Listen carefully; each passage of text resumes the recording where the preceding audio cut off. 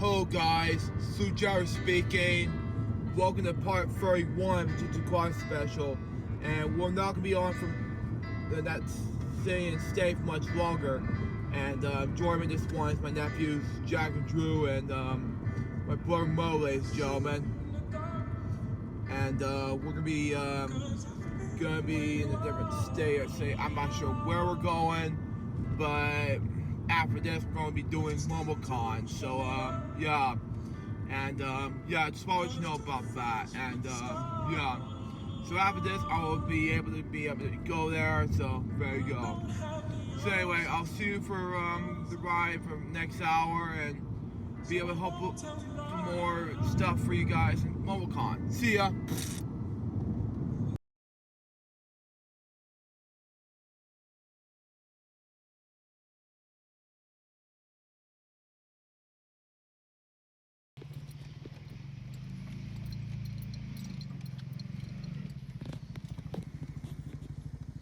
How you doing? Okay. So we just kind of follow the path? Yeah, just follow the road. All right. Yo, this place is wild, yo. It's like... Dude. What's up, big fella? Look at this big dude, look. Well, Check him out. let's I'm go about this to off. try and give him some truth. Hey. Check him out. What's up?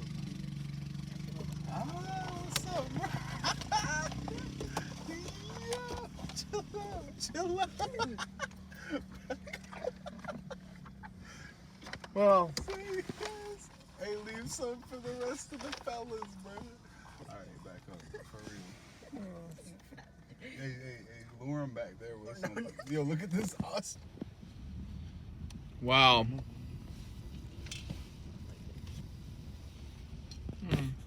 Okay.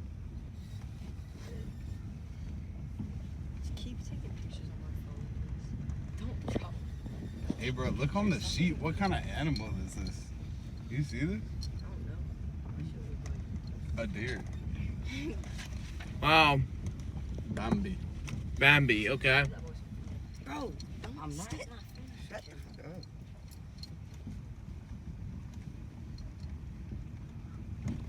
What the fuck is this? That shit looks like an alpaca. Yo, he Yeah. got me for almost all my snacks, bro. That last one, he was a straight bully, bro. I did not get any more food to film while we're at it. But anyway, Yo, look. wow. Okay. Right there. That's the ground. Over this way. Okay. Wow. Wow. That's absolutely insane, sir. And it's gonna take me a while to zebra on camera in case, and it's a lot of animals in the neck of the zoos, you know. What is this? Oh, okay. This one doesn't have any horns. Like, at all. Wow. No, Okay. I'll figure out later. Record that.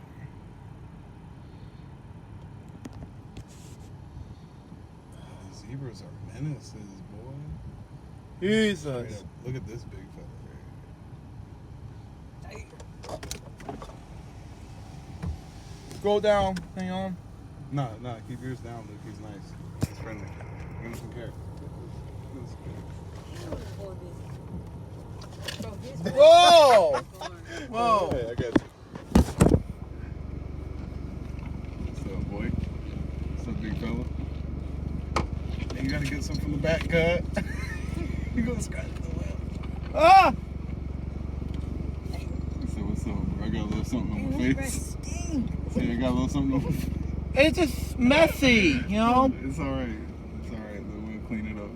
Just set it right there. Right here. Thank you.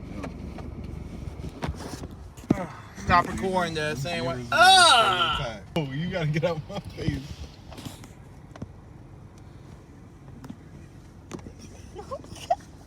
No, bro, don't dump everything. He bit the bowl. We out. We out here. Keep the thing. We still got it. Got the animal. Yo, watch it, watch it, bro, watch You pet him? it. That's how I got bit. Take y'all shit, don't trust him. And he just picked up a couple people. And don't look over here, bro. You look like you a little scared at everything that's going on. I don't need you like.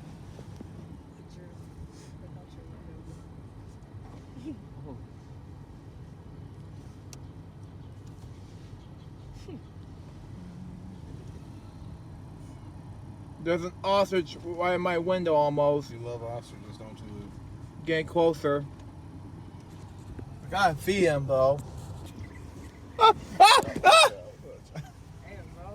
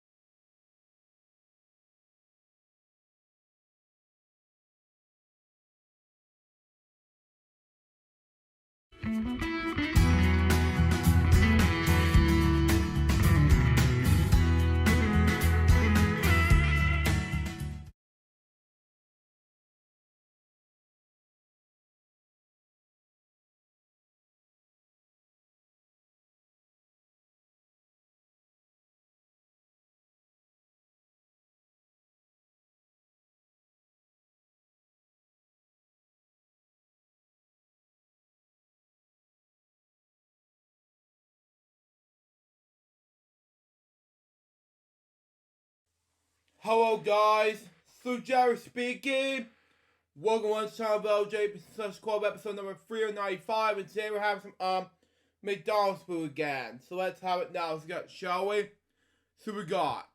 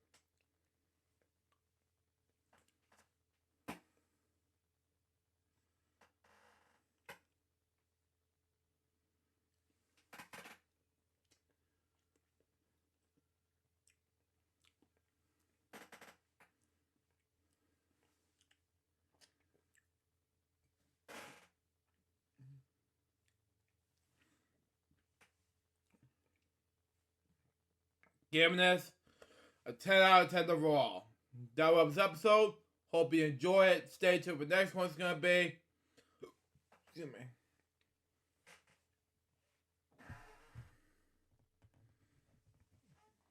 Brand new tour review coming up next. There will be unboxing video on my main channel regarding to Super Mario Maker 2.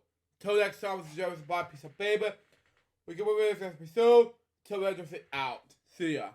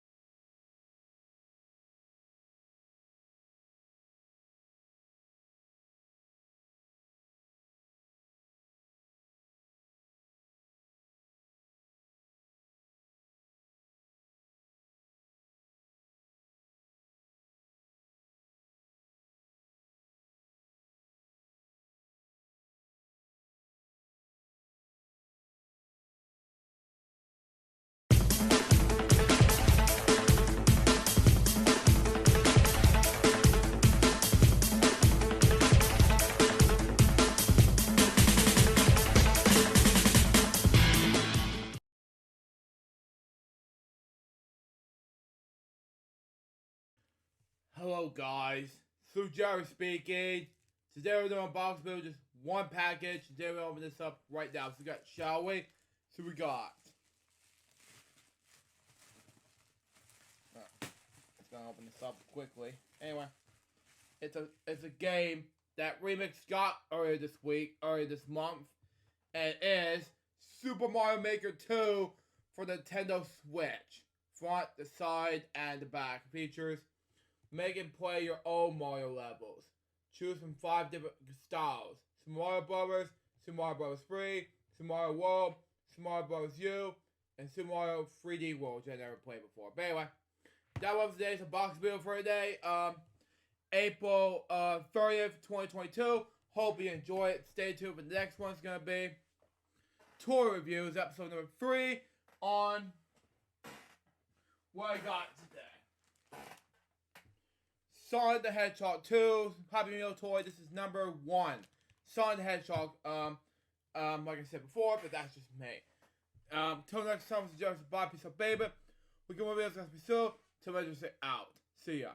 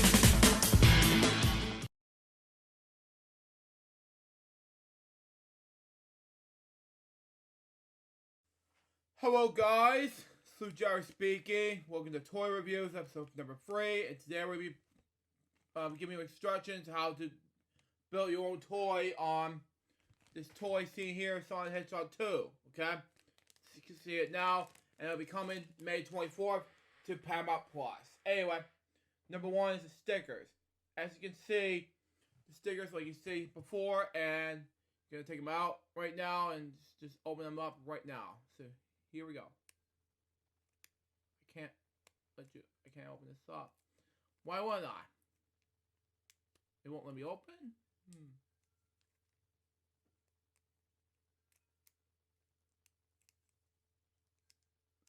There we go. There we go. I can open it up now. There we go.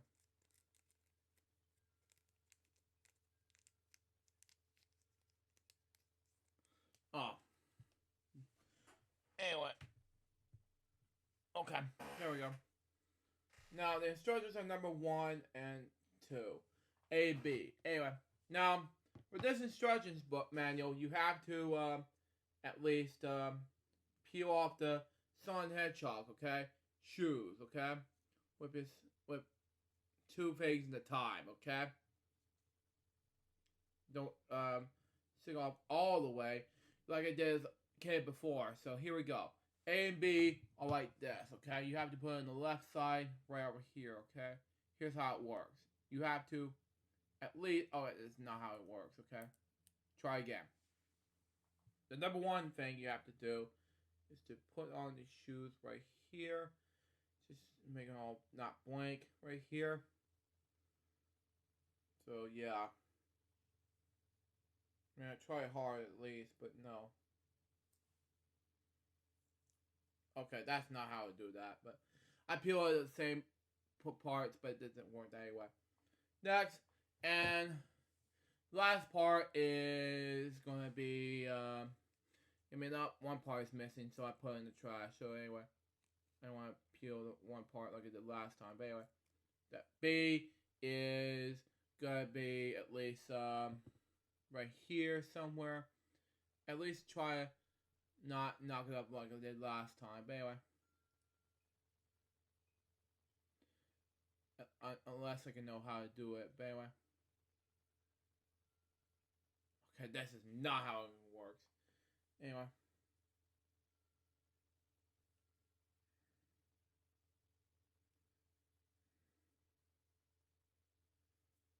Oh, I see.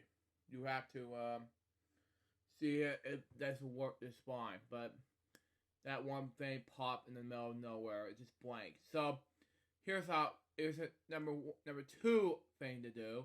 Is to walk like this, okay? And here we go. You gotta unstick it like that. And number 2 will.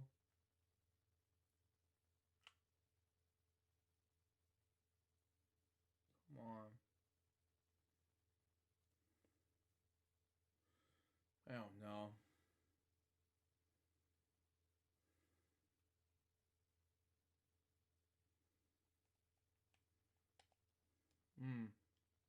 That's not how it works.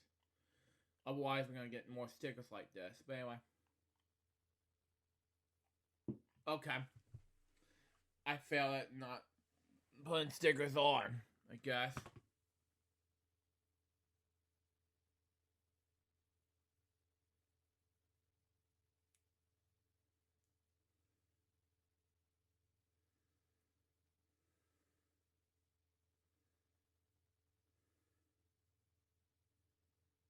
Well, you know what?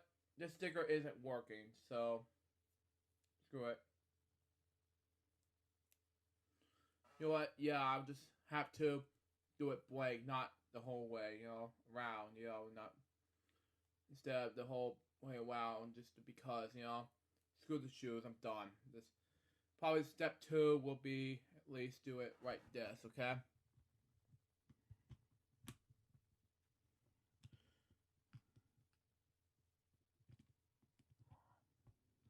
Oh, you know what? Yeah, this shoes isn't working, so yeah. It torn one part to pieces, so let's just try. Forget the shoes, let's just move on.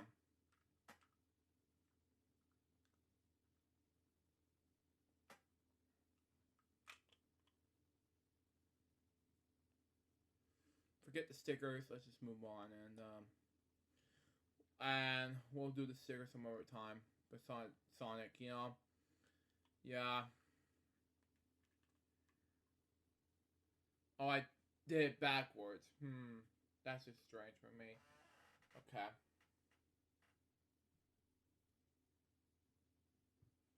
Oh, that was right way.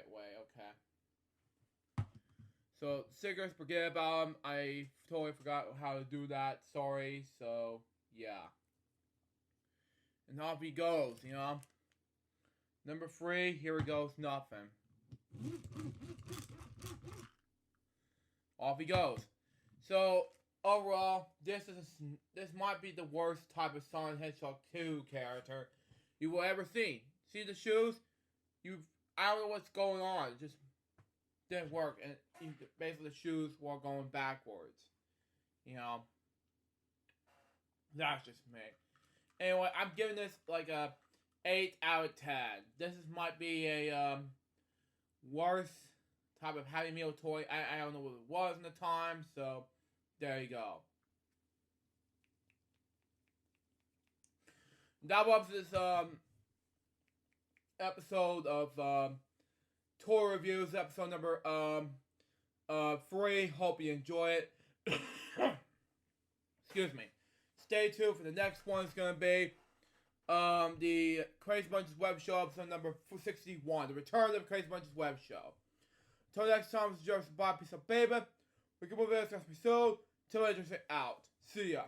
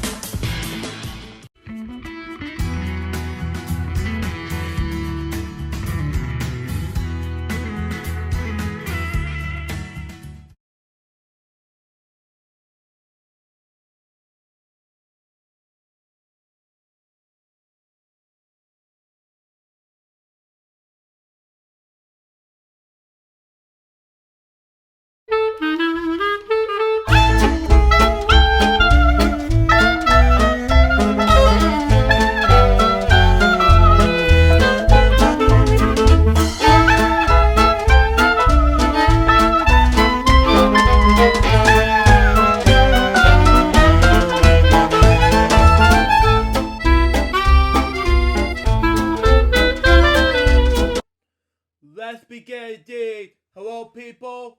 This is Jerry speaking. Welcome to Crazy Bunches Web Show, episode number 61. We are back for the dead for doing Crazy Bunches Web Show episodes after my comeback from Orlando, Florida, and other things. And today we got not one, not two, but let's say about 10 dev topics today, along with 4 more other topics to deal with. So let's do it now. So shall we? So we got. And let me just read it right now anyway. Neil I. Adams, okay? He was an American comic book artist. He was a co-founder of the graphic design studio, Community Associates, okay? And was a creative rights associate who helped securities of passion organization for Superman creators Jerry Siegel and Joe social, okay? During his career, Adams co-created the characters was Joel, happy to announce it, Man's Bat, and John Stewart for DC Comics, okay? Adams was inducted in the Eisner Awards Will Eisner Comics Book Hall of Fame in 1998. And Harvey Awards Jack Kirby Hall of Fame in 1999. And the Inkwell Arts Awards Joel Silver Hall of Fame in 2019. He was born on June 15th, 1941 in Governor's Island, New York City. Raised in a military family, he grew up in a series of army bases ranging from Brooklyn to Germany. Wow, okay. He was Jewish. Adams attended the School of Industrial Arts High School, okay, in Manhattan. Graduated in 1959, and his career began when he was after graduating in 1959. He unsuccessfully attempted to find freelance work in DC Comics, okay, and turned to RG Comics, okay, where he wanted to work on the publisher of the fledgling superhero line, okay, and by Joe Simon, okay. At the suggestion of staffers, Adams drew 3 of the 4 pages of Superhero to Fly, okay, but did not receive agreement with Simon, okay. Some managing staffers, nonetheless, asked Adams to draw samples in the RG teen humor comic themselves. While he did so, Adams said in the 2000 interview that hold on. Something wrong with my head. Anyway. It was peeling, but I can't deal with it while I'm talking my topics. Anyway. He, unknowingly broke into comics. Wow, okay. Started doing samples for Archie, and, I left my flight samples there. A couple of weeks later, when I came to my show my Archie samples, noticed that the pages were still there. But the bottom panel was cut off in one of the pages. I said, what happened? They said, one of the artists that did the transition for Tommy Troy turned it to the Fly, and it was not very good. It did this real nice place, but we'll use it. If it's okay. I said, that's great. That's terrific. The panel ran in the original Fly number 4, July 1960, and afterwards, Adam began writing, penciling, inking, and lettering, okay? Hammer's full-page and half-page gag fillers for Archie's Joke Book magazine, okay? In the 1976 interview, he recalled earning about $16 per half-page and $32 per full page. Wow. That may not seem like a great deal, okay, of money, but at the time, it meant to a great deal for myself as my mother, so wow, okay, as we were not in a wealthy state. It was my Nana from heaven, so to speak, a organization that led him to artist Howard Nostrand, who began with the Bat Nostrand syndication newspaper comic strip. He usually worked with as Nostrand assistant for 3 months. Primary drawing backgrounds and what Adams would call as $9 a week and a great experience. Wow, okay. Having not left RG Comics, under the best in circumstances, okay? Adams has turned the commercial art from the advertising industry, okay? After Rocky started freelancing, he began writing regular work for the Joss Stone and Crushing agency, which specialized in comic-styled advertising, helped by artist Elmer Wexter, okay? Who criticized the young Adams samples, okay? Adams bought this portfolio to the agency, which daily did believe I've done that Persia that samples who such that look make I don't know, I keep bumming myself. Anyway, so much like Elmer Wexter's work. But they gave me a chance to, and I stayed there for almost about a year. Wow, okay. Now, I'll be right back. I have to see what time my nephews get here. I'll be right back.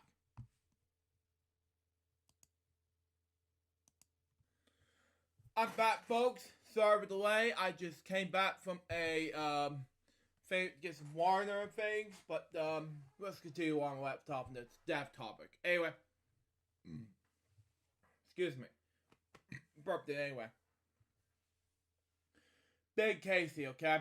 In 1962, excuse my birthday anyway. Anyway, what was I? Yes, in 1962, Adams began his comics career in earnest at the newspaper Enterprise Associates Syndicate, okay? Makes more sense now in anyway. Anyway, for the recommendation, writer Jerry Kaplan, aka Jerry Cap, brother of Lil Antner, career out Cap, invited Adams to draw samples for Cap's proposed Ben Casey comic strip, based on a popular television medical drama series. Wow, okay. On the strength of the samples, and his, excuse me, misspoke. Anyway, sorry, I don't know what's going on. I mumbled myself. Anyway, Chip Martin, college report, AT&T, advertising college strip pages in Boys Life magazine. In December's, similar Goodyear tire ads. He landed the assignment. Okay, the first daily strip was Carrie Adams' signature appeared on November 26, 1962. Okay, College Sunday strip was that on September 20th, 1964. Now this, see here, was a comic strip you saw in Adams' signature, okay? Let me close this up right now, okay? Let's continue on read. Adams contributed to John Johnson cross sheet assignments during the Ben Crosby Casey's 3.5-year run, okay? Comics historian Maurice Horn said the strip did not shrink from them tackling controversial problems such as heroin addiction, I can't pronounce this word, pregnancy, and attempted suicide. They were usually treated in soap opera fashion. Wow. But there are also a touch of toughness to the proceedings with, redoing by Adams' torso drip style that exhorted realism, attention accorded well with the overall tone in the strip. In addition to Cap, Jerry Broadfield also wrote this for the strip, with Adams stepping in occasionally. The ABC series ran for 5 seasons and on March 21st, 1966. The comic strip appeared on Sunday, July 31st, 1966. Okay? Despite the end of the series, Adams had said the strip was reclaimed as different points that he had appeared on 365 newspapers. 365 newspapers, that is, and 165 newspapers. And for the no other reason, it has been an unhappy situation. Wow. We ended the strip a mutual agreement. I was happy working on the strip, nor I was happy giving up on the further money for the TV series producer, Big Crosby Productions. Wow.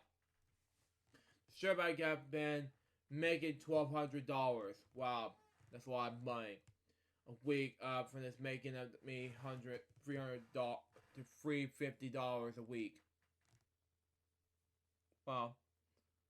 And on top of that, I was not able to express myself obviously when I wanted to, but we left under the very fine conditions. I was even offered a deal in which I was able to play so much a month. I would agree not to do any syndicated strip to anyone else, okay? In order to make, I have to say myself, do anything that I can do for me to do. Wow, okay. His goal at this point was to be commercial illustrator. Wow. While drawing Big Crack Casey, he had been continuing to do storyboards with other work with ad agencies, okay? And said in 1976, that let me see here, after leaving the strip and that shop around the portfolio for agencies and magazines. Wow, but my material was too realistic. It was not actually right for most. I left my portfolio in the advertising agency. Excuse me. Promising they were going to hold onto it. Wow. In the meantime, I'm going to make some money, and I thought, why do I do some comics? In the 2000 interview, he would never miss the event entry different, say, of my portfolio for various advertising people. Wow. I left it as one place overnight when I came back, to get it the next morning, it was gone. So 6 months work and the work has gone the drain. Wow. He worked as a ghost artist for a few weeks in 1986 in the comic strip Peer Stratch from 1966. Yeah, I misspoke. Anyway, in 1965 and 1967. The hardball detective serial created by writer Elliot Chapman. Misspoke. Brother Al Cap and Cherry Chap, and artist Ruth Fine. Okay, that makes more sense. Anyway, comic historians also credit Adams, who have ghosted 2 weeks of dailies for Stan Drake's The Hearts of Juliet Jones. Okay, but that's all current dates. Okay, some sources are given from 1966, another in 1968. And Adams himself in 1963, as well as drew 18 sample dailies, 3 weeks continually of a proposed dramatic serial, Tangent. Okay, about construction engineer Barmany Peak, I pronounced his last name. Sorry, his college student brother Jeff, and their teenage sibling Chad. In 1955, it was not syndicated. Wow. Adams later said that Elliot Chapman offered Adams the job of drawing a comic based on author Robin Moore's The Green Berets. Wow. But that Adams was opposite the Vietnam War back in the 1960s to the 1970s or 80s. I'm not sure what year this came out. But anyway, 1970s. But anyway, never mind. Okay. Well, this series was set. Suggested all-time DC Comics War comics artist Joe Kubert, okay, who landed that assignment. Now for the Silver Age splash. Now it was sad to me to say that this happened years ago, okay. Turned up comic books on Adams found work in Warren's publishing black and white horror comics book magazines under editor Archie Goldwyn. Adams just debuted the penciler and inker of writer Goldwyn's 8-page confidential story, Curse of the Vampire and Creepy number 14, in April of 1957. He and Goldwyn quickly collaborated 2 more stories, in early number 9 in May 1957, and Creepy number 15 in June 1957. And Adams was well proposed to DC Comics. When DC War Comics throughout Joe Kubert now concentrating on the comic strip war thing called Green Berets, Adams, despite his opposition to the current U.S. military involvement in Vietnam, saw an opening. I really didn't like most of the comics of DC. Wow. Saddens me, I know. But, so I thought now that Joe's working there, they got Russ Huff, okay? And they are plugging over people where Joe used to be. Maybe I could kind of shift into a Joe Kubert kind of thing, do some war comics, and kind of bash them out quickly. And so I went up to DC Wars comics editor Bob Kashner, and I showed him my stuff. And I did have that feeling that they were missing Joe. Okay, that makes more sense. Anyway, guy who could draw and do that rough action stuff. And he gave me some work. Adams made his DC debut as a pencil or inker in the 8.5-page story It's My Turn to Die. Jesus. Written by Howard Less. Anyway. Nancy series on Army at War number 182 on July 1967. He did a smattering of amateur horror war stories, respectively, for the two publishers, and then being turned down by DC Comics' Batman editor Julius Schwartz. Approaching fellow DC editor Murray Barnoff, I pronounced his last name, sorry, in hopes of drawing the Barnoff's Batman team-up title, The Brave and the Bold, okay?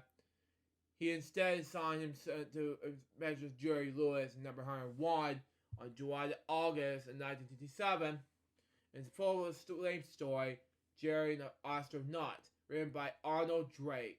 It's become the first of the still stories and covers Adams would draw that series, and Adventure of Bob Hope, two licensed titles featuring visual versions of TV and film and nightclub comedians. Wow.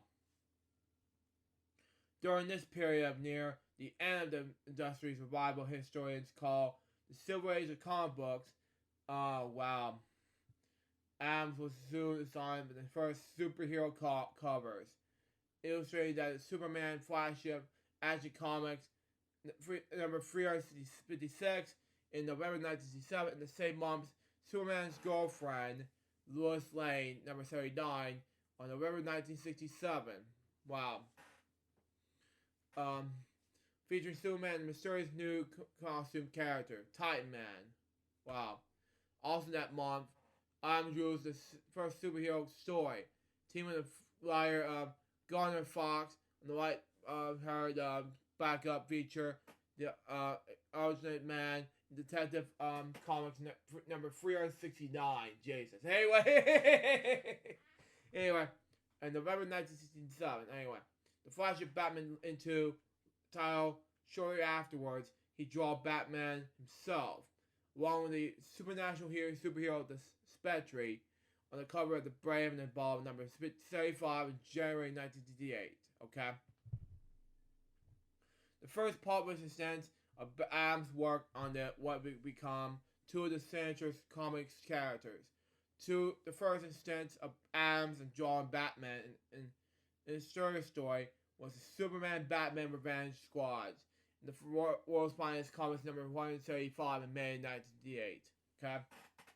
Anyway, another signature character is what would prove Adams' breakout series.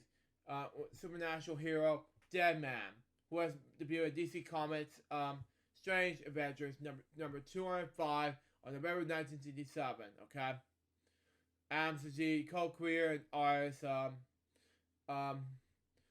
Carmen Infano. Okay, with the following issues: 17-page story, An Eye for an Eye, written by Arnold Drake, and with George Russell's inking Adams pencils. Okay.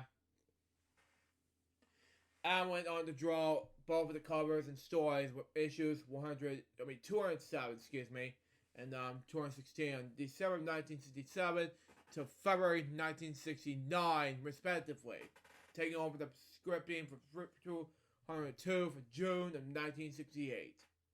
The series became the fan, also doing large amounts of covers. Okay, moving on. Fansization, okay, anyway. I was in the wrong section. Okay, moving on. Next. Win many awards, being almost immediately dubbed in the Hollywood Award Hall of Fame, with Adams himself receiving a special award for the productive and dynamic veterans that have been brought to the field of comic art. Okay. Now, I skipped one scene, but anyway.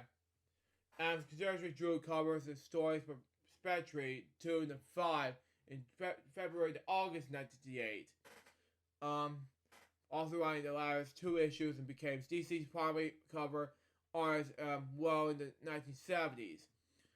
Adams we call it Infano, was supported the Doctor art director, excuse me. So also I was going to spark plug, okay? Also thought it was a good idea to promise a number of things, okay? Which was never forwarded, okay? But I thought it would be eventually anyway, so I knuckle down the things that like Dead Man, the Spectre, and whatever odd things that will come on my way. Excuse me, but anyway. I was also doing a large amount of covers. He was called amount to rewrite and redraw the Teen Titans story, which has been written by then newcomers Len Wen and Marv Wolfman. The story titled Titans pit the Bow and Jorio, how to pronounce his last name. Anyway, when I introduced DC first African American superhero, but was rejected by publisher Jamon Kamine Fanio. The revised story appeared in Teen Titans number 20 in March April of 1969. Adams' art style honored an advertising full realistic school of dramatic serial comic strips, marking a single change for most comics arts, okay, to that time. Comic writer and columnist Steve Grant wrote in 2009 that Joe Spano of Marvel and Neil Adams were the most prominent new artists in the late 60s to enter the field that has been reality hostile to new artists, okay? Brad briefs of modernism, okay? Referring at veteran to art and pop art, okay? As much as comics.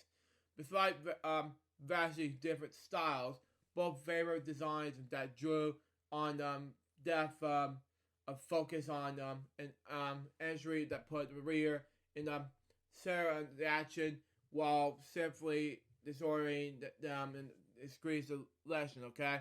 In place several special information brushes have announced on lightning and body language, okay? Wow. And emotion cues, okay? Not that these things were not known in the comics by any stretch, okay? Now, but publishers, but traditionally the reference them as well as both will hugely influently, okay, on how the new generation of artists thought about what comics should look like, okay?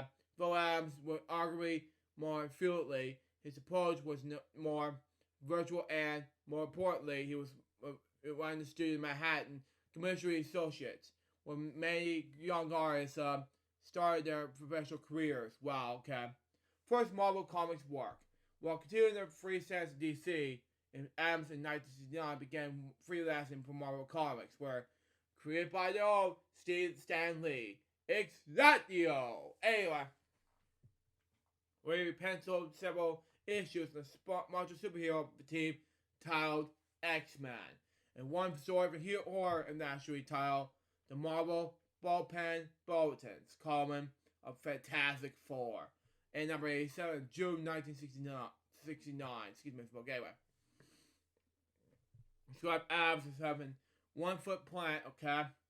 And the Marvel doorway with guessing your solid pet comments, okay? When you're seeing the way your he's illustrated on Ladius X-Men bombshell. Wow. Will transform him to Marvel Madman from head to toe.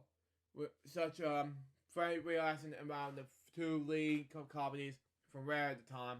It was Rare at the time, excuse me. Most DC's careers did so work promiscuously, having announced it. I recall in 1936 that the first time I got away from DC was when I went to Marvel to do the X-Men. It didn't stop me from working at DC. They were a little annoyed at me, but there was this categorized plan. Wow, if people saw that I was doing such a thing, then other people might do it. Beyond that, it seemed like from working for Marvel might be an interesting thing to do. It was, as a matter of fact. I enjoyed working with the X-Men.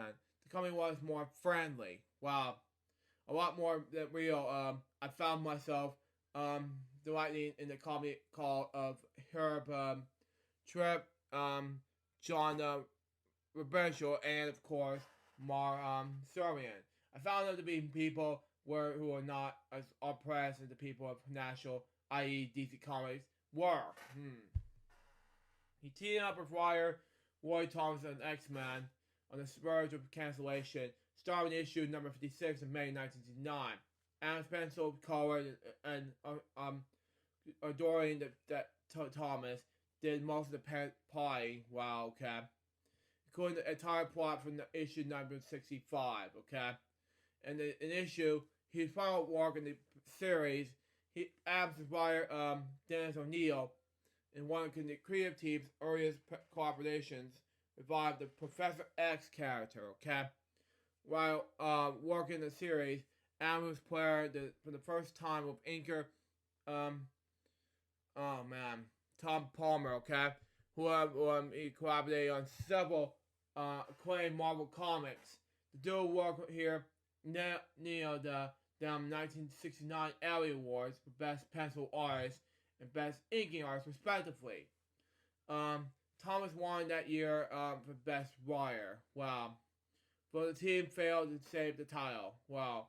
Which ended an initial run for number 66 in March 1970.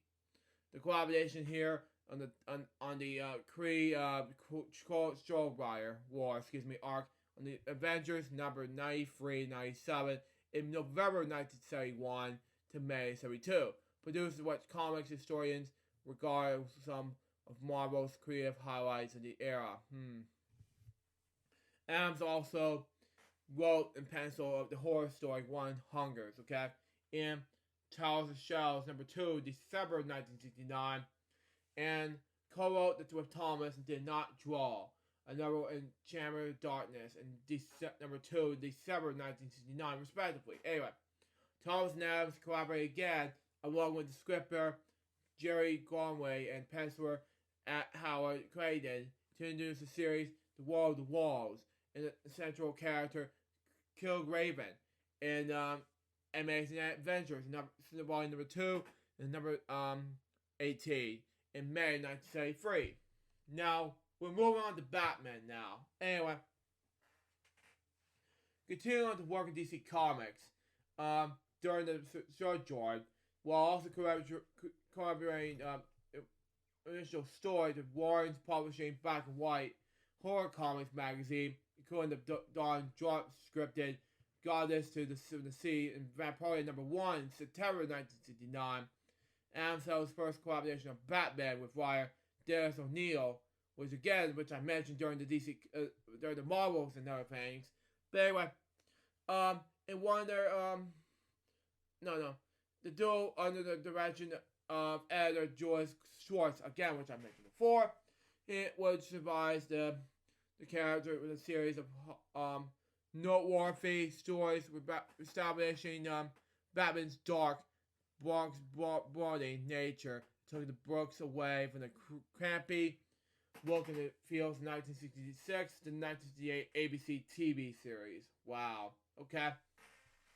The first two stories were The Secret of Wallowing Graves and Detective Comics number 395 in January 1970, and Painted Pencil of Pearl in issue number 397. Excuse me, I spoke anyway. I gotta poke my eye there. Anyway, in March 1970, the short Batman's backup story written by Mike Farish comes in between in Batman 219 in February 1970. Adams introduced new characters to Batman's Mindful Begins with Man-Bat, co-created with writer Frank Robbins. It comics number 400 in June 1970.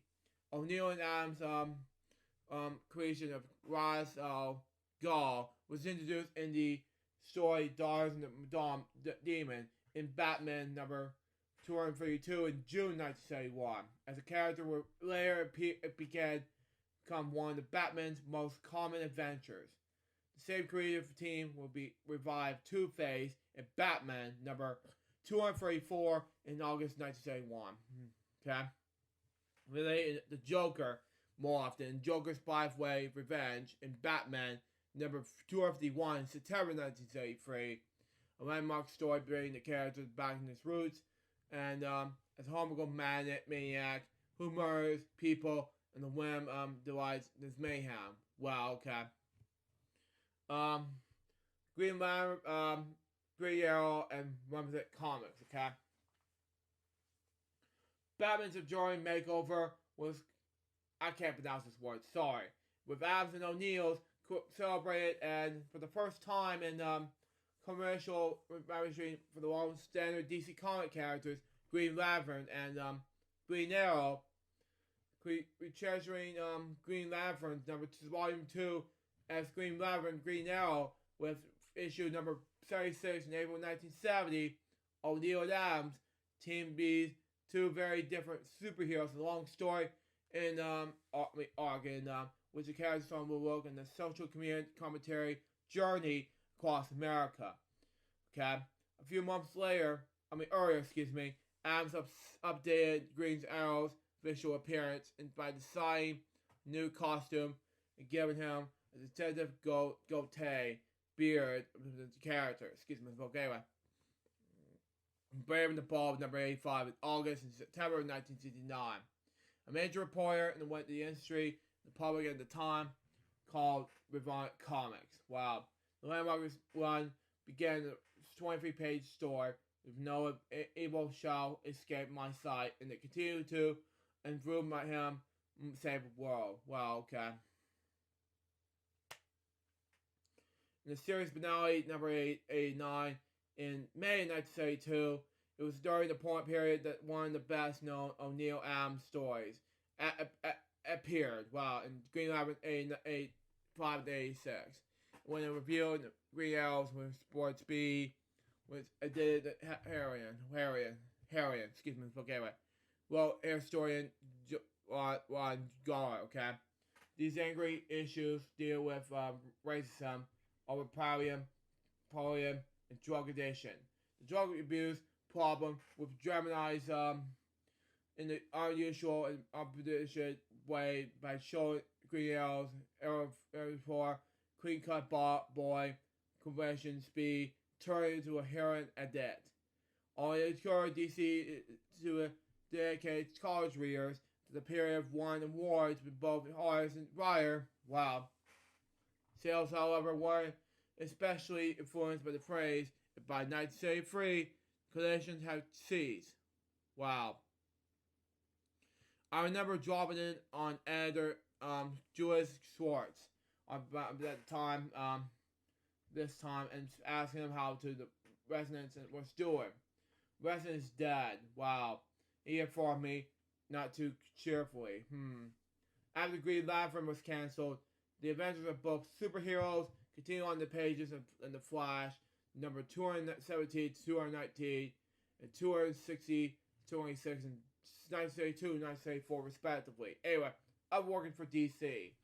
After Green Lantern and Green Arrow ended, Adams' contributions to DC, apart from this work on Batman, was slightly limited to the draw Clark Kent backup story in Superman 254 in 1972, and sharing credits with Jim Aparo, penciling the Teen Titans in Brave and the Ball, number 102 in 1972. Adams also draw a few stories and weird Western tales, House of Mystery. He covers Action Comics and Justin Lee's America as well. Adams worked on the person company superhero crossover Superman versus the Amazing Spider-Man. Okay, several of the Superman figures were redrawn by him. The last complete story that Adams drew at DC Comics before opening his own company, Continuity Associates, were the oversized Superman versus Alley, wow, 1978. Which Adams has called personal favorite. After this, Adams' production of DC Marvel was mainly limited to newer covers to reprint additions to some of his work, such as Green Lantern, Green Arrow, the Avengers, the Civil War, X-Men, Missionaries, Deadman Collection, and the Saga of Ra's al Ghul. were visually published as reprint miniseries or trade paperback collections. In the 1988, he designed a new costume for DC's Robin character, Dick Grayson. Okay, DC loved the redesign and adopted the comics years later when they introduced new Robin, Tim Drake, and the mini poster introduced included in the first issue of the Robin limited series. Wow. Now the 21st century. Okay, in 2005. Okay, Adams returned to Marvel. His last combination to the publisher has been a 1981 drawing and story from the Blazer Bizarre Adventures, okay, magazine, to draw an 8-page story, The Giant-Size X-Men #3. The following year, Adams, among the artists, provided Young Avengers Special #1. In 2010, Adams returned to DC Comics as Wire's artist for the miniseries Batman Odyssey. Originally conceived a 12-issue story, the series ran for 6 issues. Wow. Before launching it with volume #2, #1, in October 2011. A total of 7 issues were published in the second series until its end June 2012. Part of those assignments with DC, Adams penciled The New Adventures #1, 2, #16.1, November 2011 for Marvel Comics. In May 2012, Marvel announced that Adams will work on the X-Men again with the first X-Men, a 5-issue miniseries drawn and plotted by him and written by Curtis Gage. Adams produced short series of Batman Black and White for Volume 2, #1 in November 2015, and Detective Comics Volume 2, #27, March 2014. February 2015, Adams revisited some of his most notable covers done by DC Comics in the 60s to 70s. Wow, okay. Replacing the original characters from some of the new 52 ones. Later that year, same year, Adams wrote and drew the 6-part Superman coming to Superman miniseries. In 2017, Adams wrote and drew the Deadman Limited series. He drew a new 5-page story titled The Game, which was written by Paul Levesque, okay? For the Action Comics 8 years of Superman hardcover collection. Wow, okay. In August 2020, Adams writer Mark Ward released Fantastic Four and I can't pronounce this word, sorry. A 4-issue miniseries featuring the Fantastic Four in the battle with the new commenced threat. Okay? This will be his final work as an expert artist. And his final work as a writer, in addition to providing the artwork, will be Batman vs. Ra's al Ghul. Okay? A mini-series that was originally published in November 2019, for the final 2 issues were delayed to March 2021 due to the COVID-19 pandemic. Okay? Anyway, film, TV, and theater. Okay? Adams' pencil drawings in his later Batman stories were visually inked by Dick Grayson, whom Adams former Conditionary Associates, a company that supplied storyboards and motion pictures in the early 1970s. Adams was an art director, costume designer, and the poster Playboy illustrator for science fiction stage play by director Stuart Gordon. Playwright Randy Marshall under the Flashionbury St. Edmond, I haven't announced his last name, sorry. It's in 1908, he directed and starred in Naz, okay? Later released by Trona, okay? Under the title Death of the Pee-wee Squad. The film co-starred Adams' children's Jason and Cesar, as well as fellow comics professionals, Denny's and Kerry Quallwood, Ralph Wesley, Larry Hama, and Jerry Wall, okay? In late 2015, Adams will appear on the PBS TV documentary Superheroes and Never Ending Battle, okay? Now for the career rise, okay? Okay. during the 1970s, okay? Adams was virtually active in the industry and attempted to organize the creative community. His efforts, along with the professions set by Atlas Seaboard Comics, career, I'm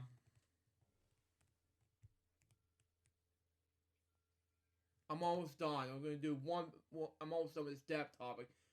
And I'll be commercial break. Anyway.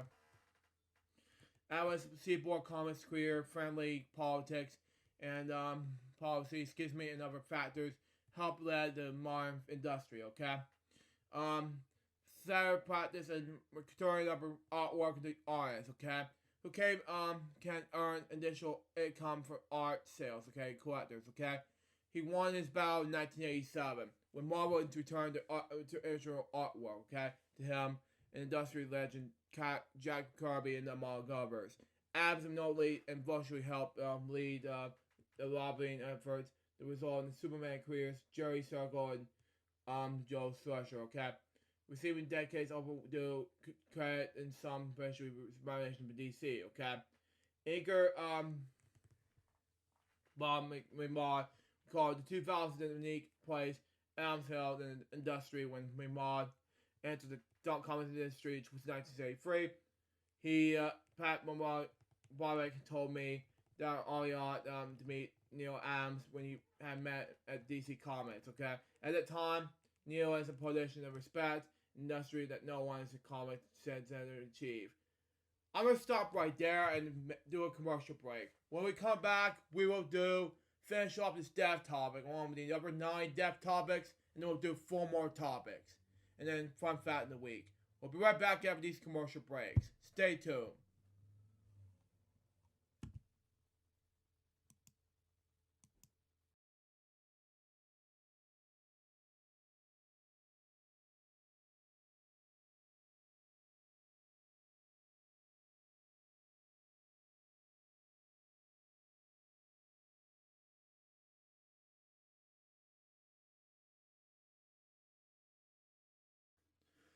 Welcome back to the Crazy Bunches web show, episode number 61.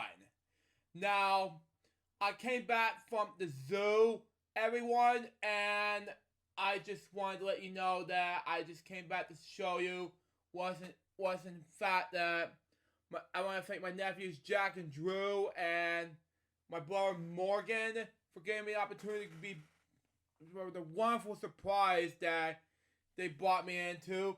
Now, let's continue on. Before I continue on left off, I got one more death topic after the 10, because there's one more I need to discuss, which is recently, Normie Judd, who recently passed away, and we're going to read 4 more topics to read, and then we'll wrap things up. So here we go. Let's continue on with one more of these death topics where we left off, and then we'll do the 10 more. So we got, shall we? Anyway, where was I? Oh yes, he was the single most respected artist in the business, okay? Neil looked at one of my samples, and he was asked me to what kind of work I was looking for. I said, anything that pays, okay? By the time I was down with my last $10, wow, okay? He just picked up the phone and called production manager at Marvel and said, excuse me, I spoke anyway, at Marvel and said, I got a guy who has some provincial ads, well, some political as an artist, but I can think it has some political as some letter, something like that. I was immediately hired at Marvel in the production department at Neil's, haven't announced his last name, something like that. Representation. Wow. And as they still didn't even want to my portfolio. Wow. Okay. As I was good enough for Neil, I was good enough for them. Wow. Okay. In 1978, Adams helped for comics career goal. Okay, with over 3 dozen comic books writers for artists joy. Okay. Also during the 70s, Adams illustrated paperback novels in the Tarzan series such as for Valentine books. Wow, okay. With the independent comic publishing boom of the early 80s began, he began working on for Pacific Comics, when he produced for poorly received Skate Man. Wow, okay. And other publishers, and founded his own community comics on his offshoot of Community Associates. Wow, okay.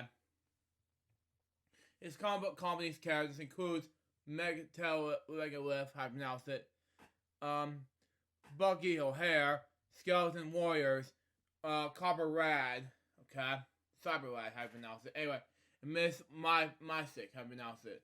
He and fellow artist Michael Nelser, Netzer, I pronounced it. Anyway, entered in a dispute over infinity property rights to Miss Mystic, okay.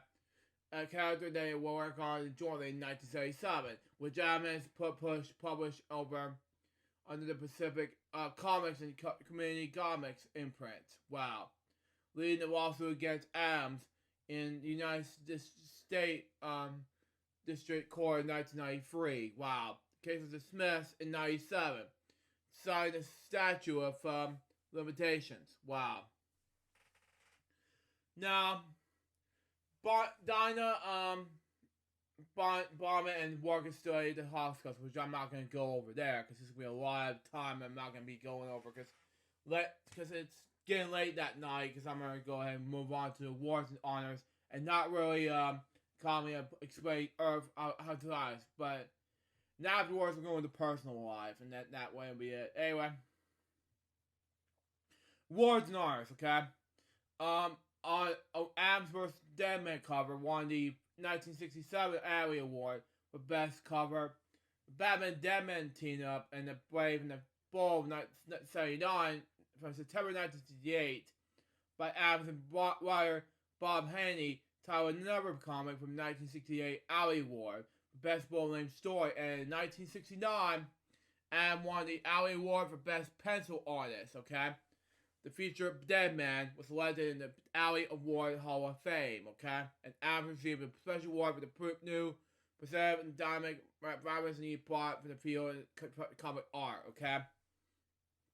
He's also won Shazam Awards in the 1970 for Best Industrial Story. No evil shall escape my sight. In Green Lantern, Volume 2, number 76. With writer Dennis O'Neil, okay?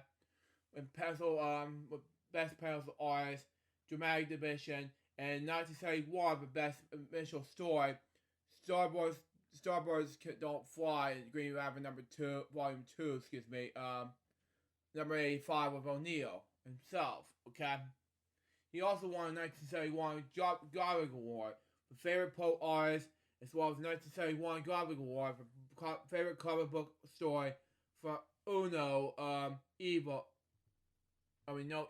Shall Escape My Sight, written by Daniel O'Neil, the Great Lantern, Green Owl, number 76. Wow, okay. He won the Empire Award in 1976 and was voted for Favorite Comic Book Artist in 1977 and 1978 Eagle Award. Wow. In 1985, DC Comics named Adams one of the honorees in the comics' 50th anniversary publication, 50 Who Made DC Great. Wow. Adams was inducted to the Editor Awards Will Eisner Comic Books Hall of Fame in 1998 and the Harvey Awards Jack Kirby Hall of Fame in 1999. In 2019, Adams was inducted to the Inkwell Awards Joe Student Hall of Fame for his lifetime achievement for outstanding accomplishments. Okay? Now for his personal life. Adams' wife Marilyn lived in New York and had 3 sons, Jason, Joel, Josh Adams. Jason Adams worked in the toy and fantasy sculpture factory. Okay? While Joel and Josh Adams illustrate comics and do design and work on TV shows. Wow, okay. Josh Adams illustrated print on Batman and Batman Odyssey #1 in September 2010. Adams was once married to the comics artist Corey Adams. Wow. And the daughter Zia Adams has worked with the colorist. He died in New York on last early 2 days ago. He was not 80 years old. His wife Mary told our reporter that Evans died with commotions of stubbornness. Wow. Now, for my next death topic, has to do with Bob Elkins, okay? He was an American character actor who appeared in movies, plays, and television production. His sometimes credited as Robert Elkins, okay? He was born in 1932 of August 15th in Mount Hope, West Virginia, okay? Son of struggling coal miner, okay? At age 4, he moved with his father, mother, and 2 sisters in McCully, Indiana, where his father took a job in the Walmart company, okay? At the age of that, about that time, the oldest Elkins, anyway, he eventually became withdrawn and stopped talking to his son, Jesus. Bob Elkins believed that the lack of a commendation of his father influenced the acting abilities, although he would not release it for many years. Jesus. When Elkins was 12, he and his family moved to Harrington, to Kentucky, over across the Ohio River to Cincinnati. Wow.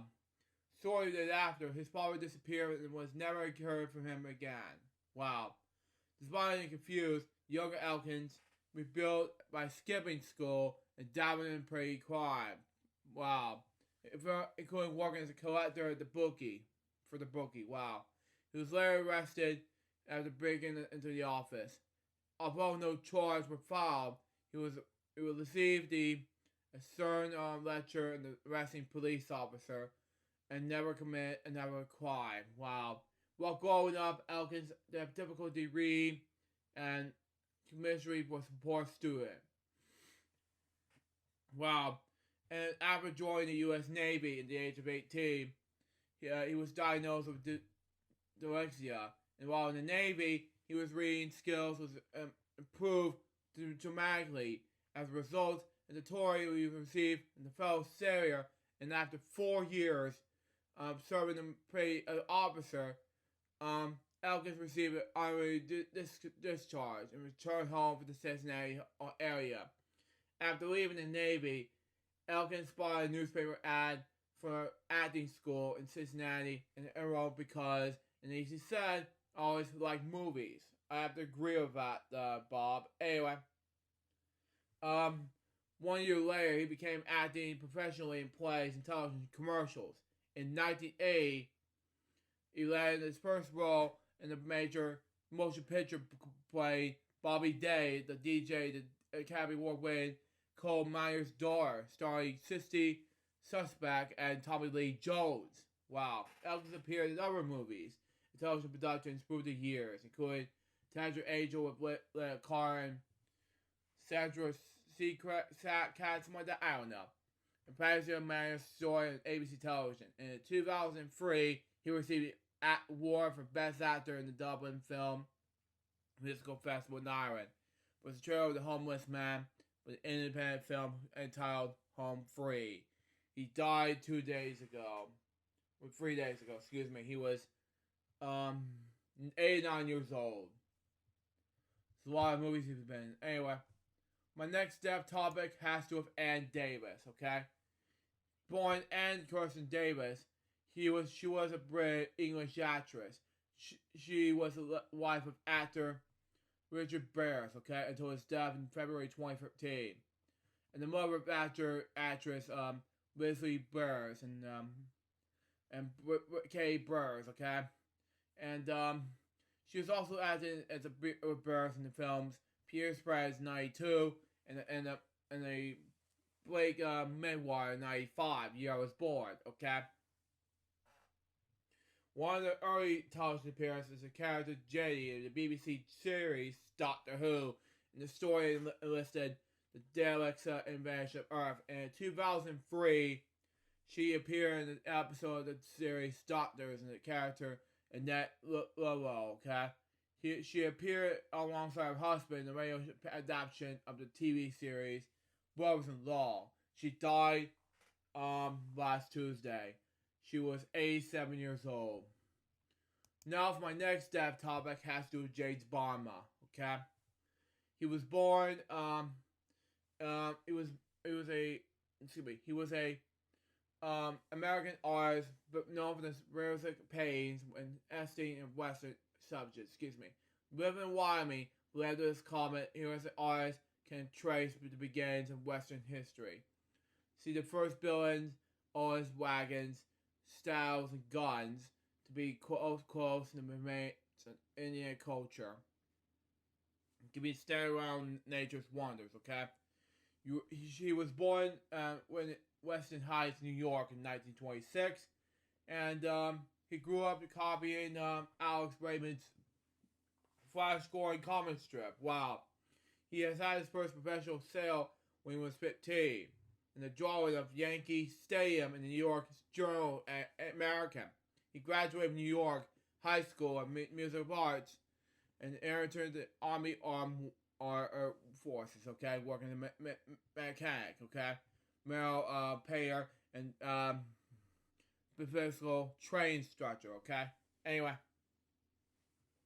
when discharged from the service back in New York City, he studied drawing and astronomy in the Art Study Students League, okay. Began in 1951.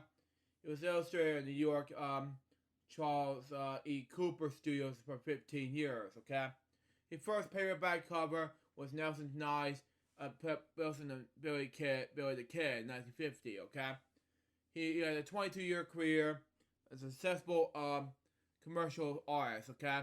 Producing paperback book covers, movie posters, and illustrations such as publications as Odyssey, the Saturday Evening Post, and Reader's Digest, okay?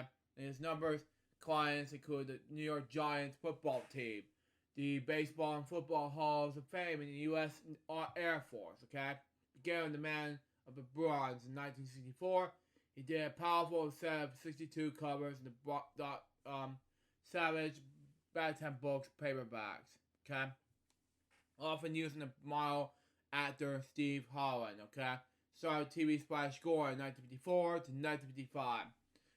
He also painted the box cover art for Olivia. Excuse me, okay, well, I just have folk. Anyway, Monster Model Kits, okay? Okay, including King Kong, Frankenstein, Dracula, and the Mummy, okay? In 1964, he married Lynn Kelper, okay? New York University graduate with art help history major. 2 years later, in June 1966, the couple headed west as guests of artist Bob Mayer and his Circle Elm Ranch near Cody, Wyoming. Wow. Mayer's had walked out of his career and successfully Manhattan illustrated with such magazines such as True and Saturday Evening Post, okay? To run his ranch and paint, okay? After returns business in 1967, the Bowers left New York and moved in. Anyway, in 1968 September, in the cabin of Mayer's ranch, Baba began to paint history Western subjects during the daytime while doing his freelance illustration in evenings. He recalled, "I never came out with an idea with the Western artist. Yeah, it just happened. That's what I wanted to start to be." Okay. In 1970, Bob Mayer was murdered. Wow. And his will Helen moving his ranch. Wow, I just felt worried. Anyway, the bombers moved the house near Donna Creek, Waupee, 20 miles outside Cody in 1971. And in May same year, Bomber connected with a New York dealer, okay? Promising his addition of Bay illustration for his tilt construction and the creation of alloy paintings in Waupee. James and Len Bomber built a home in the studio, moving into the son Ben, born in 1977. His work is collected Western Art of James Bomber, Batman Books in 1975, The Art of James Bomber in 1993, and Brian M. Kane, James Bond on realized Folk in 2006. Excuse me. And introduction by Harrington Ellison. He died on April 24th, 2022, just 4 days before his 96th birthday. Wow. Okay, I'm not going to read the rest, but I'm moving on to my next topic, which is going to be about the Justin Green, the cartoonist. Anyway, born Justin Constantine Green. Anyway, he was an American cartoonist who was known as the father of autobiographical comics. Wow. A key figure to pioneer in the 1970s generation of underground comics artists, okay? He was best known in the 1972 comic book Biggie Brown Meets the Holy Virgin Mary. He was born in Chicago. He grew up in Chicago and was born in July 27, 1945. Anyway, the son of a Jewish father and Catholic mother. It was Grace Catholic. Wow. As a child, he was first attended a Catholic private school. Wow. And later transported to school where most students were Jews. Wow. He rejected the Catholic faith in 1958. As I believe he was calling cosmic neurals, okay? That decades later was diagnosed with OCD, okay? Also called with disorder for short. Anyway, Green was studying paid in the Rhode Island School of Design, okay? Where in 1967, he discovered that the work of Robert Crumb, okay, in terms of cartoony, okay, treasured what he's called Crumb's harsh drawing, suffered the crookedy drawn panels, okay? He experimented with this artwork to find what he called an inherent and automatic style as a conduct with the commercial forms in his own psyche. He dropped out of the MFA program at Syracuse University, where in 1968 he left a call to arms. Wow, to move to San Francisco, where the naturalist underground comics scene was a blossoming amid the constant culture there. Wow. Green short comics piece appear in the various titles, and as well includes Art Spider-Man and Bill Griffin's Ecologies have been announced. Sorry, Arcade and Young Lost. But in 1972, he was overwhelmed by Audrey's desire to tell the story in his personal exodus. Wow. Biggie Brown and Meets the Holy Virgin Mary is a soul combo that sells Green's struggle with the form of LCD, known for as cerebral palsy. Wow. Within the framework of growing up with club routes in 1950 Chicago, intends to driving this buzz of expression of professional tournament have never been appeared in the comic book form before in his life. Wow. And it has been a profound effort in of a cartoonist. And the future direction of comics as literature. Wow. Green's roommate at the time, Art Bengal Man, okay, was so inspired by Biggie Brown that he had thought that he would try his own memory type story. A strip that he called Moss, okay, which some years later, the secret of Moss, okay, makes more sense. Anyway, Green was also the master of side payer, okay, which described during the 1980s in his monthly comic strip in the trade publications.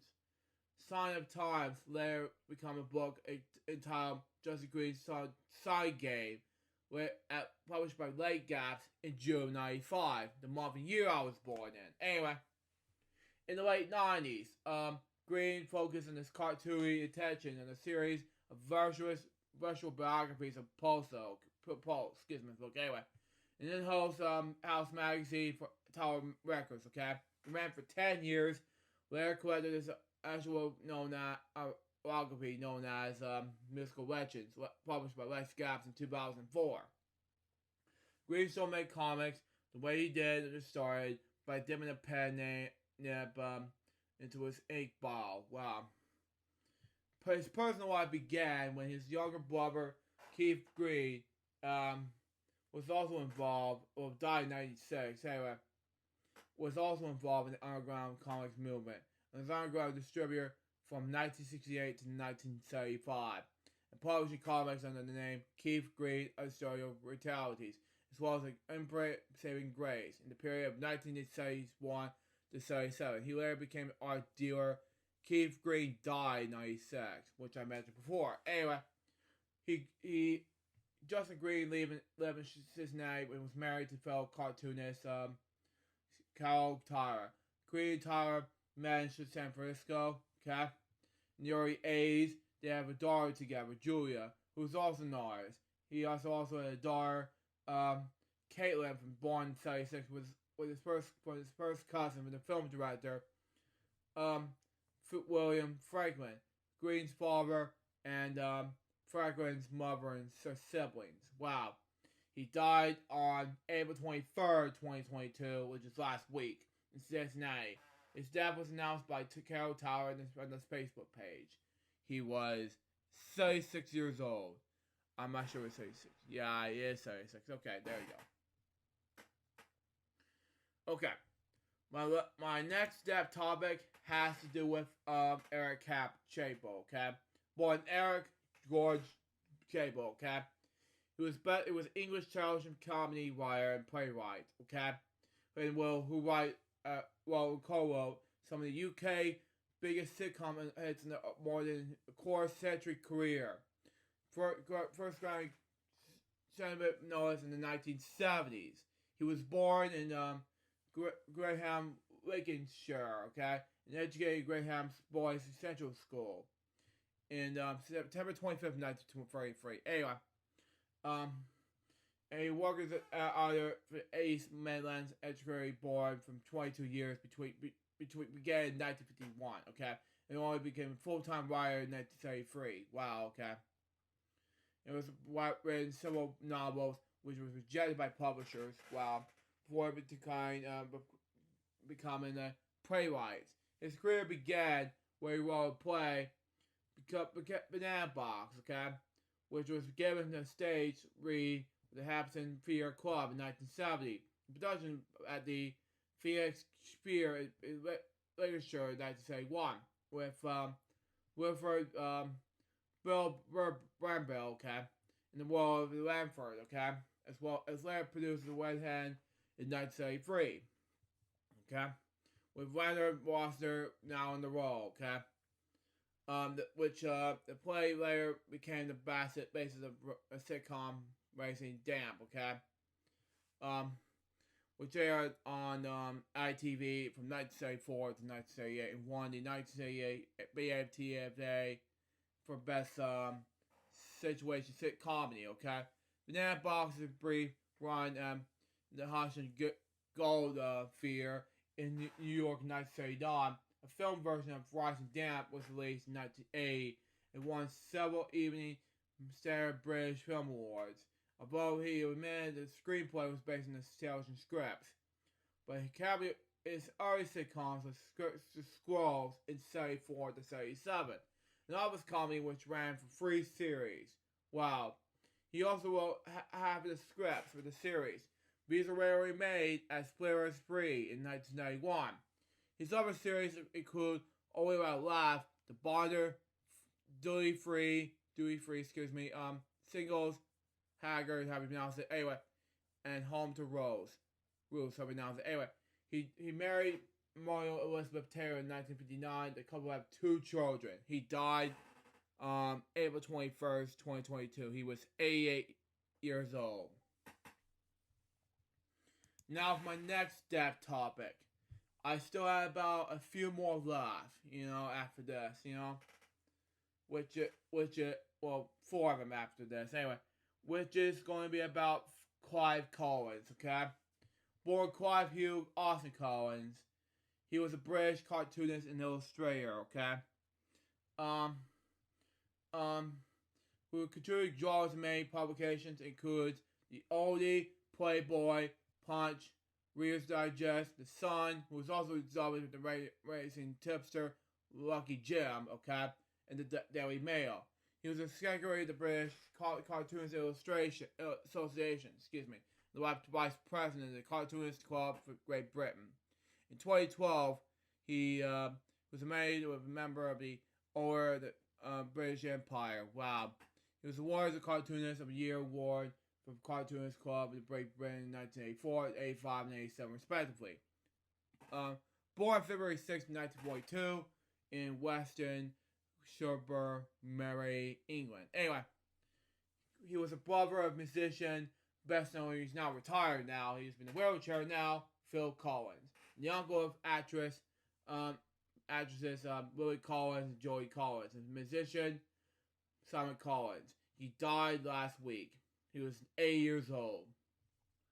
Now, for my next step topic has to do with John DeZayo. Born John Joseph DeZayo. He was an American provincial journalist from New Hampshire. Anyway, he was born and raised in Preston, New Jersey. He was received a bachelor's degree in English literature from Remastered University in 1975, and master's degree in communications from William Patterson University in 1979. Anyway, that same year, he married Dahlia Rice-Dacia, okay, and had 2 children. Anyway, they began his career with the UN leader of the correspondent before becoming a staff reporter in the early 1980s, okay? Began in 1982, DeZayo wrote for the newspaper's political column, Genius Status. He is credited with the earliest news and praise Republic. Oh, excuse me. I don't know what's going on. Anyway, Republican in name only, RRINO for short, in 1992. He was recorded in Republican bias, as in Columbia Journalism Review, okay, article in the interview he conducted with George W. Bush, professional advisor, called Rob, okay. He was also one of the monitors in 2004 congressional presidential candidates debate held on January 22nd, 2004 in Confidence in New Hampshire. He was also a panelist in debates produced by CNN and NBC. He was also resident in New Boston, New Hampshire. He and his wife had 2 children. He died from pancreatic cancer in Manchester, New Hampshire, on last week. He was 88 years old. Now, for my next step topic has to do with Henry Stoke, Scott Stokes. Born that same place, same name. Anyway, he was a British journalist who was the Tokyo Bureau chief from Financial Times 1964 to 1967, and Times 1967 to 1970s, and New York Times 1978 to 1983. He was educated in Winchester College and New College, Oxford, okay? After graduating, he moved to Japan, where he became a journalist in Tokyo Bureau of the Times, okay? And also around that time, he became close friends with famous Japanese author Yukio Mishima, okay? He was a debtor in the Nashijin massacre. Wow. He was the father of Henry, I can't pronounce his name. Stokes. Anyway, he suffered from advanced Parkinson's disease. He died April 19th, 2022. He was a lot of years, so I don't know. My next death topic has to do with King Taxia. One of the most huge deaths since 2022. Anyway, since 2018, excuse me. Anyway. And she was, not he, anyway, she was a Japanese supercentenarian who, under a death in the age of 119 years and 107 days old, was the oldest living person following the death of Jojo Magayo of July 22nd, 2018. She was the oldest Japanese person, and the second oldest Japanese person ever after journey climates. Anyway, she was born Kane Ola on January 2nd, 1903, in the village of Bravo, now part of Hoxie Ku. I can't pronounce this city's name. Sorry. On the southern island of Kosovo, I pronounced his name. Anyway, the third daughter and seventh child of her parents. Okay? I can't pronounce his name. Its last name is Optal. Anyway, Kane and her family said that she was actually born on December 26, 1902. Wow, okay. Now, her parents delayed the process of filing the report for the week because they were not sure that they should still survive. Wow. She was born permanently. Wow, okay. Makes sense for Japan users. Anyway, his early childhood, her early childhood was during the last years of a Meiji period, which ended she was 9. Wow, in 1912. She married her cousin, Haidu Takino in 1922. With whom she had 2 sons and 2 daughters. Wow. The couple have also had adopted their niece. The second daughter, Haidu's sister. Okay? Kate's eldest daughter died shortly after birth, and her second daughter died at the age of 1 in 1947. Her adopted daughter died in 1945 and the age of 43 in the hospital illness. The couple worked at the store selling sugar and organ noodles. Her husband was later drafted into the military from 1947 to 1949 after one of their sons was captured towards the end of World War II. The military POW, okay, POW for short. Anyway, it was held captured in Serbia, okay, before it was released and returned home in 1947. After World War II, the couple continued working in the store. Wow. With Kate, conversion and christening. Wow. Okay. Under the influence and pastors saved by the United States military. Retired from working at the age of 63. Kate traveled to the United States in the 1970s to visit her relatives in California and Colorado. Her husband died in 1993 at the age of 90 after 31 years of marriage. Wow. She lived in a nursing home and I can't pronounce it, where she was born. Anyway, from September 9, 2018, and it was reportedly still in good health in her 118th birthday. Wow. She was supported to hold the Olympic torch in 2020 Summer Olympics, but she withdrew due to the concerns regarding the cases of COVID-19 cases in Japan. She occasionally played the board game Australia. Wow. So short walks in the nursing home hallways. Her hobbies include choreography and solving problems. She had 5 grandchildren and 8 great-grandchildren. She died in the hospital, and I can't pronounce his name. I'm sorry, I can't say the F word. Sorry. On last 2 weeks. 9 days after being survived by the second oldest person to have lived. Her death was announced on April 25th, 2022. That is the longest time, man. And, yeah. Yeah, I'm not going to read the health and longevity, but I'm just going to read one more death topic, and that is from recently. And that will be it. And I'll do 4 more topics, and then we'll do fun facts of the week. And that will be it for now. Here we go. Anyway, Naomi Judd, okay, born Dinah Ellen Judd, okay. She was an American country music singer and actress. In 2021, she was inducted to the Country Music Hall of Fame and a member of the Judds, along with her daughter Wamna, okay. She was born in to Polly and Charles Judd, okay, on January 11, 1946, in Ashland, Kentucky. Her father owned a gas station. In 1965, her brother Brian died of leukemia at the age of 17. Her first child, Christian Columbia, later Wanda Judd, okay, was born with Judd was 18. After the birth of her daughter Ashley in April 1968, later became a film and stage actress. In the end of her marriage with Michael Comincia, Judd brought up both daughters as a single parent. First attended nursing school at the California College of Martins when living in nearby Louisiana, California, and later began a successful singing career with daughter Ronya. Wow.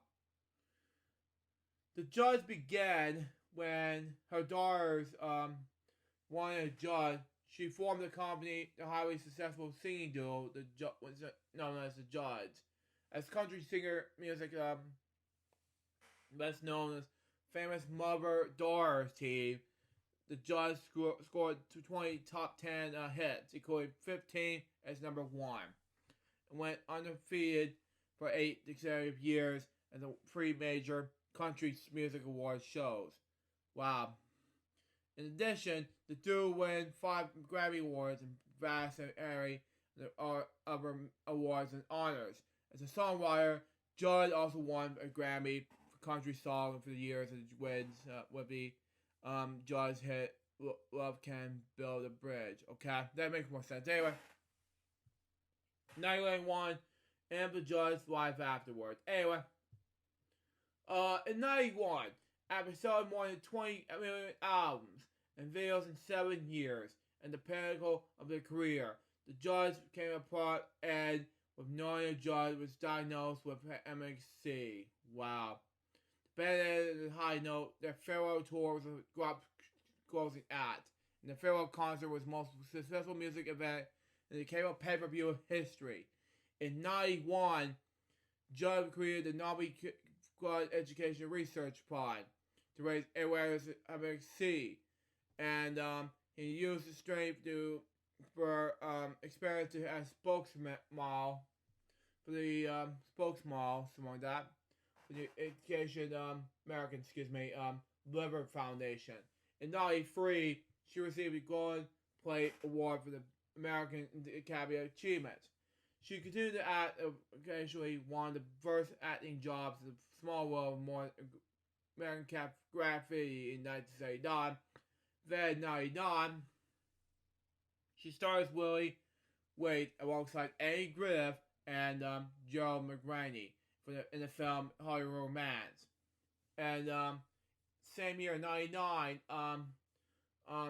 Judds reunited for the New Year's Eve concert in Phoenix for Arizona America West Arena with Ashley the MC. In 2000, the Judds reunited again for the Power of Change tour, performing to over 300,000 people for the very dates, okay?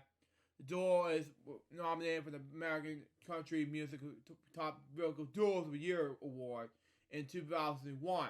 From 2003 to 2004, Judd also served as one of the judges of the revamped version of Star Search hosted by Arsenio Hall, okay?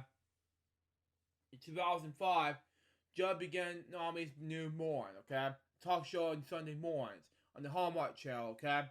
The show lasted 2 seasons. Wow. Okay? She's the author of several self-help books, including Nami's Guide to Aging Gravity, Fat, Myths, Good News for Boomers in 2007, and so forth. In 2008, Judd joined the new television reality combination series Can You Duet as a judge and mentor.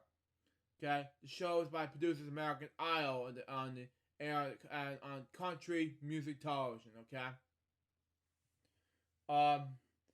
In 2011, that is, excuse me, misspoke. Anyway, Judd starred alongside actress Laura Pompton in the Lifetime television movie The Killing Game.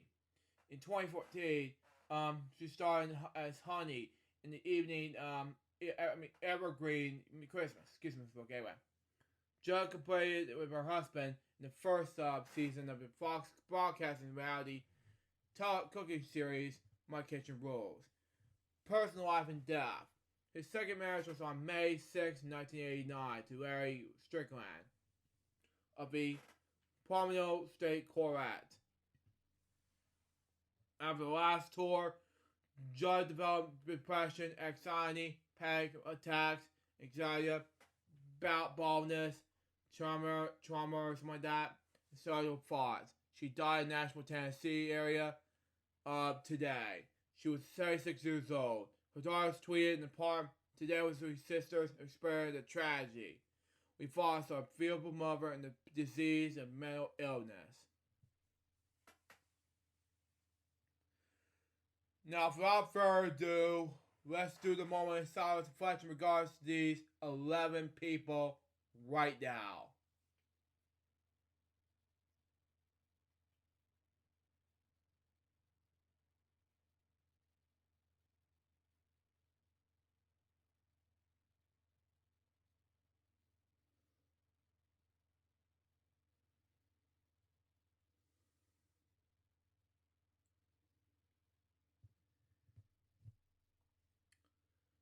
Thank you. Rest in peace to these 11 people I mentioned during the show. And let's move on to my next topic to read for you guys out there. And that is, of course, James Gordon is saying goodbye to The Late Late Show, okay? The late night talk show host confirmed that he'll be departing the show next year, something like that. James Gordon is ready to say goodbye to The Late Late Show, okay? The British late night host is confirming that he will be exiting the CBS show in the end of his decision in spring night in 2023. Anyway, it's been a very hard decision to leave because I'm so immediately proud of the show. I'm thrilled to be extending for a year. Corman told Deadline on Thursday, which is early this week, that is. I always thought I'll be doing for 5 years and then leave that I've stayed on, but I've really been thinking that it'll be a long time. Anyway, thinking whatever it might be, one more adventure. Anyway, I was announced in 2014 that Corey was replacing Craig Ferguson. Anyway, it's host of the Late Show. Anyway, he'll eventually take over in 2015 toward the past 7 years. Anyway, Corey was having created visual and memorable segments such as Carpool Karaoke, Spill Your Guts, and Crosswalk Musical, and Drop the Mic. Anyway, when it went on to become a pre-season convention show, which is good enough, and Corey told the publication that his bosses had been clearly supporting oxygen patient, okay? While he's been made his position, he has also expressed that he doesn't know if he and his family will be returning to UK after his hosting gigs ended.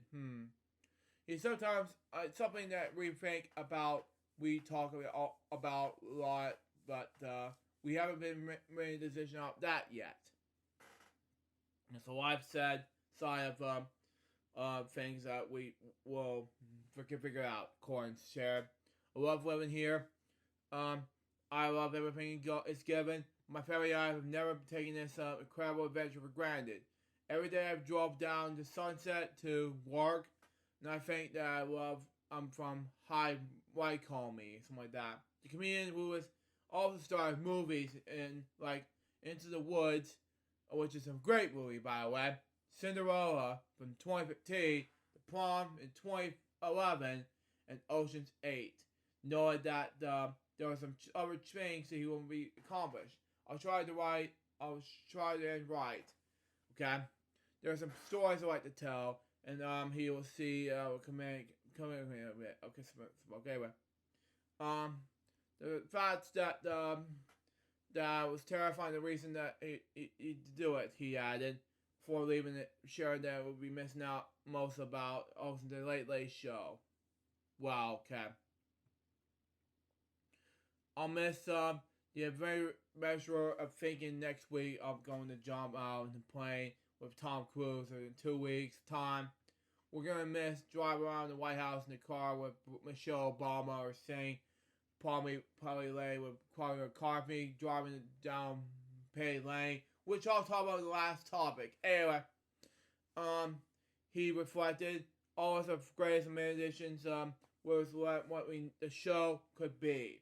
It's absolutely surprised at all of them. but my vision is to try to go out in initially the same way we came in, which is going out with the bag. As news broke, The Late Late Show, executive producer Ben Wilson tweeted this on Twitter. The end of the era, okay? But not just yet. Delighted we signed for another year. Those will be our last. But the greatest job of our lives is coming to an end. There's been no greater joy, okay? But it's going to work each day with my best mate and the most talented guy in the world. Anyway. Initially, in a statement from NBC News, CBS President CEO George Cheeks praised the commissioned network showman for all the success he had. Okay, 7 years ago, James Gordon came to the U.S. and took television by storm. Wow. Okay, with huge creative and comedic swings that resonated in a big way with viewers on air and online. Cheeks expressed it. Okay. From Crosswalk the musical to legendary carpool karaoke. In every unique comedy segment he introduced, James was truly reimagined many elements in the late night format. He has also been the customary network showman, entertaining audience from this now repurchased in television setting as well as a Tony Grammy stage. Wow, okay. In my 2 years on CBS, I've approached to see James' creative genius up close to experience his values partnership with CBS. Both a performer and a producer, he continued. We wish he to stay longer. We were very proud he made CBS hit his American home, and that is a partnership that we will extend one more season in the Late Late Show, okay? In the videos posted ahead on Thursday's episode, Corin spoke about his decision to leave the show. He expressed how the show changed. He was laughing how proud he was of way they achieved. Okay, it's beyond my wildest dreams. He said, added that he extended the contract for one more year before the Saturn news. Wow. Okay. The decision to sign on for one more year on the show. That is last year hosting the last Late Late Show. He continued, okay, when I started this journey, he will be always going to be just that. It was going to be a journey and adventure. He expressed that hosting the show will never respond to this destination. And it will want it to overstay its welcome. Okay. I always wanted to love making it, and I really think it here for now will be a good time to move on and see what else is be out there, he added. But I gotta tell you, we are not leaving today. We'll still have a year to go, and we'll be determined to make this the best year we have ever made in the show. Wow. We're going to go out of the bag. There's going to be carpools, car walks, and sketches, and other surprises, Carden said. There's going to be some tears. There will be so many tears to continue getting emotional. Because this will be the hardest decision I have ever gonna make. Well, but it already has. I've never taken this job for granted, ever not once. And in fact, that you will watch us at home, you watch us online, wherever you are, all over the world. The fact that we guys try and entertain you and spending time with you is an absolute privilege for me and every single person who will make this show. He called it saying, here's the next 12 months, and here it's going to be the blast. I promise you that. Wow. Saddens me and it's emotional to say this. So that is my James Corden saying goodbye to the Late Late Show topic. It's coming in 2023. Last show for that year. Now let's move on to my next topic, which is going to be about Hey AJ series announced with Disney Junior and Disney Plus. Okay, and now today, last week, earlier yesterday, Disney has been first announced first ever Disney Junior Fun Fest event at Disney's California Adventure, and announced a brand new animated series called AJ will be coming to Disney Channel and Disney Plus in 2024, okay? Inspired by former Pro Bowler and Super Bowl champion and children's book author Mazzara's Bennett's family, Hey JJ is an high-energy adventure comedy about the curious and extremely imaginative 7-year-old girl named AJ Weber, imagining a long car drive as a exciting rocket ride and turn a grocery store line into a dance party. AJ uses her big imagination to make any situation more fun and exciting, okay? Hey AJ is produced by Servant Giant Studios and associated with Disney Jr. and the executive producers are as follows. Mazzara's Bennett, the Stupid Phoenix and Ferb executive creator Jeff Swampy Marsh, which is part of Family Guy and SpongeBob, by the way. Anyway, Michael Hodge. Anyway, series based on the books created by Marcus Bennett. And Disney Brand Television president Angel Davis said this when during the Disney Junior Fun Fest event. Said this, okay? Disney Junior is already home with some of the most beloved preschool programming. And today, we have revealed that the next slate of content is sure to entertain preschool kids for years to come. As Disney Junior's current slate, okay, each of these projects is unique, expiring in common past process, something like that. All the brand values have been come to represent Disney Junior over the last decade. Storytelling part and the representatives of both kids and parents with beloved icons such as Mickey and Spidey. I never have seen Spidey at Disney Junior, but okay. It's a new stories and characters. The slate for Sword Disney Junior is the homes of for preschoolers. But I'm looking forward to this, but very excited. I never wanted to be able to branch out with Disney Junior, no.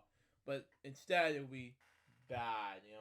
It's not going to be bad, but that's just me. Anyway, when my next topic has to do with fans are not very happy with NBC's treatment of Jeopardy's champion, Marvin Roach. Now, this is going to be sad for me, you know, and I want to talk about it now. Anyway, Amy Swimmer was just finished a run on James Show Jeopardy by winning 40 games.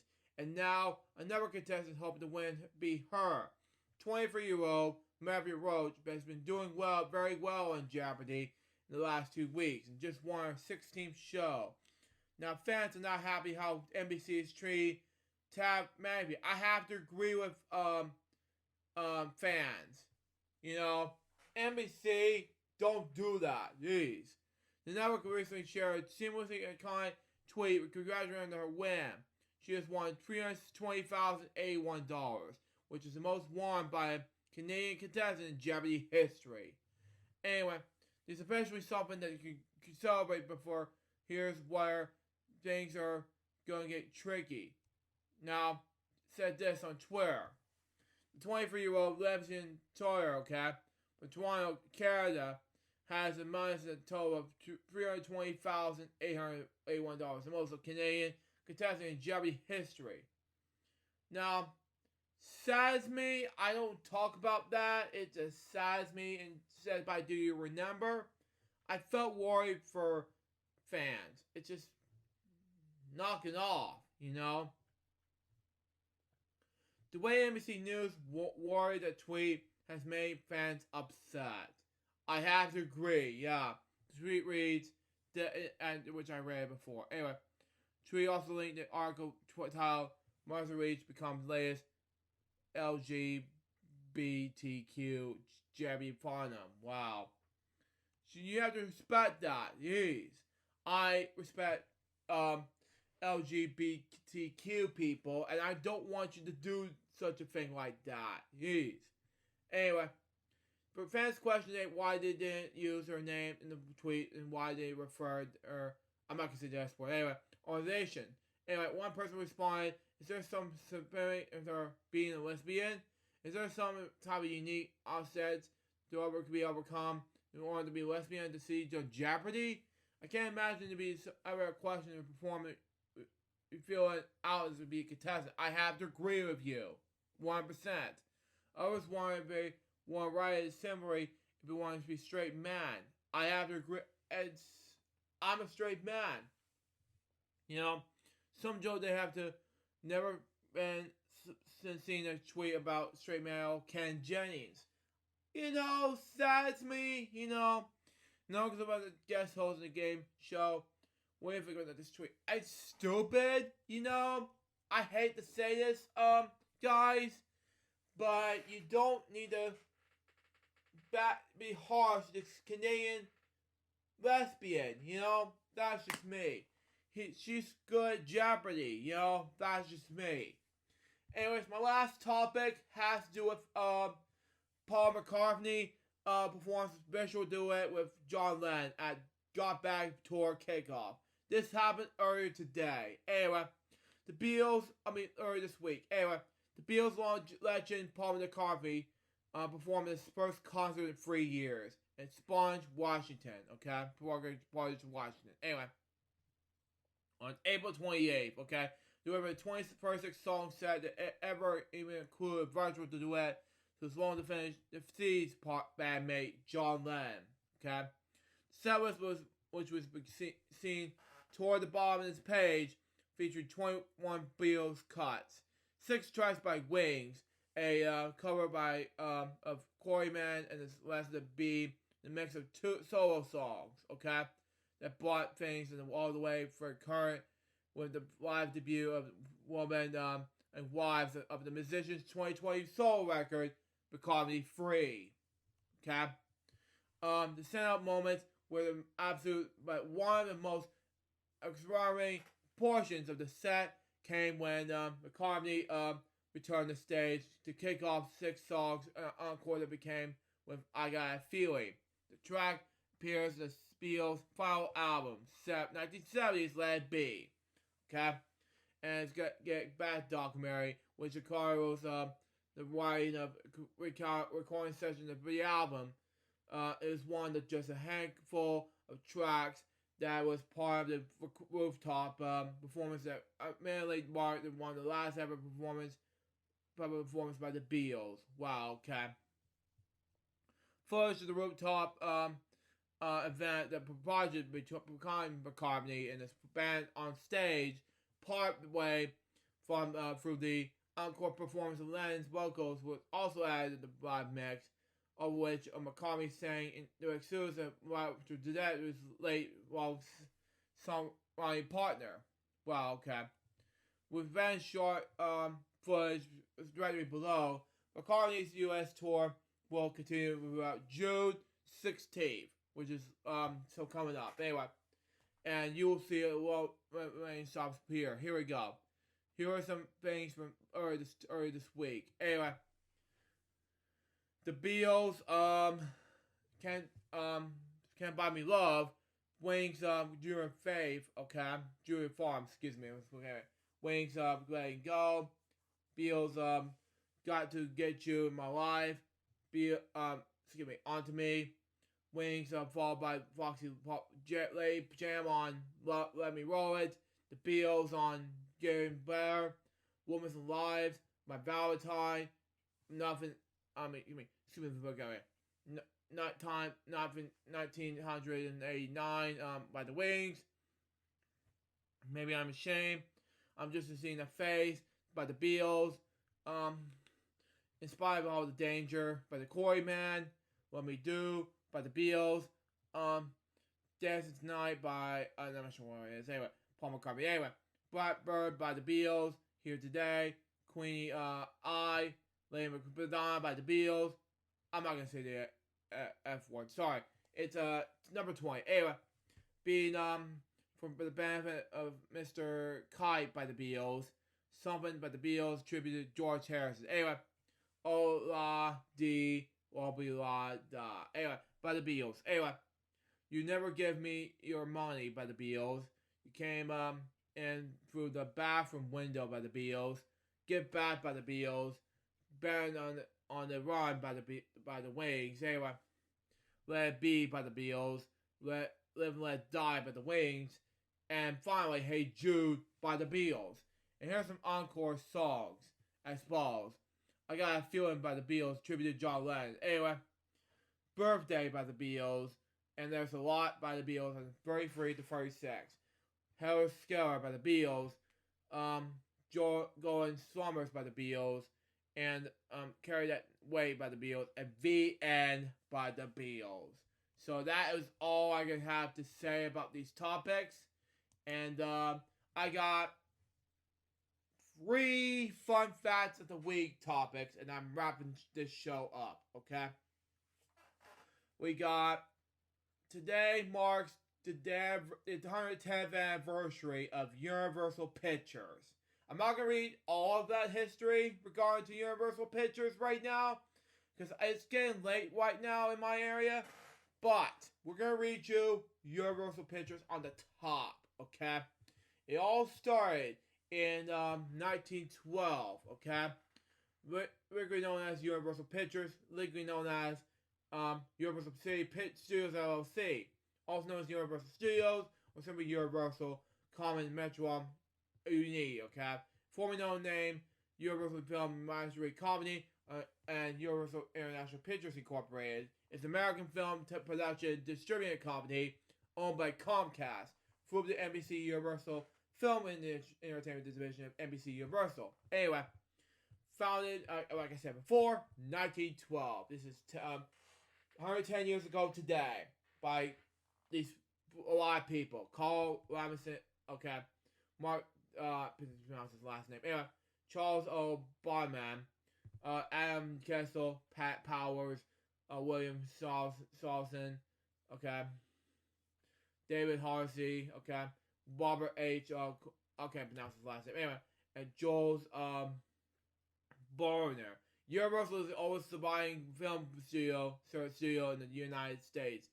The fifth was the fifth oldest after Garment, Paffy, Jarmuth, Carmen, and Carmen Film. Anyway, and you always remember the Hollywood's Big Five studios in terms of the overall film market.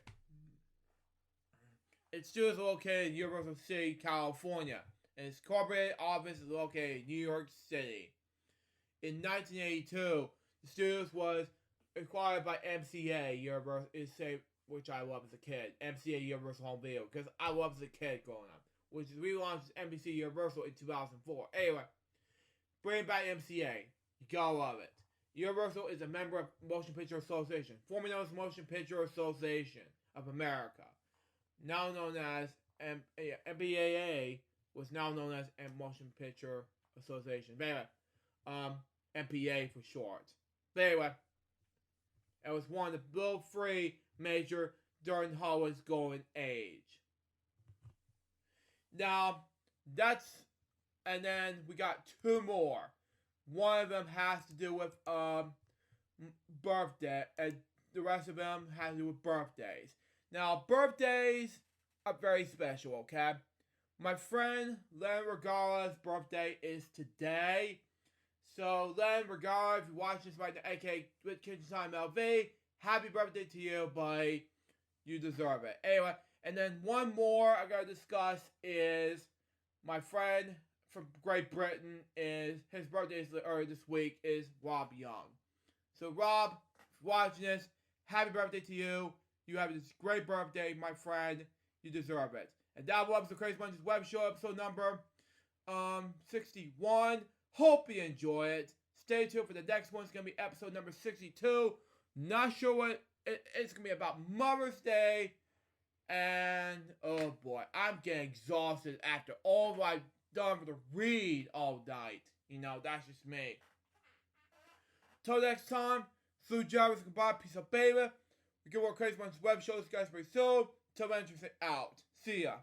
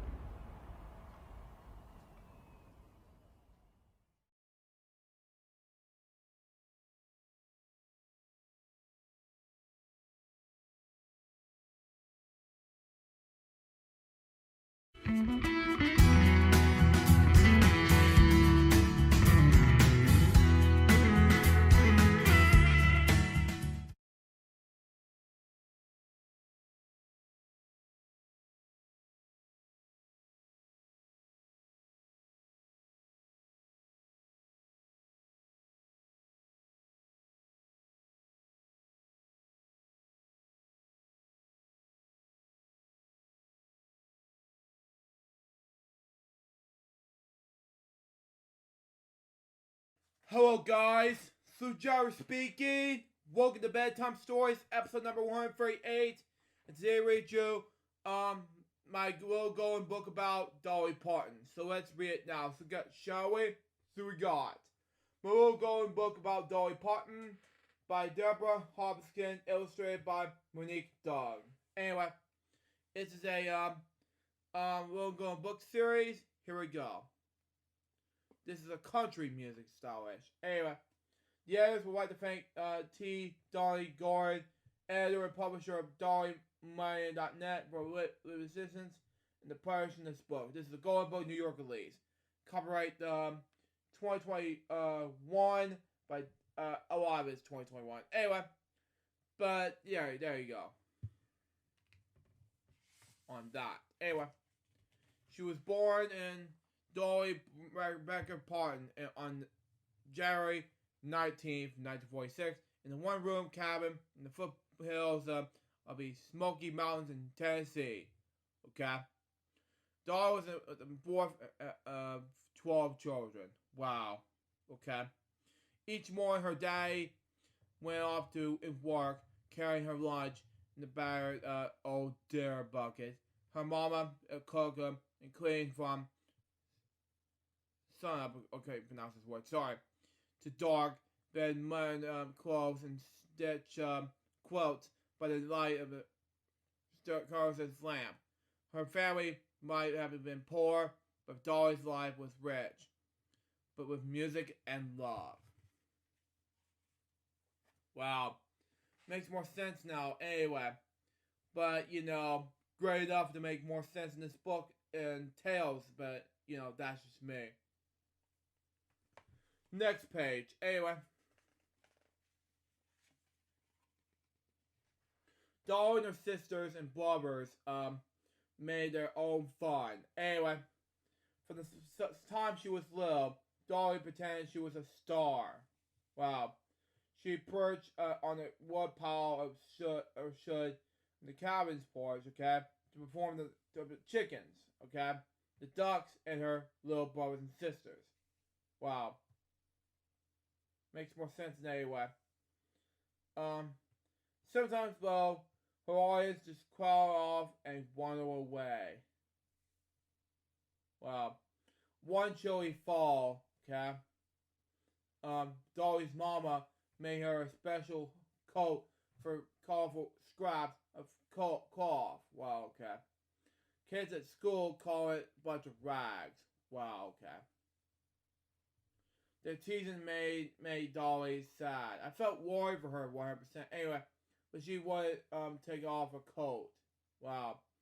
She knew her mama had sworn each tiny stitch with love. Anyway, when she grew up, Dolly told the story in her favorite song, Coat of Many Colors. Which makes more sense in any way. And that makes more difference between the songs she's singing and things like that anyway. Next page. Anyway.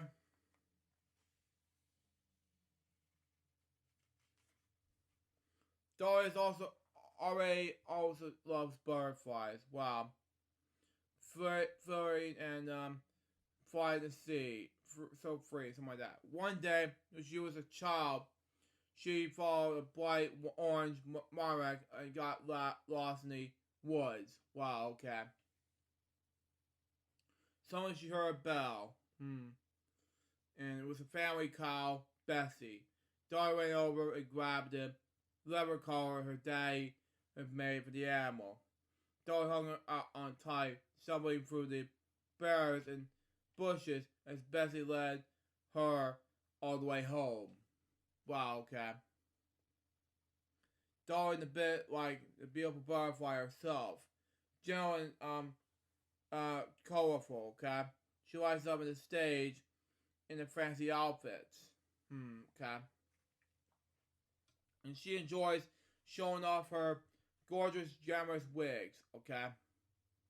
W-I-G, that is. Anyway, even though she all grown up, Dolly still makes her own fun. Wow, makes sense in any way.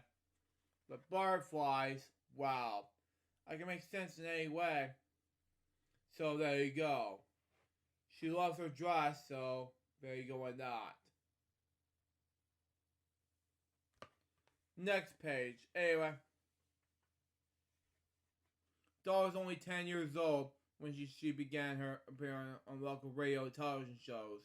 At first, she was real nervous, but then she took a big breath and sang from her heart, just like at home at Woodpile.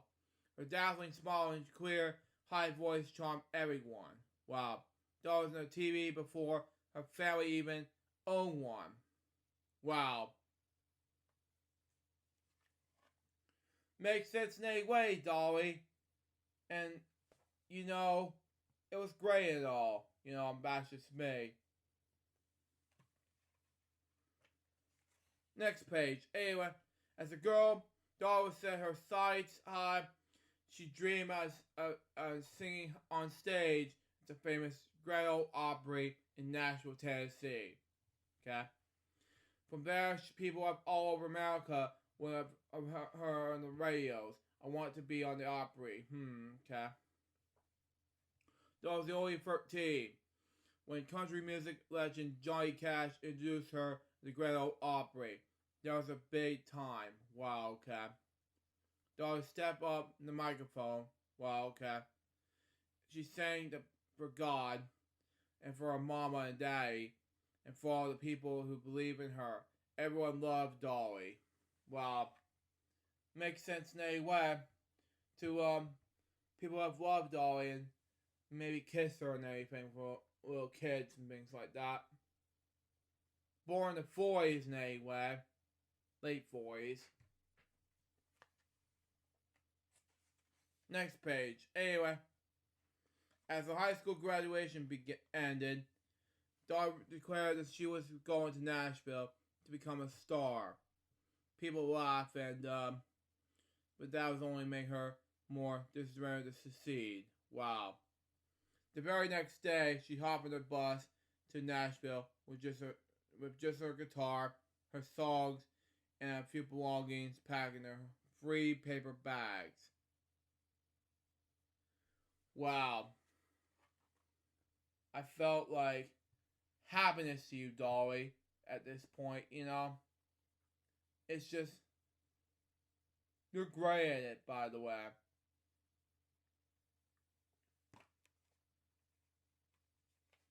Next page. Anyway, on the first day in town, outside Wishy-Washy Laundry, Dolly met a handsome young man named Carl Dean.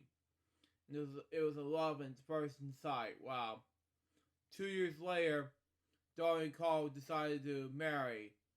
They have a small, simple wedding and have been together ever since.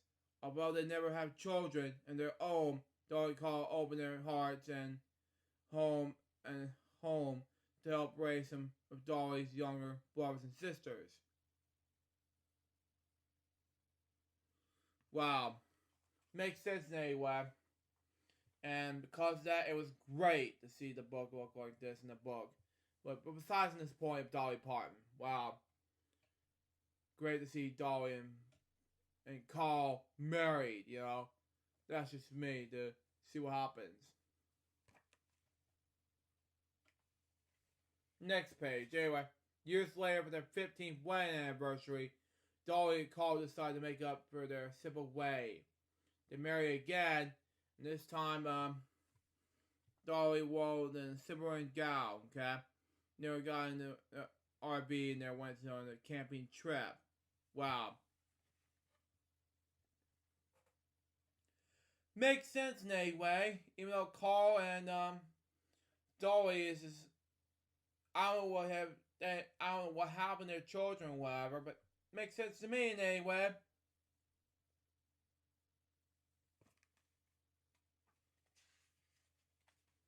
Next page. Anyway, after Dolly and Carl first got married, Dolly kept working hard. Before long, some of the songs became #1 hits.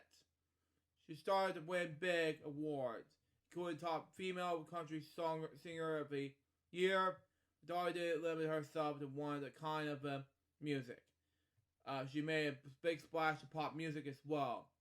And since Dolly loved performing, one day she decided to try acting. Her first film, called 95, is about women like her who worked hard to success. Dolly wrote the movie's title song, which became a huge hit. Wow.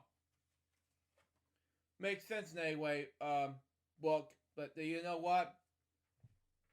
It's great to see Dolly make her own style as an actress. You know, that's just me. Next page. Anyway, Dolly never seems to run out of ideas. She has written more than 5,000 songs. Wow.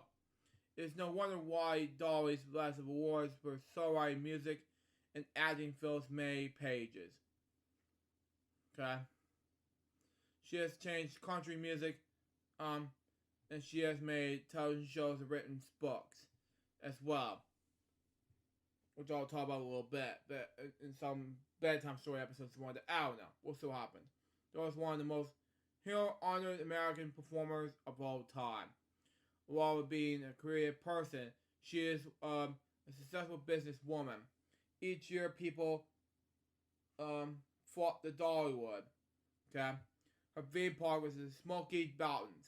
Dollywood brought jobs to the area and is honors the music and traditions of the people who live there. Wow, Dolly was one of them, man. You know, just to make sure it's cool enough. You know, just makes sense in any way. You know, that's just me and everything.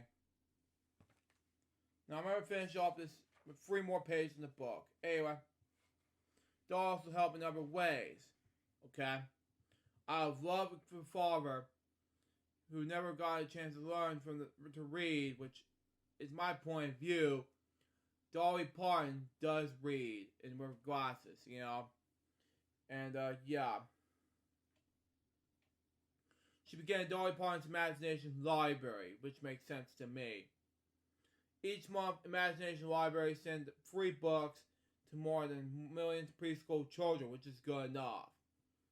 Love doing that. But anyway, in America and all other countries around the world, wow. Faith, hope, and love are the 3 most important words in my life. I have to agree with Dolly Parton 100%, you know. This is good in your health, big time, Dolly. You know, that's just me. Now, we gotta move on to the last page. And that is, of course, like the butterflies you once bought as a child. Dolly's child father alive. She began by singing a woodpile, but now the world on the stage. She has never been afraid to but be herself, to raise her voice to help others. She was current no one else, and when one thing is current, everyone loves Dolly. Wow. That sells it, book. That sells it. So that was my little going book about Dolly Parton. What about this book? It was amazing. I highly recommend you check out this book because I don't listen to much country music. I'm more of a heavy metal, classic rock, and children's music fan, you know. But this is my recommendation to you guys if you love Dolly Parton. But anyway, and that was the Bedtime Stories, episode number 138. Hope you enjoyed. Stay tuned for the next one. It's going to be Bedtime Stories, episode 139. I'm not sure what it's going to be about, but we'll see what happens. Till next time, Sue Jarvis and Bob Piece of Baby. We'll give over this episode. Till then, out. See ya.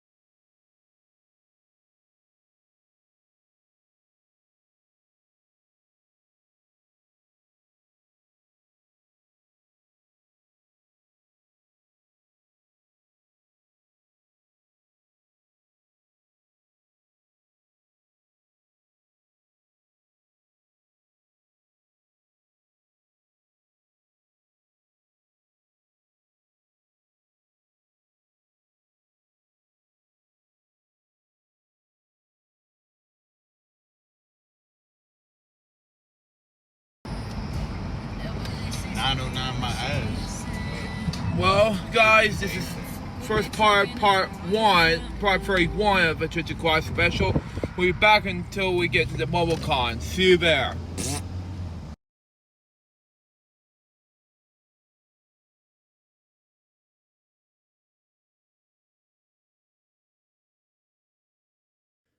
Hello, guys. Sujaru speaking. Welcome to 31 part B of part 31 of a Twitch Quad special. And today we're going to our trip to Atlanta to see my Uncle Kevin. Because right after this, we're going to, in between those things, we're going to MomoCon. Because that way it's more easier for us to go to MomoCon in person for the first time. To see some celebrities for the first time in person. Because after this is over, I am going to be doing something very fast. And in between that, it'll be project time and then things like that. So here we go on that, and I'll see you for the next day. We're gonna be doing more LG reacting before we leave to go to Atlanta. See ya.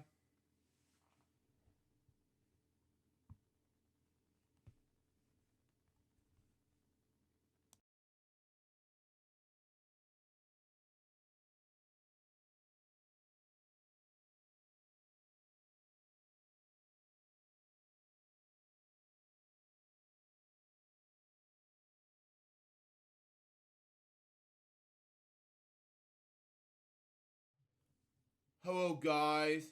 Sujaru speaking. Welcome to LJP. Excuse me. Welcome to LJP Reacts, episode number 804. Is going to be reacting to Deal or No Deal, season 1, episode 2, from May 18th. Excuse me.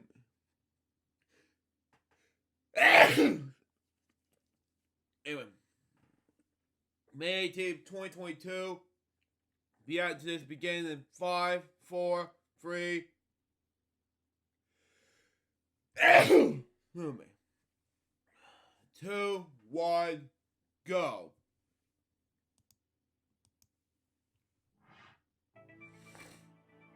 Anyway. Wow. Wow. That makes sense to anybody? Wow.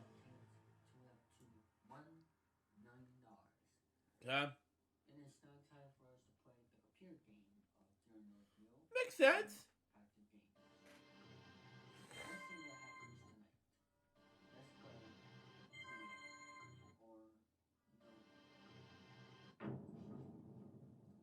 Well, that makes sense.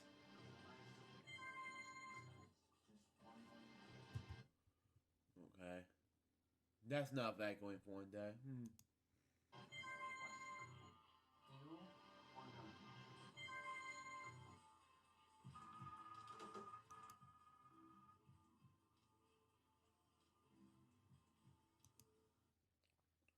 Well, this is too much, just so much echoing going on. Yeah, so much rare.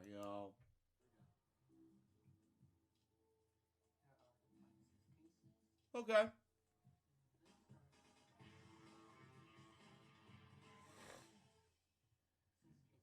Yeah, lucky 7. It has to be something. Ooh. Yeah, that's good. Wow, okay. Okay. Woo!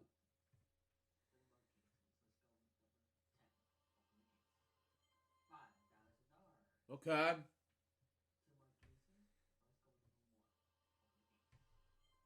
Wow. Had to be something. Penny, yeah!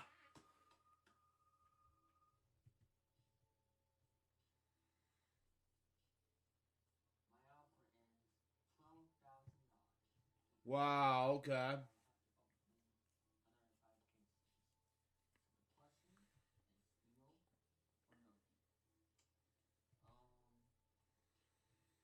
Trying to do something, David. Okay. 5 more cases. Let's go with number 4. Open the case. $100. Wow. 4 more cases. Let's go with number 5. Open the case. $1. $1. Hooray! 10 more cases. Let's go with number 8. Open the case, please. $50,000. It's okay. It's okay. 2 more cases. Let's go with number 9. Open the case. $750. Alright. Wow. Okay. 12. Open the case. Oh. Ooh. $400,000. Wow. Is the banker. He's making an offer of $48,000. Not bad. It's not bad. If I say no deal, I have to open up another 4 cases. So, the question here is deal or no deal? No deal. Come I'm on. gonna say no deal. It's fine. 12 more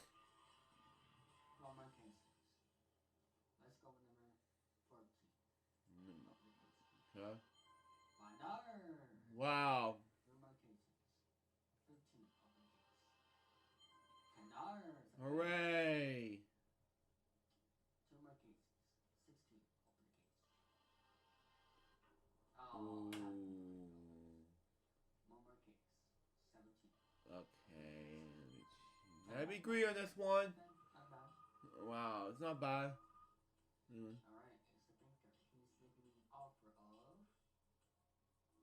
Wow. Wow. $101 Dalmatian $1,000. Okay. Not bad. That is a lot of money. My buddy, David. If I say no Let's deal, I see. have to open up another 3 cases. Okay. So the question here is deal or no deal? No deal. 3 more cases. 18. Open the case. $29. Okay. Hey. 2 more cases. Hey. 19. Open the case. $3. It's not bad. 1 more case. You doing the 20? Oh, yeah. $500. It's not bad. It's not bad. Come on, I want to get right to the left side of the board. Exactly, David. Exactly. Ooh, man. $1,000.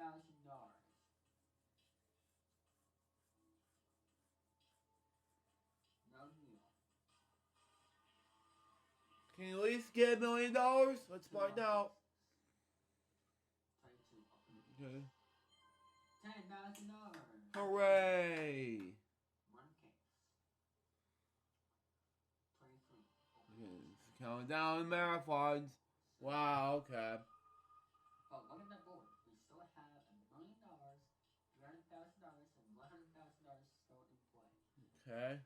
The offer is $200,000. Wow. Wow. Wow. Still in play, I David. have to say, no deal. He's going for it, guys. Now it's time to open up 1 case at a time. Okay. 24. Open the case. Oh! Come on! Darn. Really, David? That's gonna affect You should have picked 24, man. $61,000. So 1 case to open. Deal or no deal? Should have picked That's one 25. more time. No deal. Jesus. 1 case. 25. Open the case. $50. That's a $70. Thank God it's over. Come Now on, let's go. save up.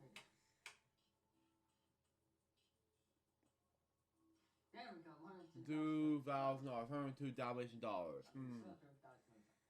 Look at that. I don't know. You know what? Let me ask the question. Deal or no deal? I'm gonna take the deal for $1 or $2,000. Let's see what the my case is. Oh, it had. Oh, I told you you don't need a no deal. I Man. had a feeling, but at the same time, I thought I was gonna open it the next case, but I thought I had it the whole time. Yeah, I told you. You're just being greedy. And you said you need to do it one more time, so you need to do it, man. That is unluckiest thing, man. Continue on. But that's okay. $102,000. That was my goal for this episode, is to get $100,000. I want to thank everybody for watching this episode of The or No Deal. I'll see you all soon for the next episode. Good night. So that was Deal No Deal, Season 1, Episode 2. And oh boy, it was unlucky episode at the end. So, yeah. And anyways, guys, that was LJ Peace Reacts episode number 840. Hope you enjoy it. Stay tuned for the next one. It's going to be Pressure Luck Season 3, Episode 2. Which is going to be about this huge thing. Till next time, salute Joe's goodbye, peace out, baby. We can watch reacts, guys, pursue. Till then, just out. See ya.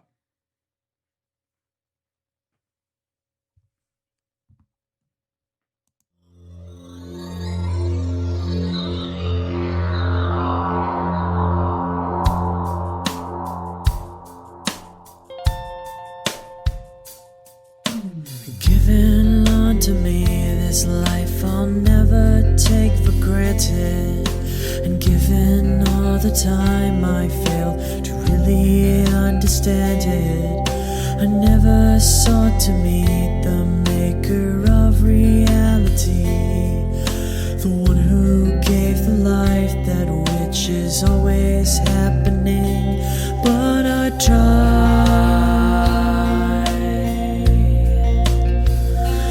all the time.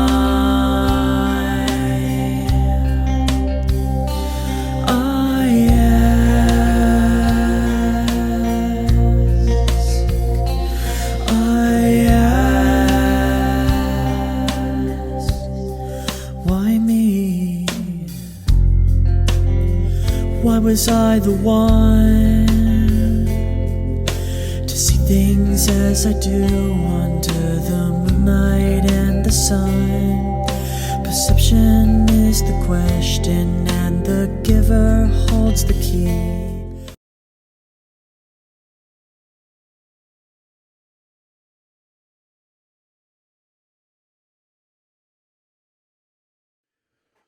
Hello, guys.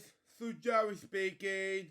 Welcome to LJ Peace Reacts, episode number 841. Today, reacting to Pressure Luck, Season 3, Episode 2, for Friday, May 20th, 2022. Reacting to this beginning in 5, 4, 3, 2, 1, go. Wow, okay. Ladies and gentlemen, it's the game full of big bucks, but you have to avoid the whammy as we play the most exciting game of our lives. From the state of Massachusetts in the Taylor 3000 Network studio, it's now time to press your luck. Wow. Wow, he's bailing on this, folks.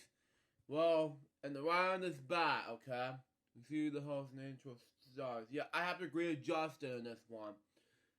I can see you if you're the host, and doing the intro stars. Yeah, I have to agree with Justin on this one. He gotta do something. Yeah. Yeah, I gotta do something. Continue on.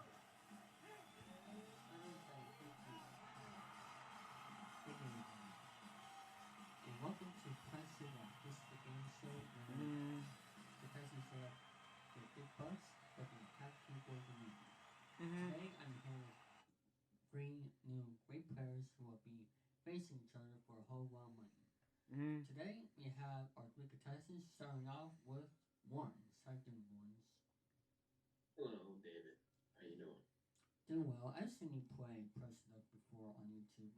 How is the experience like on your end? Yeah. Okay. Yeah. And well, I appreciate you for having me on yours, and good luck to my opponents. I hope I do well. You're welcome. And would you like to also talk about yourself as well for for those who don't know you? Okay.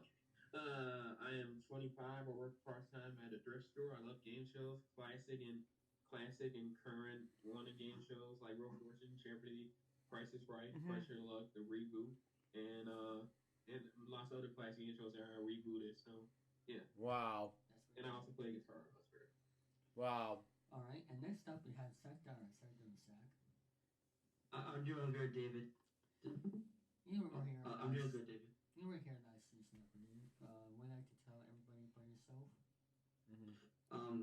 Thanks, David. I'm an nocturnal artist, programmer, website designer, developer, a Japanese calligrapher, a artist. I think I said that already. And photographer.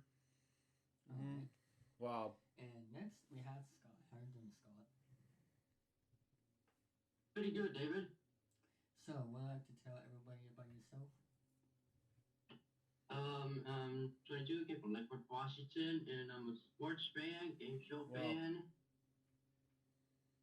Very cool. Yeah.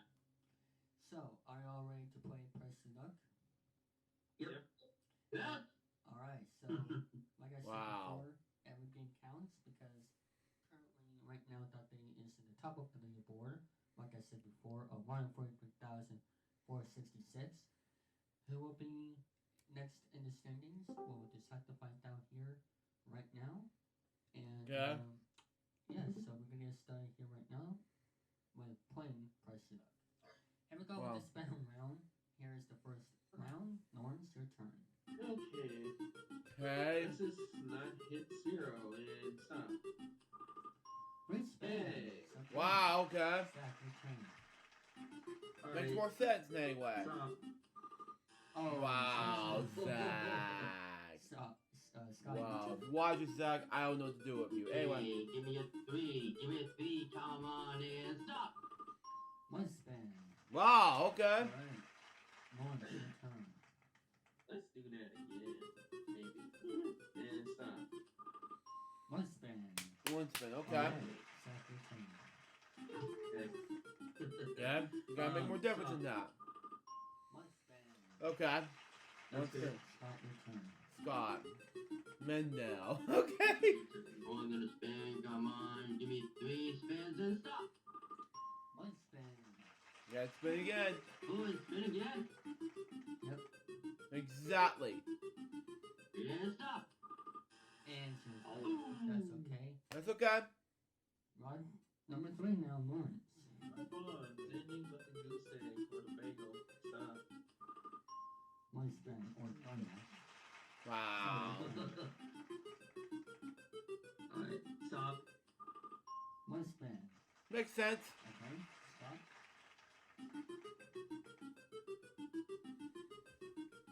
And stop.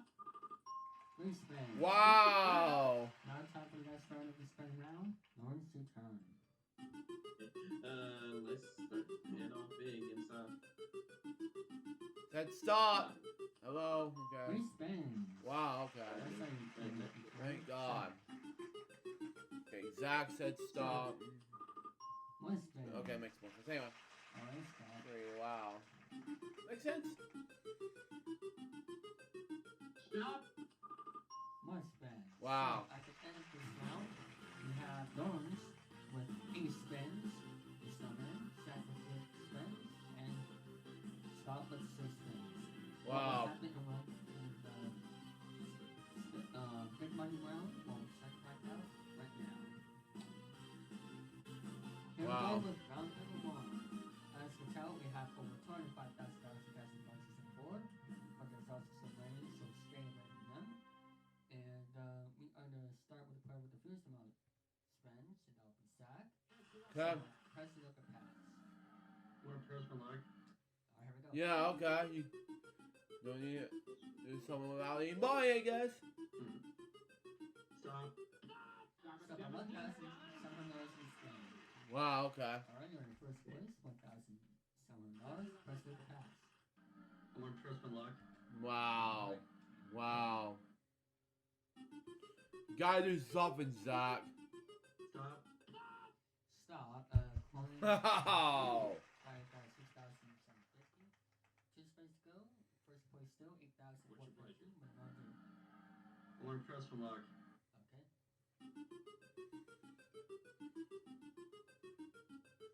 Stop.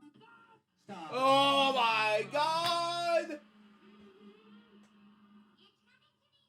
Psychic winning. Yeah. suck it, Whammy. That's okay. You have So one once spin you go. remain. Yep. Press the upper pass. I'm gonna press my luck. You know, yeah. You still have the second round to KO. You gotta do something. Stop. Someone passes, someone has to Again. Press my luck. Okay, here we go.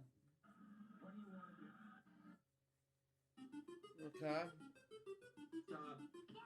Stop a bit. Whoa, man! I actually know $17,000. I don't know how to calculate that, but $17,000 may spin. I'm gonna pass. Wow. But I'm gonna pass it to who? Lawrence or Scott? Lawrence.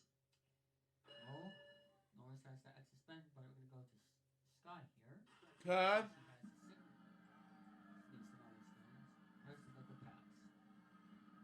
Let's go. I'm gonna press my luck. Wow. Makes sense to me, everyone. Come on, let's go. Let's get the fifth buzz. Fifth buzz. No whammies and stop. Stop at $2,000.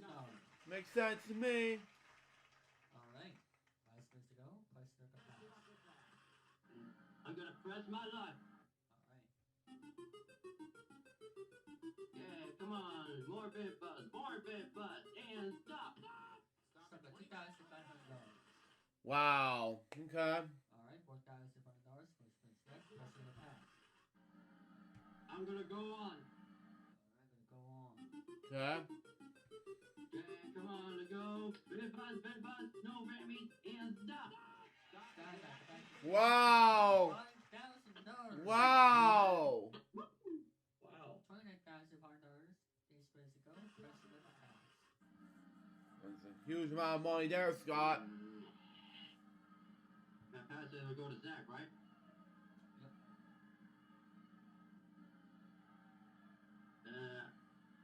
I'm gonna get more cushion. Let's go. Alright, Wow. here we go. Little big lead there, Scott. Here we Come go. on, fifth buzz.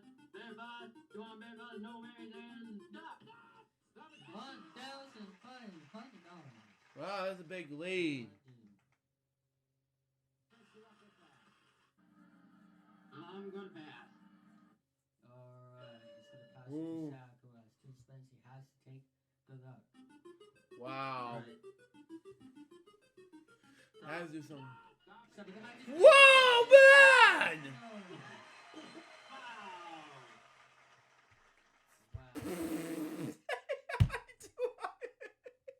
Continue on, folks. I'm listening. Yeah, I say I can't pass. Yep. Stop. Oh my God. I was gonna say I couldn't pass it. Whammies are coming out tonight.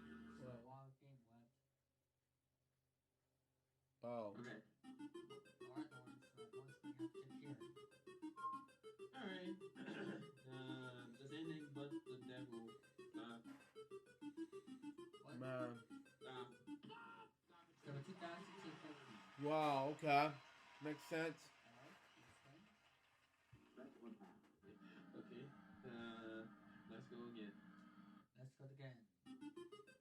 Wow. Yep. Let's go. Pending on a wavy and stop.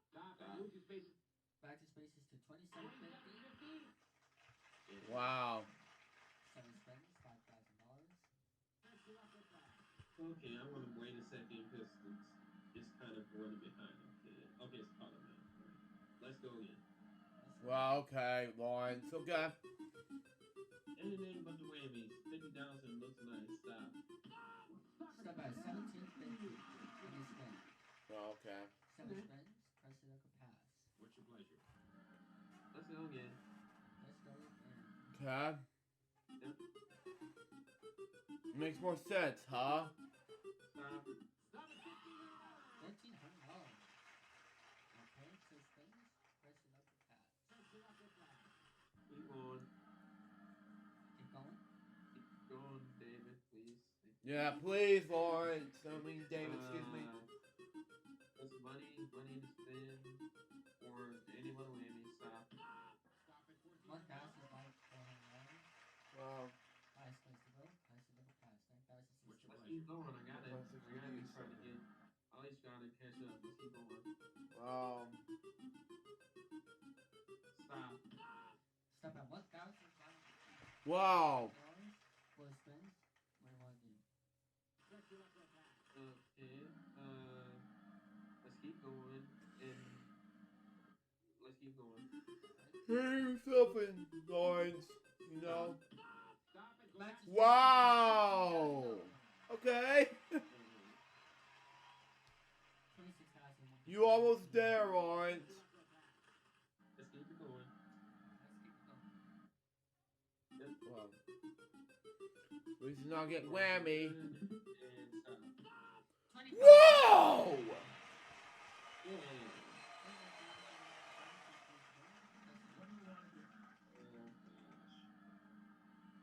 Gonna pass. Let's pass. Yep, let's pass. We're gonna Wow. pass it back to Scott, who has still $1,000. You have to take good luck to you. Wow, okay. Okay. Okay, come on, go big buzz, and stop. Stop at 2,000. Wow, okay. One spin you have to take. Good luck. This might be easier, folks. Big buzz, no baby, then stop. Stop at 1,050. So, at the end of this round, Norris has 21,000. What do you buy? Zach has $0. Scott has 35,000. Yep. What will happen next round? We have all of them. Let's find out after this one. Yeah, that's what. No. 15 minutes could save you 15% or more. We're gonna skip this commercial, blah blah. And yeah. That's fine. Here we go. What about to press it up? It's now time for this spin round again. Norris, here we go. Alright, let's get some spins and stop. One spin to get the spin again. Good enough. Stop. One spin to get the spin again. Give the spin again. Well then, and stop. One spin. So that'll be total 3. Wow. Stop. Oh man. Stop. One spin. Remember these one spin jokes. Stop. And stop. 3 spins. Wow. Alright. Here we go with round number 2. One turn. Alright, let's keep the good vibes going and more spins. Stop. One spin. Wow. Okay. Stop your turn. Stop. Oh, wow. Oof. Alright, here we go. Stop. One spin. For some reason, they probably complete this free joke. Stay and stop. One spin. Wow. The goose egg in the bottom, man. One second turn. Stop. Another goose egg? Scott? Okay, whatever. Stop. One spin. There's free things somewhere. Round number 4. Here we go. Here we go, folks. Alright. Let's see what we can do and stop. One spin. Wow, 6 spins. One Okay, you gotta do some. spin to get the spin again. Oh, thank God. Stop. 3 spins. Hooray! 6, 5. Okay, anyway. And stop. One spin. So Oh. at the end of this spin round, Norris has 6 spins. Zach has 5 spins. And Scott has 6 spins. What happened here? Let's find out. Yeah, it's supposed to be, yeah, complete that 6, 6, 6. Anyway. Understand how we have Michael and 5 of them. As we are here for the big bucks, as you see, we have a whole lot of money up there with close to $100,000 What's your pleasure? spend up there.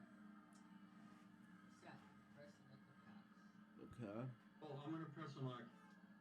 Yes, of course. You gotta do something, Zach. If you're watching this episode of Ultra Reacts. Anyway. Stop. Whoa! Wow. My word. 34,795.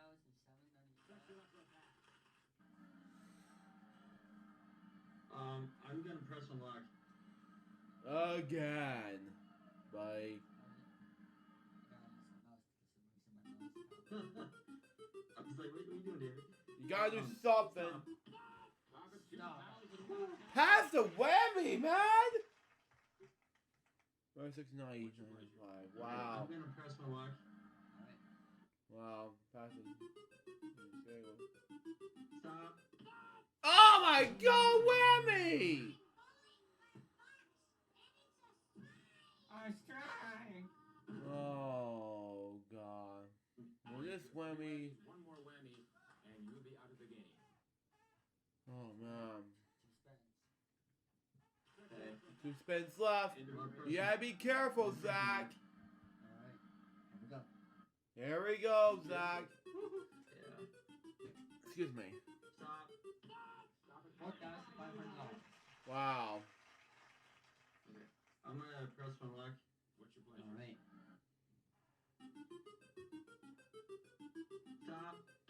Stop at $8,000. Any spin. Wow.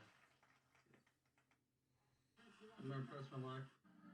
Okay. At least there's something around here. Stop. Oh my god, Zach! I'm out. Hey, don't worry, Seth. Sorry, you're out of the game. You'll have time to join next season, but thank you for participating. You're fine. Alright, Scott, you have 35,000. And so I'm hearing dogs bark in the background. Please ignore that. Continue on. Six spins. Price of luck and pass. I'm gonna press my luck. Here we go. Okay, come on, let's get up to Lawrence Command, Big Butt, and stop. Stop at $5,500. Wow. 5 spins, no. What's your pleasure? We're gonna press my luck. Again. You gotta do something, Laura. Scott, excuse me. Big Butt, no worries, and stop. $1,500 per spin. Wow.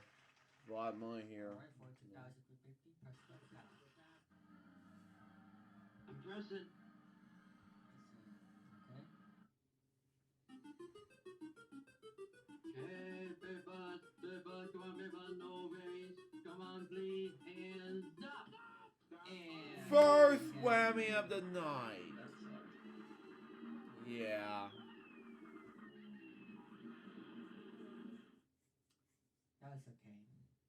4 spins. Price of luck and pass. What's your pleasure?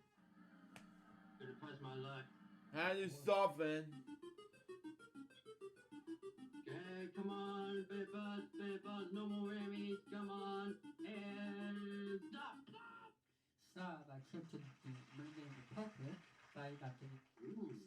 Wow. 5,789. Little trip down there. All famous people from there. 3 spins to go. Price of luck and pass. Add a press on. You gotta press Wow. Had to do something. Okay, Big Butt, come on, Big Butt, no whammies, and stop. Stop. I raised the spaces to $5,000. Wow. I'm at the 100. Yes, so close. Price of luck and pass. Press my luck. Okay. So close to that 100 grand. That's big. Come on, let's hit it at the time. Stop. Stop at 5. Wow. 14,289. 1 spin. One with me. Price of luck and pass. I had a press in my luck. Of course. Wow. Man, come on, Big Buzz, no way, come on in. Stop. Stop at $1,500 now. Wow. I go to Lawrence here, who has spent What's your pleasure? 6 spins. Mhm. 1,159. Price of luck and pass.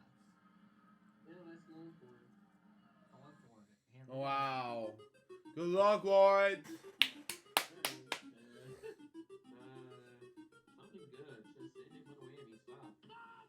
Stop at $17,500 in spend. Wow, okay. She spends $68,555 plus. Wow, that's a lot of money in stake, Lawrence. Let's go again. Let's go again. You gotta go again, Lawrence. It's your money. Okay, we lag up a little bit. And okay. Cool. Anyone whammy. Stop. Stop. Whammy! There's only one. Ow. Spaghetti. Only if we give out spaghetti. What's your pleasure? Wow. Press another pass. Go again. Mm-hmm. And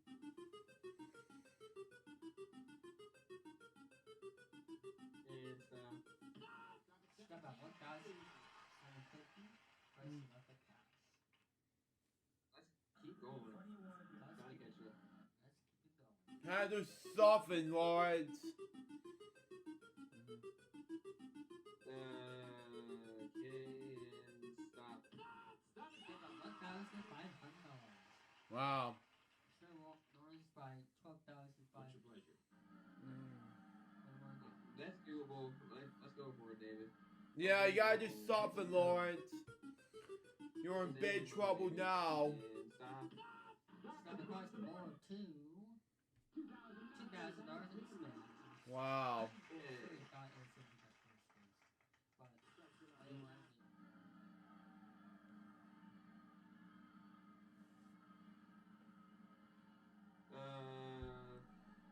Let's keep it going. Let's keep it going. Keep it going, Lawrence. And stop. There's the space. The ticket bar, 4,700. Now, to spends, you have 9,050. Do you want to take the risk and pass it to Scott, who has 50,789? Or do you want to risk your chances? You gotta do Let's go something. for it. I mean, I gotta catch up. It's only. You gotta catch up, Lawrence. Difference. Just see right here. Well, see how hit the Jaguar possibly, or one of those big mouse, and stop. And stop by one. Difficulty, yeah. Here's the situation. You have one spin. You gotta need something in additional spin. Or otherwise, Scott will win the game with 50,789. Honestly, I don't want to give away no money tonight, but it's totally up to you. Exactly, Lawrence. Or to stay alive. Press it up the pass. Well, if I go down, I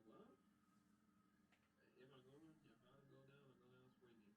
So, It's two whammies, David. Press it. You gonna press the button? yep, press. Who's the champion today? I don't know about this. Maybe spin, hopefully. And stop. Step it back to spaces. Wow, that was easy. Now you have still that one spin that you earned that if you plausibly pass it to Scott, if he gets winning, you win the game. But for the risk it all, and for the winning, you win the game. But if you get a winning, Scott wins the game. Press another pass.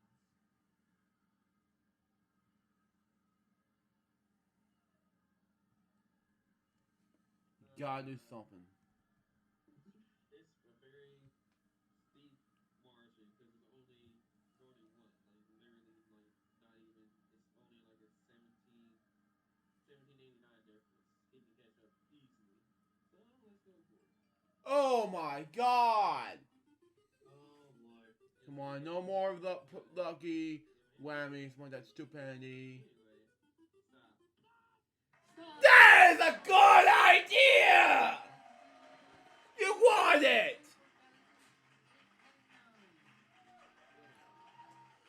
Whew.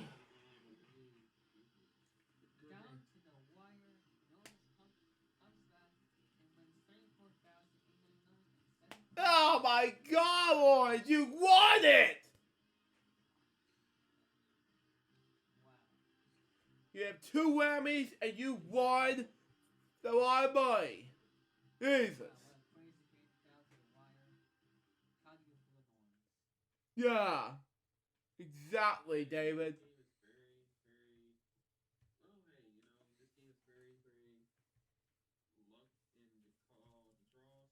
Yeah. Yeah.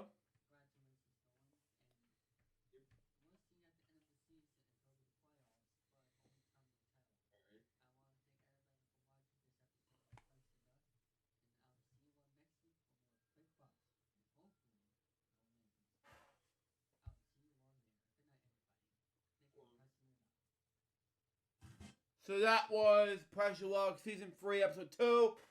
Oh my God, he won right out of the bat, man. Oh man, this is huge to win this. And that was the OJ Piece Reacts episode number 841. Hope you enjoy it. Stay tuned for the next one. It's gonna be the Sunday show episode number 21, the interview of Matthew V 2261 1688.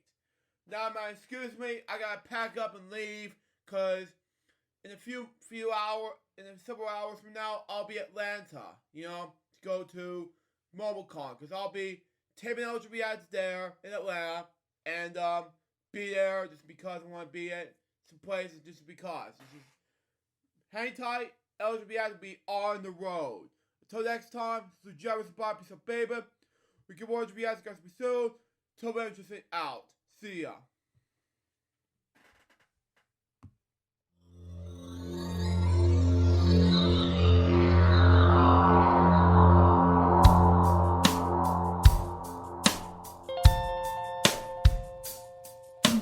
Given unto me this life I'll never take for granted, and given all the time I failed to really understand it, I never sought to meet the maker of reality, the one who gave the life that which is always happening, but I tried all the time.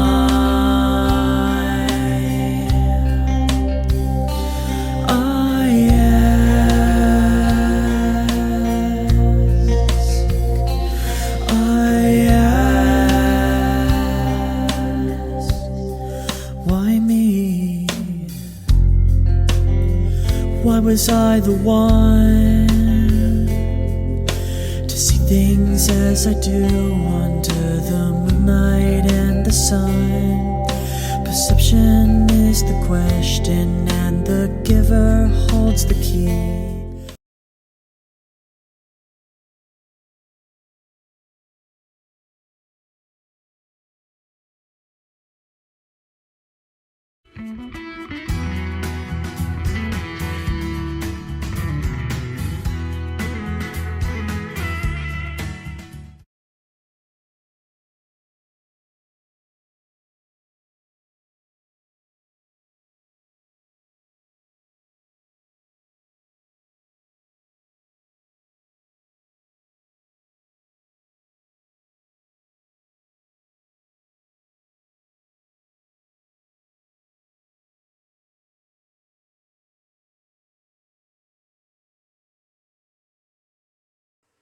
Hello guys, Sue Jerry speaking. Welcome to the OJ Pieces Club episode number 419. Today we're having some pieces. So let's have it now, shall we? So we got.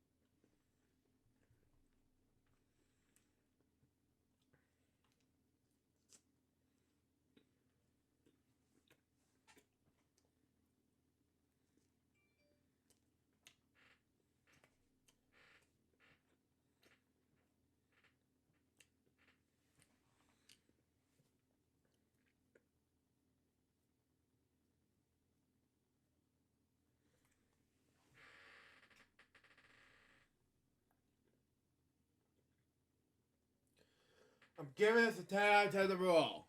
That was this episode. Hope you enjoy it. Stay tuned for the next one's gonna be 2 more brand new episodes of Those Reacts on the road. Till next time, Sue Joseph, piece of baby. We'll get more videos, guys, pursue. Till when this is out. See ya.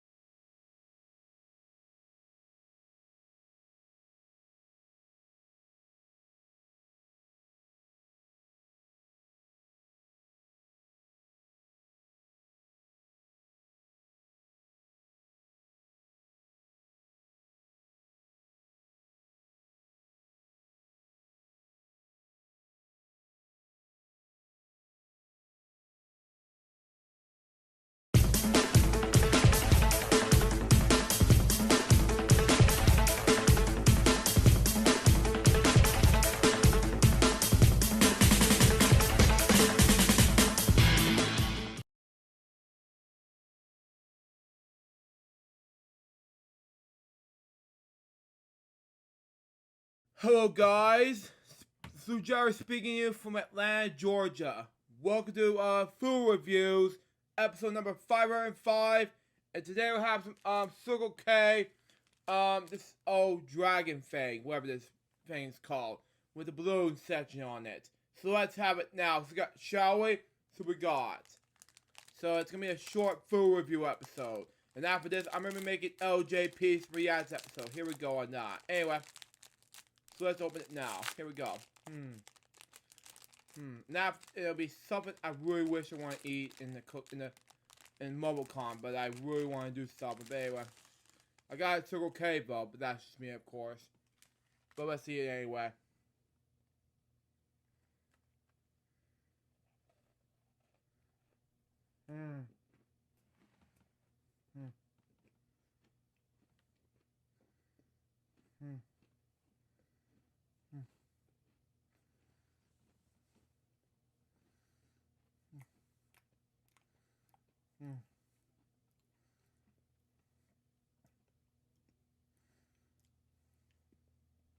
Tastes like a really good cookie.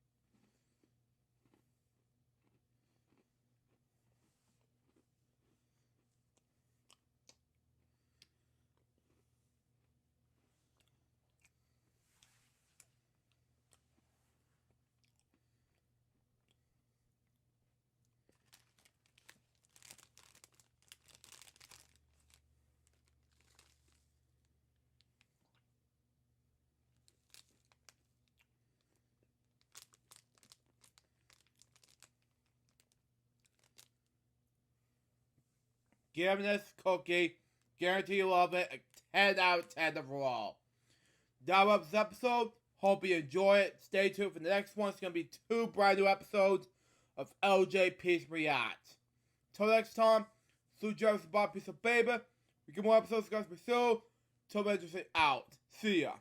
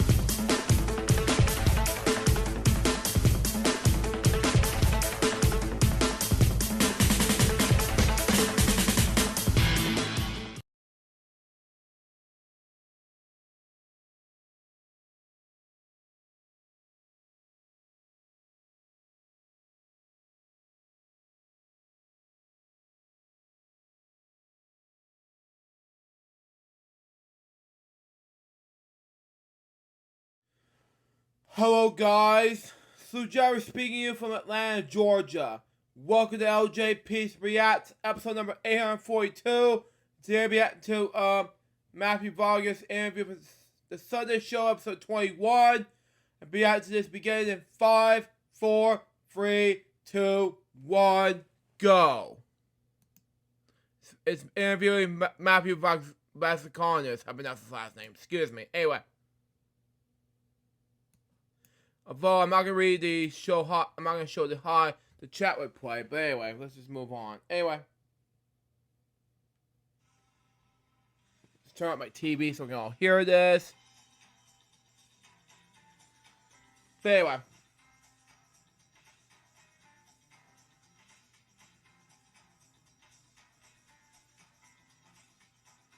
it's gonna be like this in that way while I'm reacting to this anyway.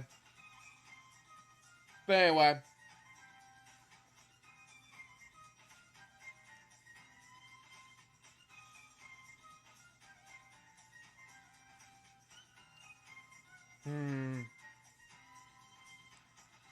Okay.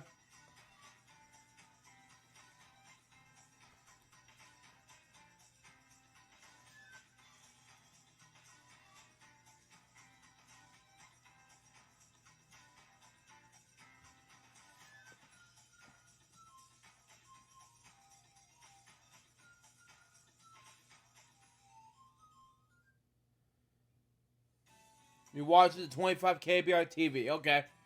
Makes sense anyway. Okay.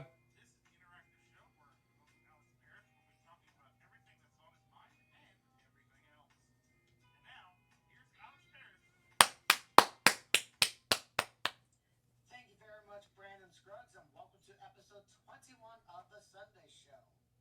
I'm Alex Paris, and today we're going to be interviewing a YouTuber who's been a YouTuber for over 10 years, since 2006.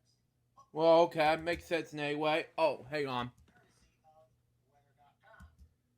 Hold on. Makes sense anyway. Hang on. We play it back.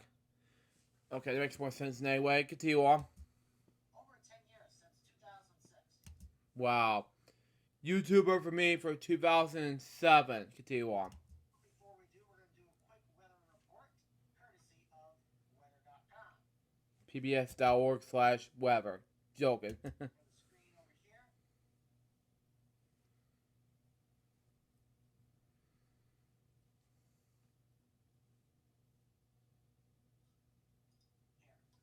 So as you can see, the low for tonight is 52 degrees Fahrenheit.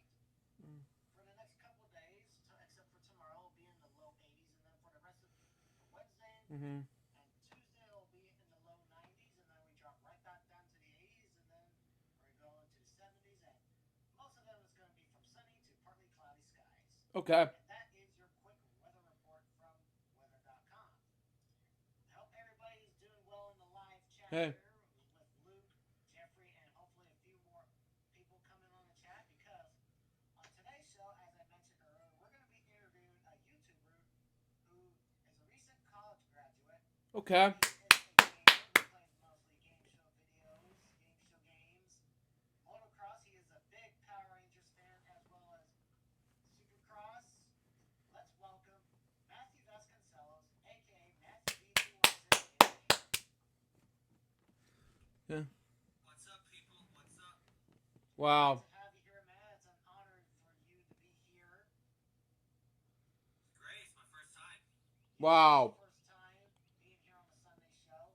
I've known Matt since summer of 2011 via Skype, and we've been great friends ever since then.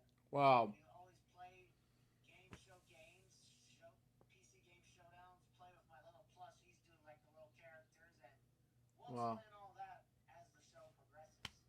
Yes, I plan to react to Matthew's videos coming soon. Continue on. Tell us a little about yourself, Matthew. Okay, well, I'm 34 years old. I just graduated from the University of Hawaii at Manoa with a degree in journalism. Thankfully, that's where years of going to school came into play. Wait. Journalism, okay. Two of my inspirations, Robin and Jim. Okay, continue on.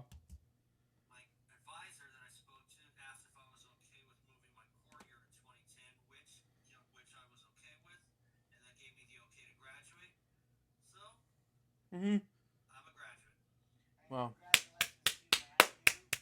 And it took many years to graduate, but after many years, you're finally at the end of your journey. How does it honestly feel graduating after all these years of working hard for your diploma? Feels a little weird. You know, obviously, I know I kind of wasted quite a few years myself, not really knowing what I was going to Mm-hmm. do. But I think rewatching the news has given me Mm-hmm. given me a good idea of what I wanted to do. Yes. Honestly, I'm very influenced by sports, and Mm-hmm.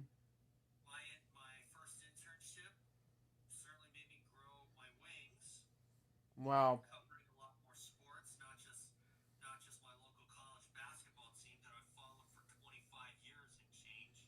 Wow. Yes, you followed the University of Hawaii's men's basketball. That's right. And I Mm-hmm. understand that you did a report during your years of college. Is that correct?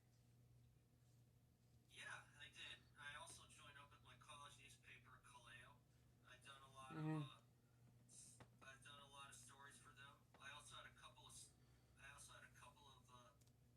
broadcast stories published for UH Manoa TV or UHM TV as they call it. I did Mm-hmm. my first story on Aloha Stadium, which has been aging and has been condemned as of 2 Christmases ago, or almost 2 Christmases ago. Once this December comes around, and Mm-hmm. as you may have guessed, I did my second story on UH men's basketball, getting Mm-hmm. back to the glory days from when they won the Big West in 2016, but had not won a Mm-hmm. tournament game for the next 5 years after that. Wow. And of course, in 2020, they didn't get to tip off, but 2021 was just a year to forget.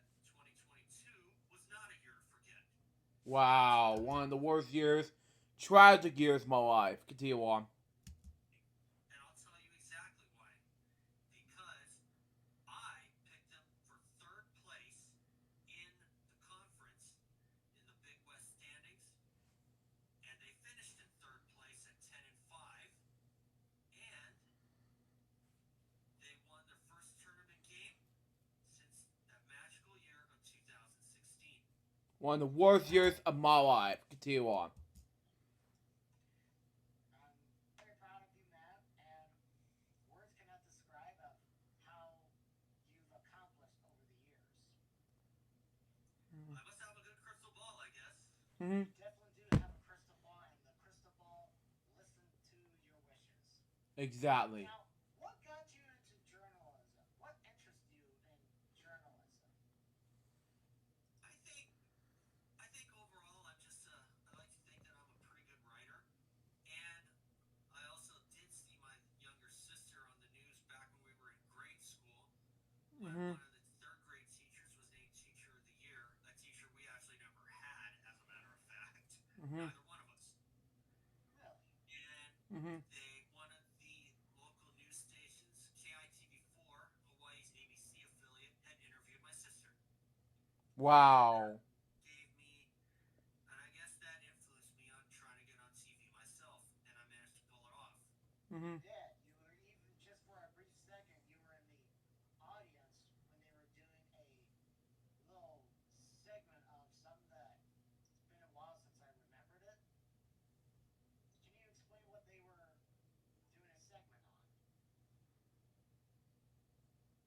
Hmm. That one I'm not. That one I don't think I remember. Uh, I've been really swamped with a lot of stuff. That's all Uh, right. Mm-hmm. It'll eventually come back to the both of us. Okay. Exactly. Probably. And speaking about your local news, explain about your favorite news anchor who used to anchor from your local news station. Oh yeah, I've had a lot of favorites through the years, but one really stood out at me. She was at KITV4 from 2012 to 2016 or 17. I think 17. That was Yunji Denise from the Big Island. I got to meet her Wow. in 2014, Wow. and it was definitely one of the highlights of my life, to tell you One the of the truth. worst years of my life. Period. 2014. Continue on. I remember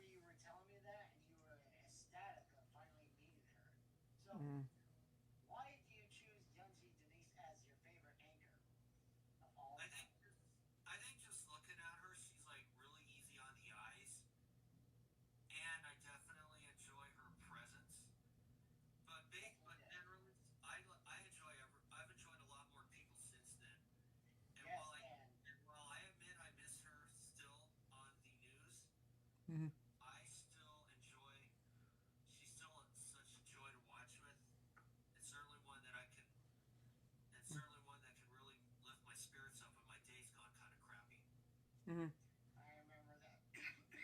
You okay? I would always remember you telling me about her almost every conversation we had on Skype and Discord and even Facebook video messenger. Man, over the years you've been gaining quite a lot of traction from the staff at your local news station. I did. I actually know just about every single reporter there, except for behind the scenes. And Mm-hmm. it's always hard to see it when one person leaves. But Yeah, I have to because say you've been. that there's actually several people I'm super glad I met, and that's Luani Kiala Navarro, Wow. I have to say this, my all-time favorite meteorologist, because she really has Wow. that Hawaiian side of her. And of course, Robert Kikala, who anchors sports for over 30 years, as a matter of fact. Mm-hmm. But most of it came at KITV4. But unfortunately, last summer, he passed away unexpectedly. How shocking, I Actually, June know. 19th marks a whole year since he passed. I got to meet him. Turns out we actually share something in common. We're both motorcycle riders. Wow. Except Robert's on road, I'm off road. My condolences. You are. And what inspired you to become a fan of the Supercross? Like, tell us how you started liking Supercross. I'm a racer at heart. I like racing, especially if it's two wheels. I've been a rider for 26 years. Whoa, okay. Makes sense in any way. Continue on. I've been a fan of the sport since '97. Wow. Because my dad had a VHS tape of the '97 Orlando Supercross. I like to consider that my first race, and that's how I learned everything. And And it made me want to dig back into the history books and find out who was on top of the world and such. my favorite Supercross driver would have to be Ricky Carmichael. Who's yours? He's one of my favorites too, but one who really holds a special place to me is Chad Reed. The reason I Wow. retired Chad Reed because he retired last year at the end of the 2020 season. Mm-hmm. And there was a time actually where I was considering possibly leaving or no longer following the sport after the legend Jeremy McGrath unexpectedly retired in '03.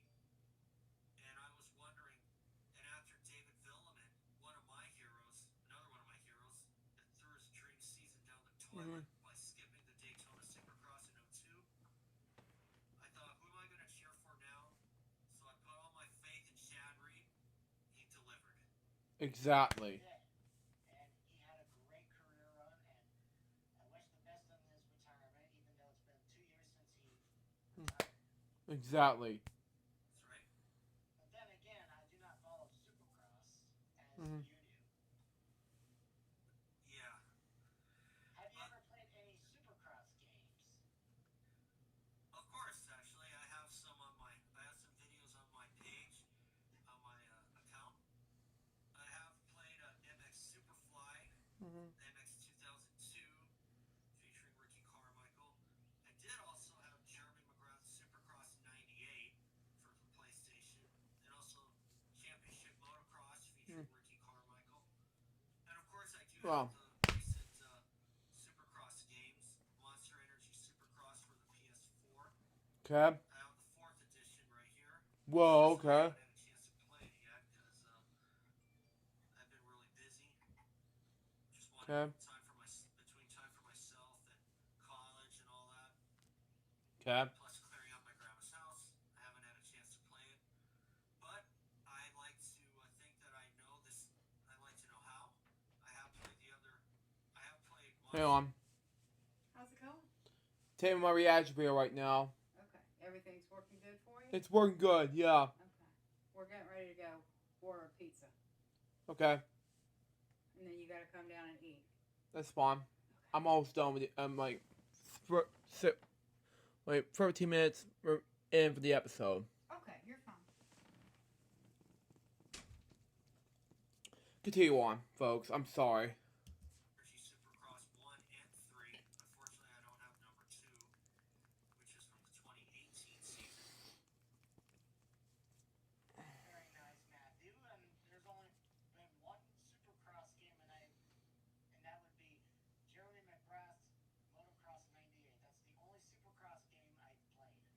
Okay. Oh. Wow. Have you ever played that game for the PlayStation 1? Supercross 98. Actually, yes, I have. Mhm. Unfortunately, I don't think I have that game anymore. Wow. Fun game from my childhood. Oh yeah, definitely. Mhm. As well as Motor Racer, but that's not Supercross, but it does involve motorcycles. It does, yes. Mhm. I also understand that you do like to do motocross rides from in your local area sometimes. That's right. Yes. Can you tell us Unfortunately, a I little bit have. about that? Can you tell us a little bit about that? Well, sure. I like to ride at my local motocross track, which is Kahuku Motocross Park. That's on the North Shore. It's a great place to ride. I've gone there since 96, 97. Okay. Okay. Unfortunately, I've only gone one time this year, basically because of a lot of college and clearing out my grandma's house, of Mhm. course. Plus, I did want to put a lot of emphasis on my scoring live internship for this Okay. past spring, which was a ton of fun, believe it or not. Okay. Glad you had a fun time there. Mhm. Now, since you graduated college, will you be doing more occasional rides on your spare time? I like to think so. Mhm. Unfortunately, I haven't really used my GoPro camera yet, and Which especially is since huge for me, because I use my GoPro Hero Section 5. Do something for a change, Matthew. Continue on. they're upgrading now. I have not heard about the new GoPro yet, but I bet it's going to be a neat GoPro. Wow, okay. I'm sure it is. Unfortunately, I haven't had a chance to get my hands on it yet, but I'm hoping to pretty soon. Yeah, you gotta. Now let's get into the. Oh, cool! Is that the Go? XC Yeah, I have GoPro. something like that. This I is have one of the older ones. the one that I haven't used yet, basically, because unfortunately I thought I lost the memory card, or the little memory piece. Yeah, the little micro I SD think I card. found it, Oh. and hopefully I'll get back to using it. So, do you have any more Supercross videos that you're going to be uploading in the near future? I know there are times where you upload a lot of races. Do you have any more in your collection? To tell you the truth, I have just about every single race up to 27, the end of the 17 season, but unfortunately I can no longer record the races on blank discs. That's how I uploaded the Wow. past ones. I managed to copy them to blank discs. Thankfully, I did. I did that when I did because the machine I used it broke, and I Whoa. no longer use it. Okay. But as far as I did have other seasons like I had 06 and 2010 Mhm. passed up to there, Mhm. but unfortunately Phil blocked most of them, Wow. so I'm not really too upset about it now. At Wow. first I was, but I learned to live with it. I just wanted to give everybody a lot of memories back and just show Mhm. that I'm no newbie. You should use my the vid boxes nowadays. That should be a good thing, Matthew. That's just me, of course. Continue on. For it. I know my Definitely. race. I Of know my course, we race. always I have know to what read up. when I see it, and I like to voice my own. And I like to voice my own viewpoints whenever I can. Mhm. Definitely. And there's nothing wrong with reliving your childhood memories by watching old races. Ex- Just like when I go on YouTube sometimes, because when I was a kid, I was a fan of NASCAR, and Mhm. I don't watch NASCAR as much, but I'm still like a NASCAR fan at heart. Sometimes I'll go on YouTube and watch a little bit of some old races from the early 2000s, Uh-huh. because I grew up with NASCAR in the early 2000s, especially when I was 5 years old. Mhm. Yes. Well, I admit I'm kind of not really much of a NASCAR person, especially since it just goes in circles and all that, and I Mhm. kind of deem that to be quote unquote boring. But everybody likes it, so I'm not gonna knock them at all. Mhm. They also do have a couple road courses, but the majority of them are oval tracks. Wow. Okay.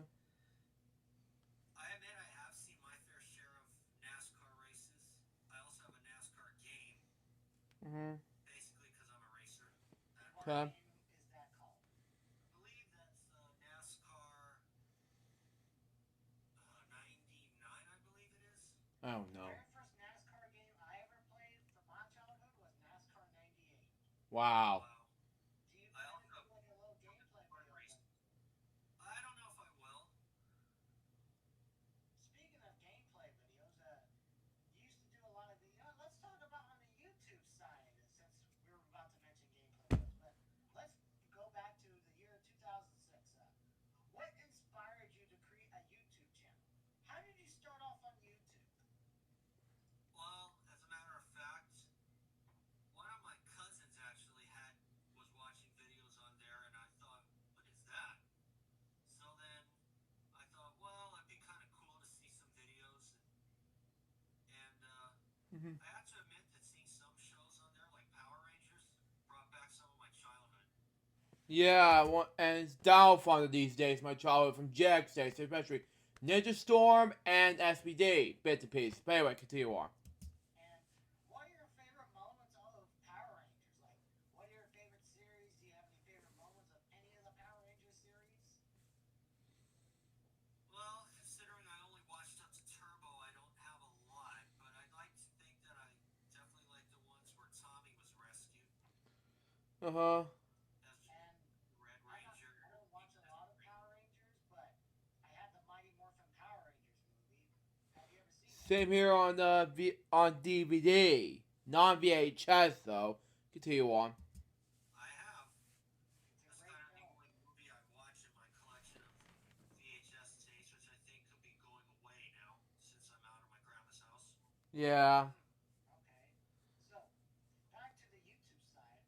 I understand that your first YouTube username was Matt49324. That's right. And what did you primarily do on that old channel before it got terminated in 2010? The same thing, just basically gameplays and game show runs. And also, I did upload a lot of Supercross clips and motocross clips of people crashing or other Mm. moments that are or other moments from the late 2000s Supercross series. Mm-hmm. I see. And what got your YouTube channel terminated in 2010? I think it was some music tracks from the Warner Music Group, but that was Wow. then. But back then, YouTube was like a 3 strikes, then you're out. So Wow. They still got the 3 strikes. Like, if you get 3 strikes, your channel's terminated. But I haven't received a strike in 10 years, so Wow. I don't know what's changed. I almost I think changed they're either. a lot more lenient as of late. They're not. They're just kind of taking videos down. They're not giving any uploading strikes or anything. Yeah. Yeah. Yes, there's been a lot of changes for the YouTube guidelines. Mm-hmm. Changes for the best, I might add. So, after you got terminated, you created a new YouTube channel on that very same day, Matthew V21688. That's right. Out of all the years that you've done on your current YouTube, what would have to be your favorite video you've done on your channel?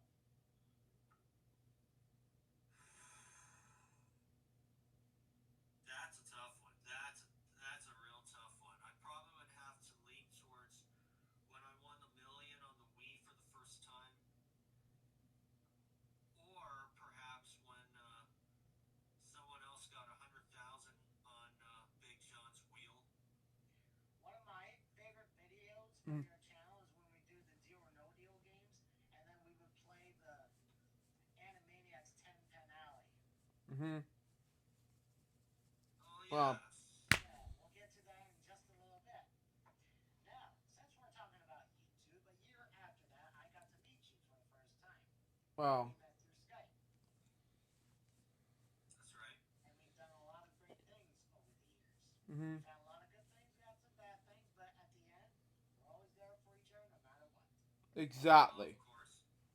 And I'll tell you, I wasn't a fan of group calls at the time because I was more of an introvert, but as the years progressed, I've started to get a little more open, and now I'm pretty much not an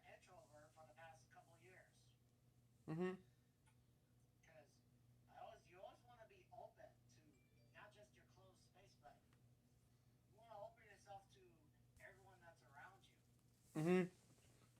And not try to use not try to use Discord as your way to detox. Because I got way more ways to detox. Like I have Baywatch Hawaii on my Samsung TV right behind me. Mhm. Yes. I use that as my detox zone. And Mhm. not There's a Discord. lot of things to detox, like going on a bike ride, listening to music, meditating. Mhm. You don't have to use a certain program to just vent out stuff. I mean, yes, you are more welcome to vent out, like on YouTube, of how you're feeling, but don't. Yeah, I have to agree because at the time, yes, I gotta be famous on everywhere social media wise.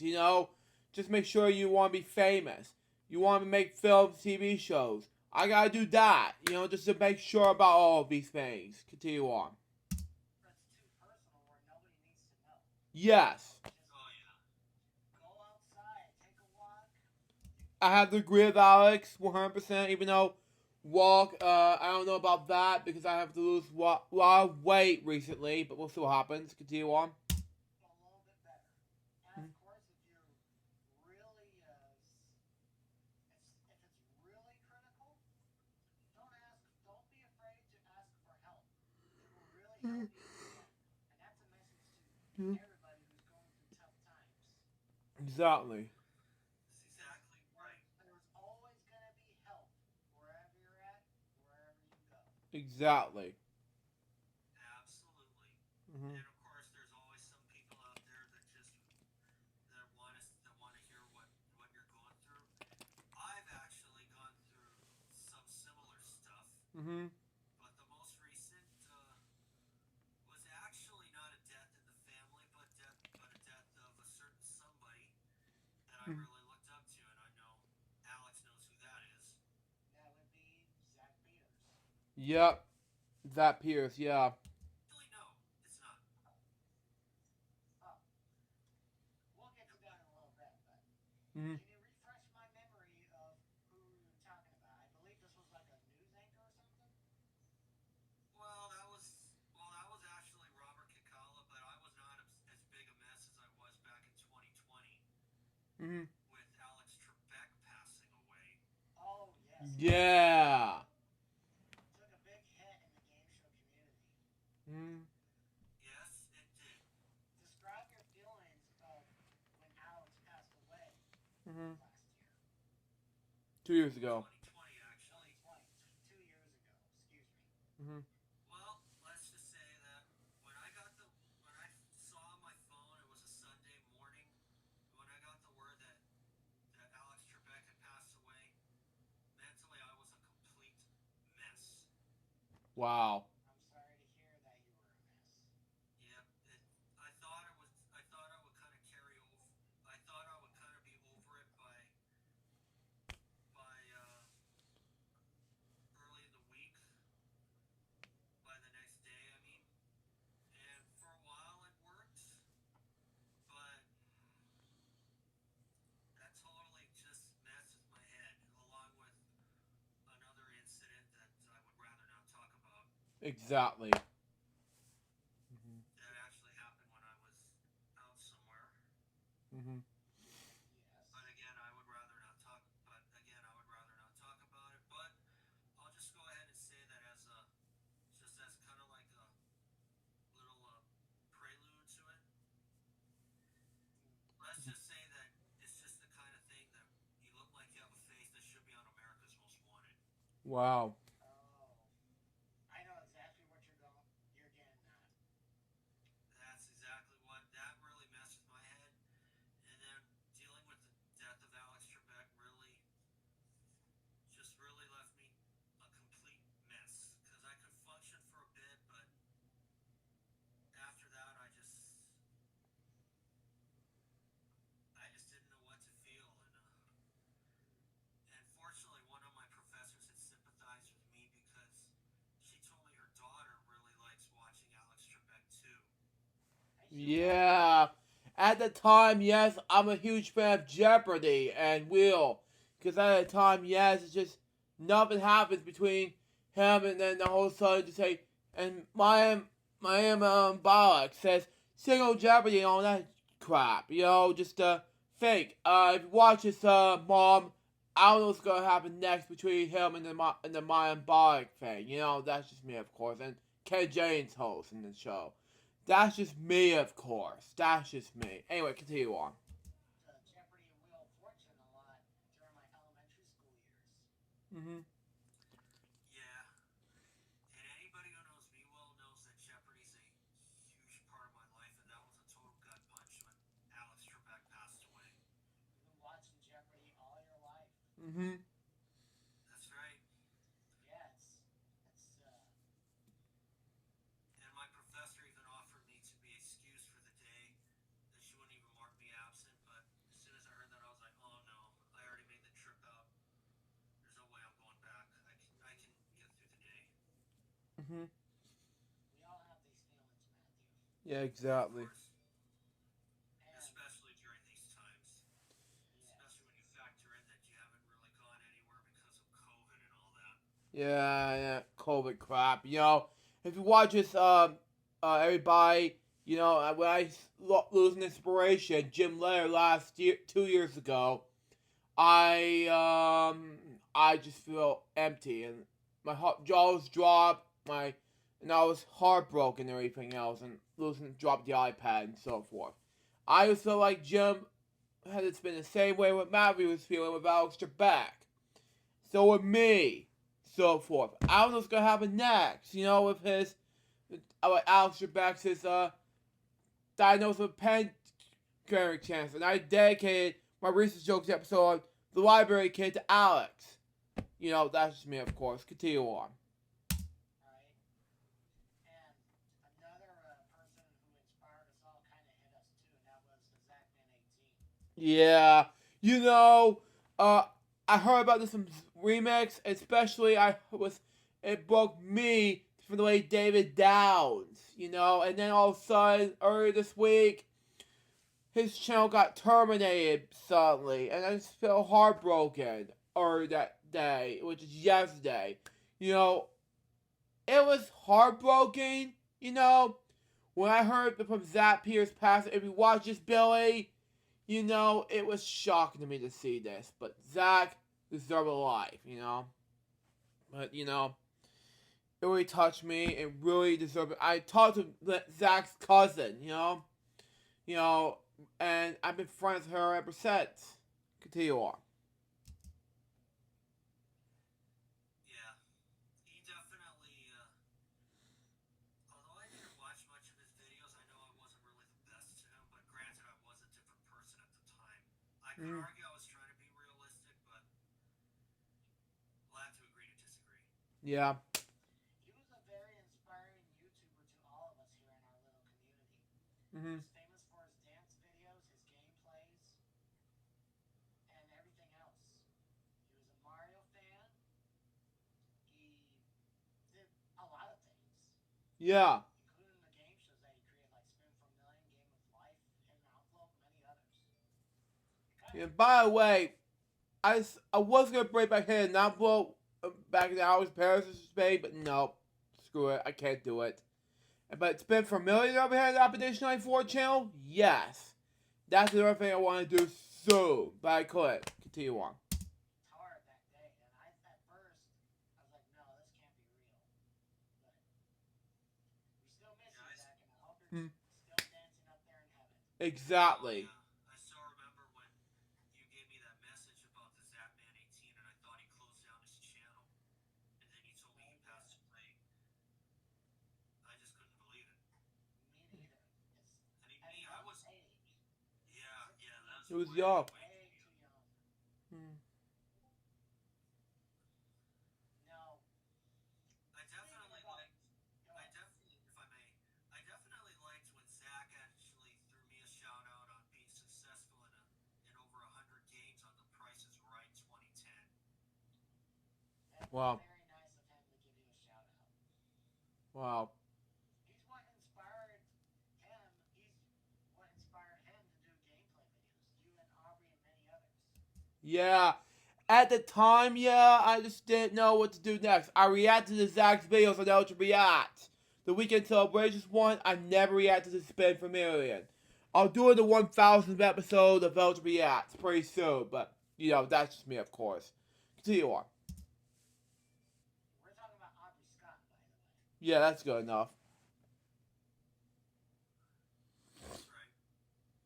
And speaking of games, that, as I said, one of my other favorite videos of where we would do the 10-pin alley game. Hmm. That's right.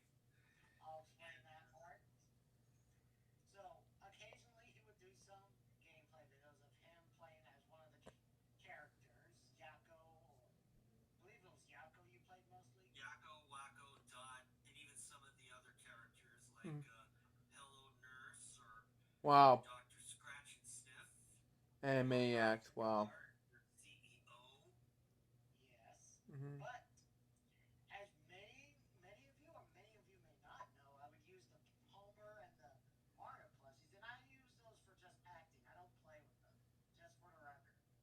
Exactly. I actually bring them on because I like to entertain the audience with my little humor. Exactly. I made up a couple nicknames for those characters. Two in particular, well, three actually. Hmm. I'm gonna save the best one for the very last. For Hello Nurse, Homer would call her Sexy Nurse. Of course.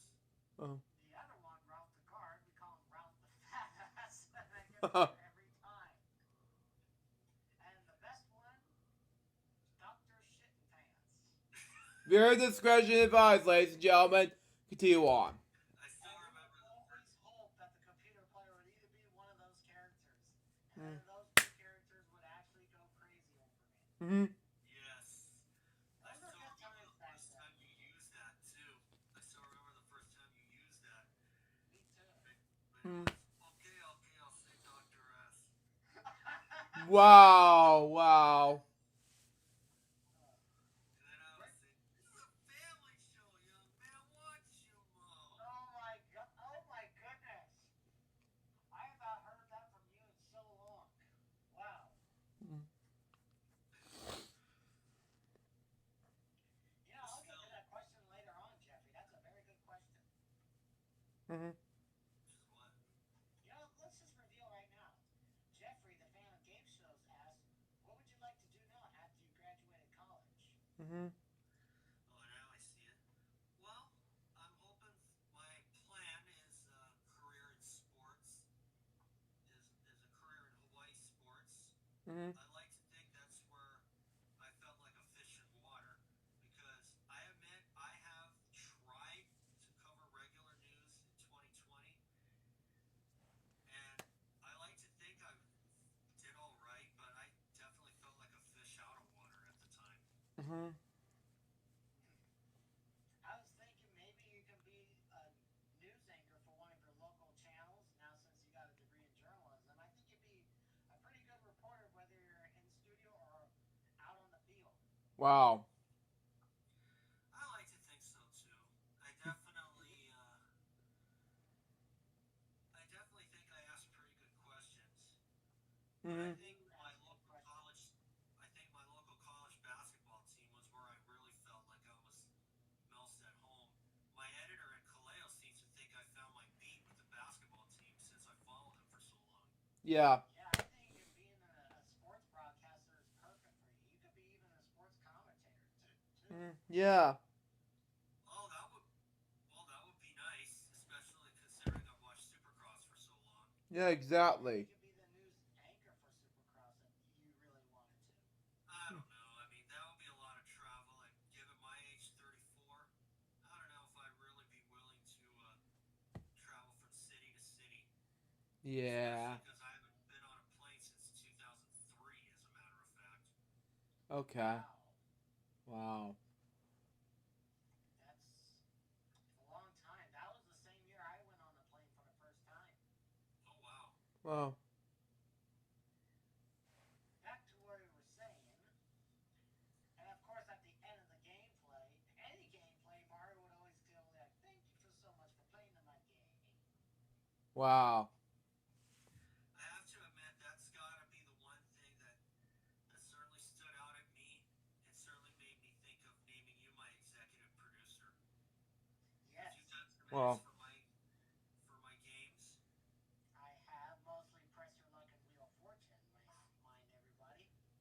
Mm-hmm. And you've also done Card Sharks for a bit, but I've since retired that series. Yeah. Yes, and you know what? Speaking of that, a couple years, like, I don't know what, 2017 or 18, I helped Matthew create a gaming channel, Matthew V21688 Gaming, because he had I think it was a copyright strike that you got. I think it was a community guidelines from somebody else. Wow. Do you plan to upload any more gameplay videos? To tell you the truth, I honestly don't know. I honestly have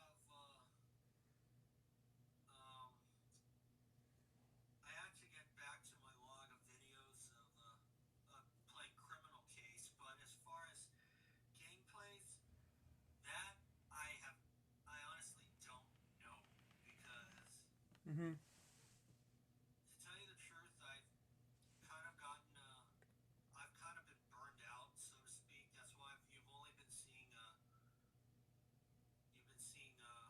Tetris 2 gameplays Wow, okay. That makes more sense. Continue on. mainly. But as far as other games go, I do plan to post them. I just like to post them whenever I feel like it. Okay. And where are these games besides Criminal Cases that you plan to upload it? Well, mostly Tetris 2. And some of these are some of my episodes from my Wheel Big John series and my Pyramid series, Mm-hmm. which been taped for many years ago. Mm-hmm. Yeah, I know. I've been really distracted. That's kind of been the story of my life. But again, it's been a distraction in a good way because I've been dealing with my life.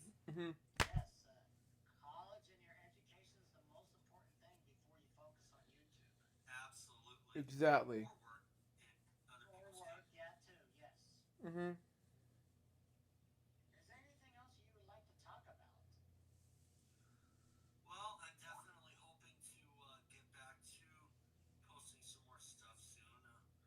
In the meantime, I've just been enjoying my races and making sure that I just have a happy medium and definitely knowing that I feel like I've definitely earned a lot of subscribers from my Supercross races from back in the day. I have races as old as 1998. I have one race from 97 on my computer that somebody sent me. Mm-hmm. You have like thousands of subscribers and you just truly deserve them. Mm-hmm. Yes, I do. You do. I try to be as fair as I can too. I know there was a time where I know I kind of wasn't the best on comments, but I have been trying to be a little bit more fair and not trying to be too harsh. Exactly. Of course, there are the people that just want to tick you off just for their entertainment. Mm-hmm. Oh yes, there's a lot of people out there. Mm-hmm. We've all dealt with trolls. Exactly. Same here with me. So back in 2009, when I have this troll named I'm not gonna say the name, but it's a mean guy who eats McDonald's every day. You know, it's just stupid. I know, but it's just painful. Then 2020 when this one troll kept saying the N word on the stream. I don't know what just happened, but that's just me, of course. Continue on. No, they're not. Well, the only thing I have to say is that you've been a great friend since 2011, 11 years, and I thank you for that. And I appreciate you participating on my games from L4GSTV to the 25, and hoping more stuff to come from you as well. Mm-hmm. Oh, I will. I just don't know when, though. As far as other games go, I honestly have no idea. I also had to rehook my games up. Unfortunately, my PS2 may only be Jeopardy games that you'll see from now on because Okay. the disk drive won't open. Okay. That's no good. Well, I want to thank you for being a part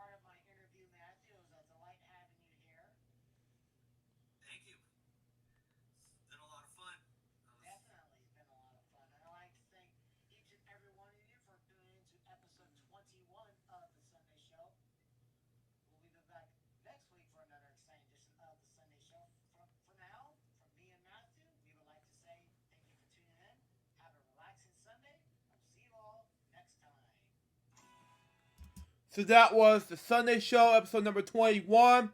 What do I think about this episode? It was common, and overall it was a successful episode overall for interviews. That was the LJ Piece of React episode number 842. How to pronounce it? Anyway, 841. 842. Anyway, hope you enjoy it. Stay tuned for the next one. It's going to be Brian and Steve Show, Season 7, Season 9, excuse me. Episode number 4. It'll be called Jeremy Goes to the Restaurant and all of a sudden just have to be Charles' dad. Now, excuse me, let me check out the pizza real quick. If not, then I'm going to have to go downstairs and make it all chill out. Till next time, Sue Jones and Bob Piece of Baby. We can watch the reaction you guys pursue. Till next out. See ya.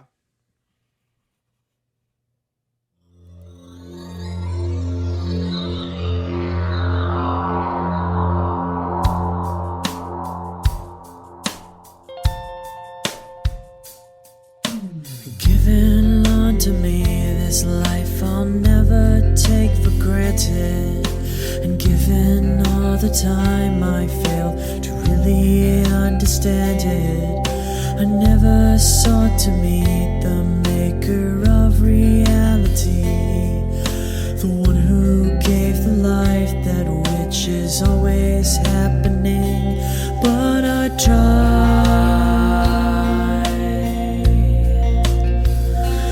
all the time.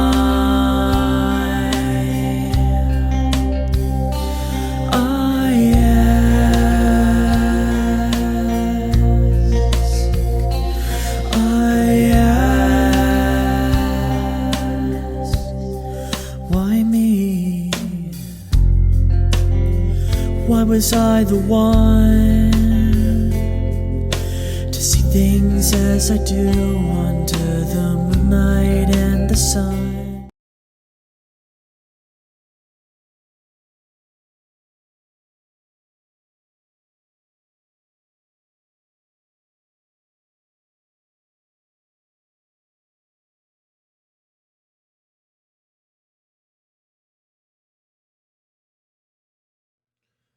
Hello guys, Sue Jerry speaking from Atlanta, Georgia. Welcome to LJ Piece React, episode number 843, and today we react to Jerry meets Dave, the child's dad. React to this beginning in 5, 4, 3, 2, 1, go.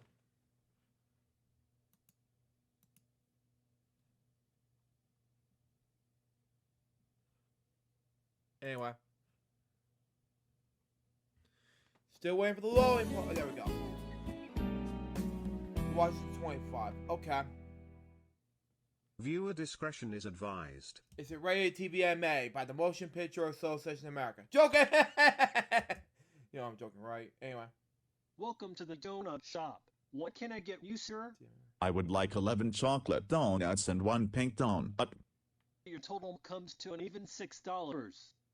Thanks for the donuts, sir. Okay. 25%. Okay. Brian Steve Show.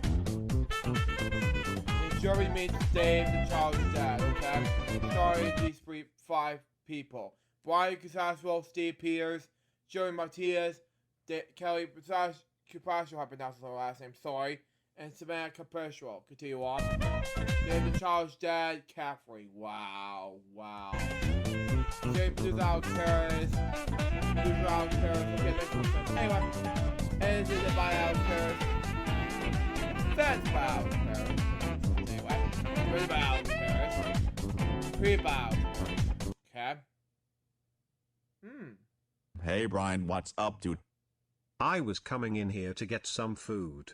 But then I noticed you are eating your donuts. Why are you eating them on the counter instead of the dining room though? Because I am hungry like a horse, and I love my donuts. Donuts for life. Of course, you love your donuts, but you don't need to eat them all at once. You wouldn't mind if I can take one, would you? Sure, you can have my pink one. Thanks, buddy. Have a good day at work. Hello, Jeremy. I would like to purchase a legitimate lottery ticket, please. Here is a legitimate lottery ticket, Steve. No pranks at all. Yep, it's real alright. Thanks for not fucking me over like you did the last time. Let's Wow. see what I won. Wow. I won myself $10,000. This Wow. is great news. I Good will job. cash this in at the lottery Good job. headquarters. Good things always come true, right, Alex? Definitely most of Right. the time, Jeremy. Exactly. Looks like we have another customer coming in. Oh boy. Oh my god. Welcome to my store. What can I get you both started with? I would like to buy myself a box of Reese's, a box of Kit Kats, a peppermint patty, and a 2-liter No, that makes no sense to me. bottle of Beck's root beer, please. Okay, sir. Anything else? Yes, I would like to buy some Jolly Time popcorn, some candy canes, and 2 That's cans of Reese's. SpaghettiOs. SpaghettiOs. Dave, you don't need all that junk food. We are only here to buy 3 things, and that's it. You don't need popcorn, or any more of that crap. Oh. But I really like my popcorn and SpaghettiOs with my candy and soda. I want to buy these snacks so I can watch Barney's Great Adventure later this evening. Wait, what? Don't worry, sir, I'll explain things later. Let me deal with this real quick. Dave, I don't care if you like your spaghetti with your popcorn, we already have those at home, and you don't need any more than what you already have. Now please don't start this. Come on, Catherine. I want to have a lifetime supply of SpaghettiOs and more candy because I love my snacks whenever I watch Barney the Dinosaur or any other movie I'm Wow, watching. my childhood favorite. Continue on. Absolutely not. You are getting only candy and soda, and that is final. Do not start with this shit again, Dave. I am warning you. But I want more SpaghettiOs and popcorn. I want more SpaghettiOs and popcorn. Wah. Dude, what the fuck is your problem? You are a grown adult, and you watch Yes! that big purple bastard, and you're crying all over because your wife said no more stuff than what you need. But I love my candy and popcorn, and I love my Barney. Wah.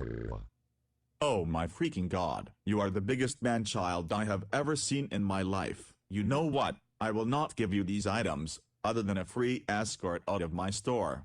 No, I want my candy and soda and popcorn and SpaghettiOs. I want them now. This is your last warning. Get out of my store or I am calling the police, you stupid retarded man-child. Oh god. Hey, don't you ever call me a retarded man-child. That word offends me, and I will not leave until you give me my order. And if you refuse, I will beat you up real bad. Alright, you know what, bitch? You asked for it. I am now kicking your ass. Bring it on, asshole. Your discretion advised, ladies and gentlemen. Mommy, Kathy, Jeremy beat me up, and now I have eyes. Oh gee, I wonder why. You deliberately provoked this man by shoving your love life of Barney, and you cried all over things you don't need. But I'm really sorry. I won't do it again. Can I please get my order at least? Absolutely not. You caused a scene so badly, I couldn't hold a straight face this whole time. You are the biggest idiotic customer I have ever seen. You are hereby banned from here. And this is by far the most idiotic, most embarrassing thing I have ever seen. Get in the car now. And stop crying. Jeremy, I am terribly sorry you had to see this. You see, Dave acts like this all the time whenever things don't go his way. It's okay, Catherine, but why does your husband act like this? He was dropped on the head when he was born, which caused him to have a childlike behavior. He has done many things. Yeah, even though I don't like to be childlike. I was diagnosed with autism. You know, that's just me. Continue on. Watch Benry at work, not going to bed when till 2, etc. Ugh, I am glad I don't have that behavior 24/7. I do not ever want him at this store ever again. But you are more than welcome to come in any time. Thank you very much, Jeremy, and I hope you won't ever have to deal with him ever again. For this shift. Hi, Jeremy. Nice to see you. Why the face? What happened at work today? Let's just say I had to deal with the most stupidest customer I have ever encountered. Oh, I am so sorry, honey bunny. Customers will always act the way they want when they want things their way. Tell me about it, Savannah. He robbed his love affair for Barney, cried over things My childhood favorite. Continue on. he couldn't get, and tried to beat me up, so I had to defend myself, and I banned him for life. Wow, what a stupid idiotic asshole. I hate people like that. You know. It infuriates me of how childish some people can be. Yeah, I agree 110%. I think I'm 110 million% that I agree of. Continue on. gonna go have a Bud Light and then just flop on the bed after that experience. The end. So that written by Alex Parrish. Yeah. Who is this? Okay.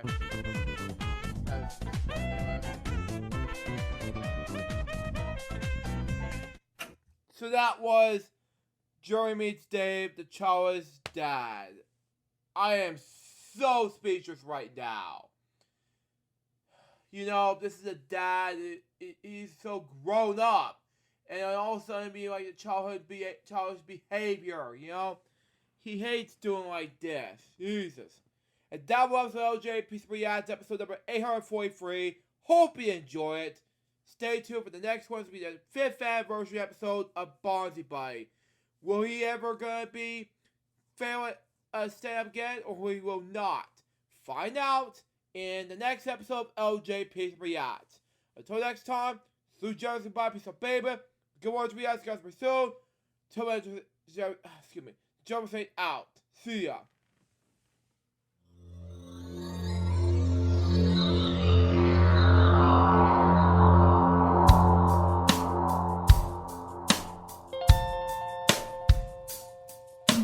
Giving unto me this life I'll never take for granted, and given all the time I fail to really understand it, I never sought to meet the maker of reality, the one who gave the life that which is always happening, but I tried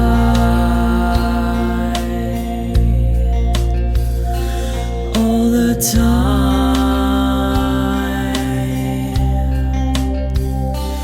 I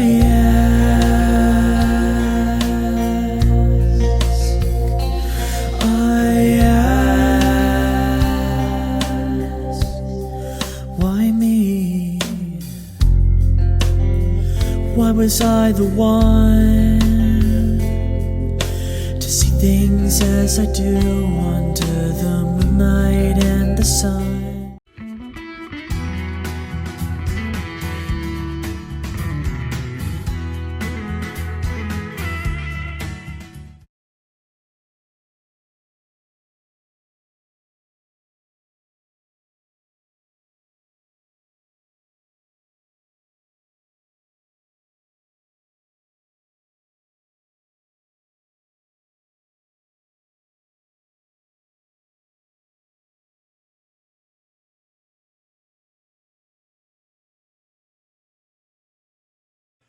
Hello guys, Sujara speaking. Welcome to Bedtime Stories, episode number 162. And today I read you Pepper Ann, Soccer Sensation. Now last time I did a bedtime story episode was the very best bedtime story episode I did called Old Best Friend. Now, about months ago, I did talk about a bedtime story episode on Old Best Friend, and it's basically about Brenda. And all of a sudden, she was wound up to be a freak. Now, and that was the day I was all of a sudden just wound up and win this game. You know, I just want to be there and record the game at the same time. And all of a sudden, the Georgia Bulldogs won it in the 42-year history. Now, while I was taping this bedtime story episode about Pepper Ann, you know, and also you get this thing out of the way, it was humongous, you know. And I'm not saying huge, I'm saying humongous when it comes to all this. Anyway, back to the whole story. Anyway, Pepper Ann, Soccer Sensation. Now, today I'm gonna read that, and I'm not gonna read the whole. I'm reading the whole 52-page story because this is gonna be a chapter-long story. Number one, it's another Pepper Ann book, and two, I've never seen this in my life. And this is a story I've seen. And yeah, it's one of the shows I've seen as a kid on Disney, you know. That's just me. But anyway, let's ball for 1 hour because I want to read this now for you guys. See what we got, shall we? See what we got. Now, that's episode 48 that you vote over and over again. Anyway, let's just read it, shall we? See what we got. Anyway, Pepper Ann, soccer sensation. What year was this from? Anyway, I know it's 1997. Created by Sue Rose. Hold on. Adoption by Nancy. I can't pronounce this last name. Corrick. Okay. Illustrated by Stephanie Gladden. Yeah, I have to get close to the book. Sorry. Published by Scholastic. Who, you know, the publishers who bought you Clifford the Big Red Dog, Maya Miguel, something like that. I don't know. New York's, I can't read the city's name. Sorry. Up close. Sorry. Anyway. Next page. Anyway. Story is, Nathalie Kahn, okay? Basically, sorry, I didn't pronounce that, sorry. Based on a television script by David Harrington. I can't pronounce his last name, sorry, close to the book. Anyway, while I was taping this Atlanta. Anyway, copyright, 1998, I can't see it up, quote, it was 1999. But this television episode came out in 1997. I'm not sure what it is. I'm sorry. But that's just me, of course. Anyway, let's read it now. Chapter 1. Pepper and Pearson, okay? I said person instead Pearson, okay? Stared at the black and white ball, okay? As the hazelnut R's goalie, okay? Incoming soccer balls were going to sight Pepper Ann has seen before, okay? Okay, Weasels, Pepper Ann, declared, full gritted teeth. Give me the best shot. Wow, Pepper Ann. You gotta do something. Next page. Anyway. Oh, I misspoke the words wrong. Anyway. Did I zoom in right? Oh my god. I don't really do that. But anyway. It was just so close to me. Anyway, next page. Anyway. Pepper Ann reached forward, jumping to meet the ball. And watched helplessly as a flew past her, okay? And it is into the goal cage. Wow. I can't pronounce it. Cage. Let me get all close in case you want to just read that. Anyway. Cage, okay. I can't read that anyway. Up close. Sorry. Let's just get back up close. Anyway. It'll be 4 corners in case. But that way more easier. Okay. Trick it. Oh, yeah. I don't want to do that anymore. Anyway. I'm sorry, folks. Anyway. The score is 4-0. Trigger fake Blair, okay? The soccer announcer. Okay, that makes more sense. Yeah, I saw this episode years ago when I was watching Disney Plus, but okay, that makes more sense. Anyway, told the crowd Pearson can't seem to catch a ball. Wow. Is she Charlotte from Charlotte's Web or something? I don't know. We'll see what happens. Anyway. Wow. Pearson can't seem to catch a ball. Yeah, I didn't read that already. And the others can't seem to catch a break. I don't know what's gonna happen next. Trinity had just made the understatement of the year. It was only the first game of the season, okay? But already the Hazelnut R's were starting their 14th construction losing season. The longest by far of any of them in Hazelnut history. And then Pepper Ann look out over the field, okay? Sissy, well, kind of reminds me of Baby Bob and Barney. Anyway, Sissy Rooney, or mix between Baby Bob and Barney in the same time. How about that, folks? Anyway, Sissy Rooney, the R's center forward, okay, has called a timeout. Wow. And you saw the bouncing thing in the background. Anyway, next page. Anyway, apply nuclear reactor Rio lip gloss. Why? The referrer walk around up to Sissy, like If BJ would be here, it's like, hi there, Sissy, how you doing? Oh no, I'm sorry, we're gonna mess up my papa's chair. Okay, next one. Anyway, Mrs. Brody, sometime today he demanded, wow. But Sissy didn't answer, wow. She just stared in despair, space, wow. Suddenly Sissy collapsed in a heap. Wow. The crowd gasped, Coach Dugan, raising her side. Rudy, you guys speak to me. The coaches cried out. You have got to be kidding me! Oh, wow. Sissy blinked, anyway, slowly opened her eyes and looked up at their coach's worried face, okay? Uncle Frank, is that you? Sissy murmured in the daze. Wow. Coach Dugan picked up Sissy's lip gloss. She dabbled it on his finger and lick it carefully. Here's the culprit, okay? The coach declared. Is she drunk or something? Or blind? Whatever. I don't know. Looks like tan lip gloss. Wow, Trigger shot through her microphone. Jesus. As Sissy was carried off the field, Coach Dugan called for their timeout. And cover her players together. We need a replacement at the center. Okay. Next page. Anyway, she told the other girls who can Sabarabi. Not even making more sense. Anyway, no one volunteers there. Was the toughest position. Oh, this is the first season. Okay, makes more sense. Anyway, on the team, the center towards was expected to score the goals. Okay, so far Sissy had scored 8 goals.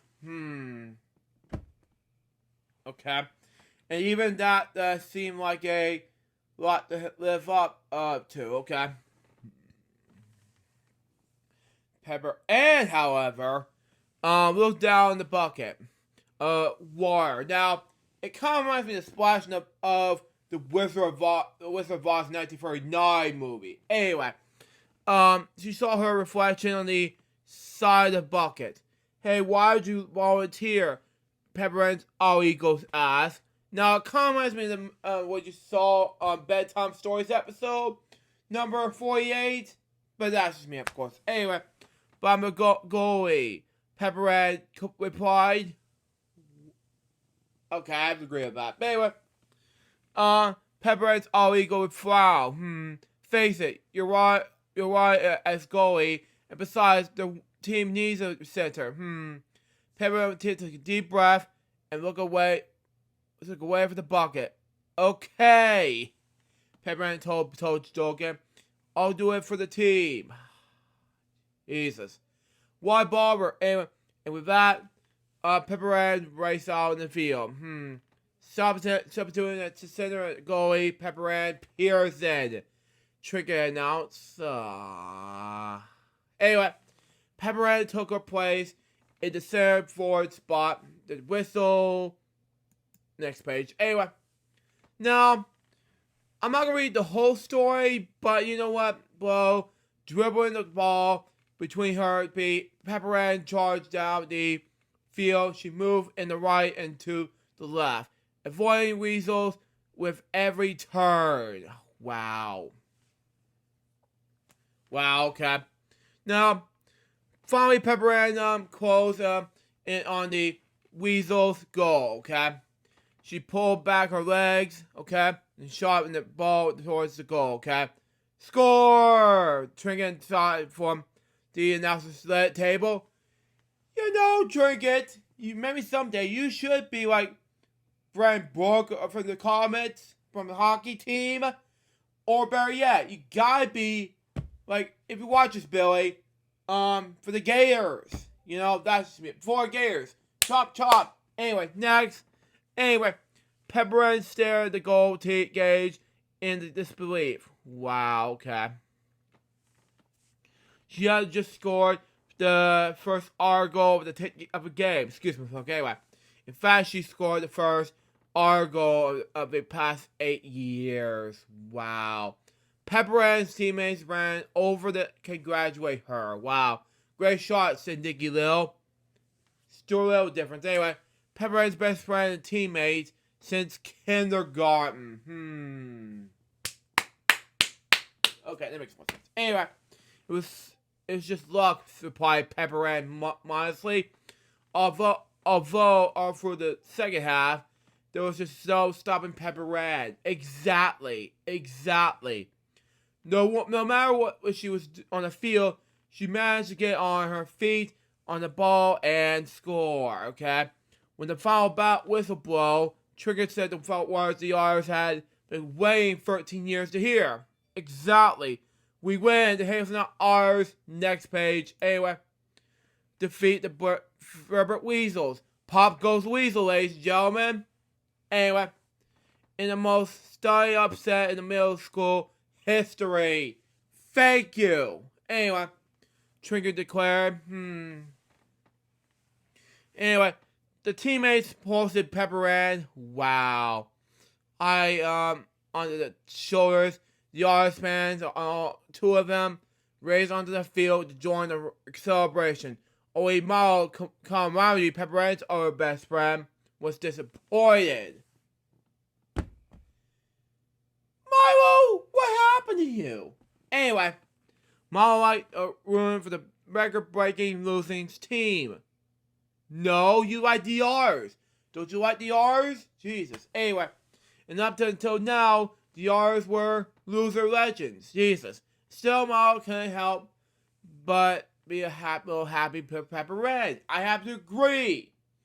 The next morning, as Pepper Ann was ready for school, she glanced into the mirror. Why is she wearing a dress in the right part of the page? Anyways, next page. Anyway. Hey there, Star. Her alter ego congratulate her. Oh, wow. Pepper Ann blushed red. Wow. Pepper Ann believed what Coach Dogan always said. A team working together is the whole enchilada.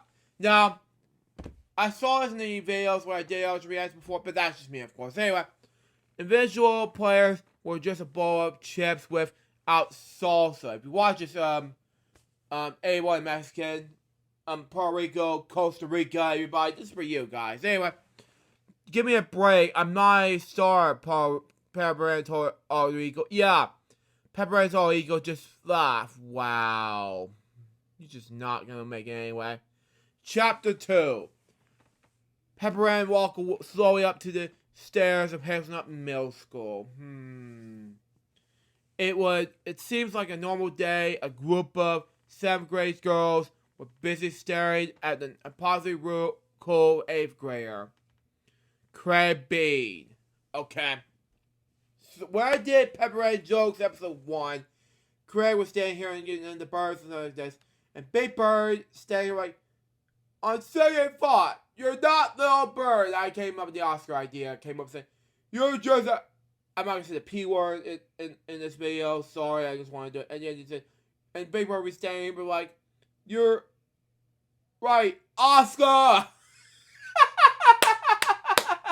In the video! You know, that's just me, of course. Anyway, Claire's equally busy, not staring back at them. Exactly. I don't know what's going on next. Anyway, there's only someone spotted. Next page. Anyway, Pepper Ann's mane of thick red hair. And everyone went crazy. I don't know what's going to happen next. Hayes, Auburn, Thunder. Well, Thunder struck me AC/DC. Anyway, one kid cried out. The kid held up in the notebook to Pepper Ann. Jesus, you really rock. Can I have your autograph? First of all, no. Second, no, I will not let you have your autograph. I don't know where his name from. You'll deserve it. Anyway, they started. Suddenly, kids were coming up at Pepper Ann from all directions. They wanted autographs, pieces of her clothing, her shoes, even locks of her red hair. Shut up! Anyway, well, no, Nelly. Anyway, Pepper Ann shouted, "Can I get a little room here?" But the crowd wasn't about to move away. "Look, I got her scrunchie," one kid shouted as he held Pepper Ann's ponytail her in the face. Jesus, why even bother? Anyway, Pepper Ann ducked down low, cried through the narrow hole in the sea of waving arms and legs, and ran off. As soon as the kids realized that Pepper Ann has disappeared, thank God, they took off in search of her. I don't know what to do with you guys. Anyway, Pepper Ann's crazed fans chased her through the cafeteria. Don't even try. Even into the gym, behind the science labs, and into the girls' bathroom. Why bother?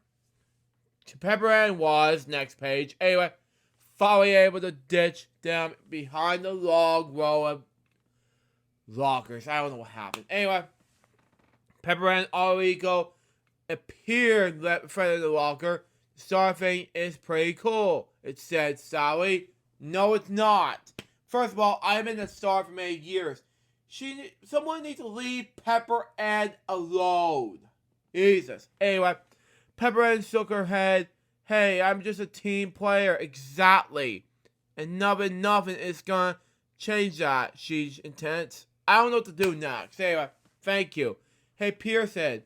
Pepper Ann heard a familiar voice say. It was Craig all alone. Anyway, she got ready to run, but she stopped dead when she saw who was calling her. It was Craig Bean. Wow. Craig had barely even noticed Pepper Ann before. Well, with his being a cool 8th grader, and Pepper Ann was a lowly 7th grader. Wow. Nice moves, Craig told Pepper Ann. And then Craig did something I can't pronounce that. Margaris. Wow.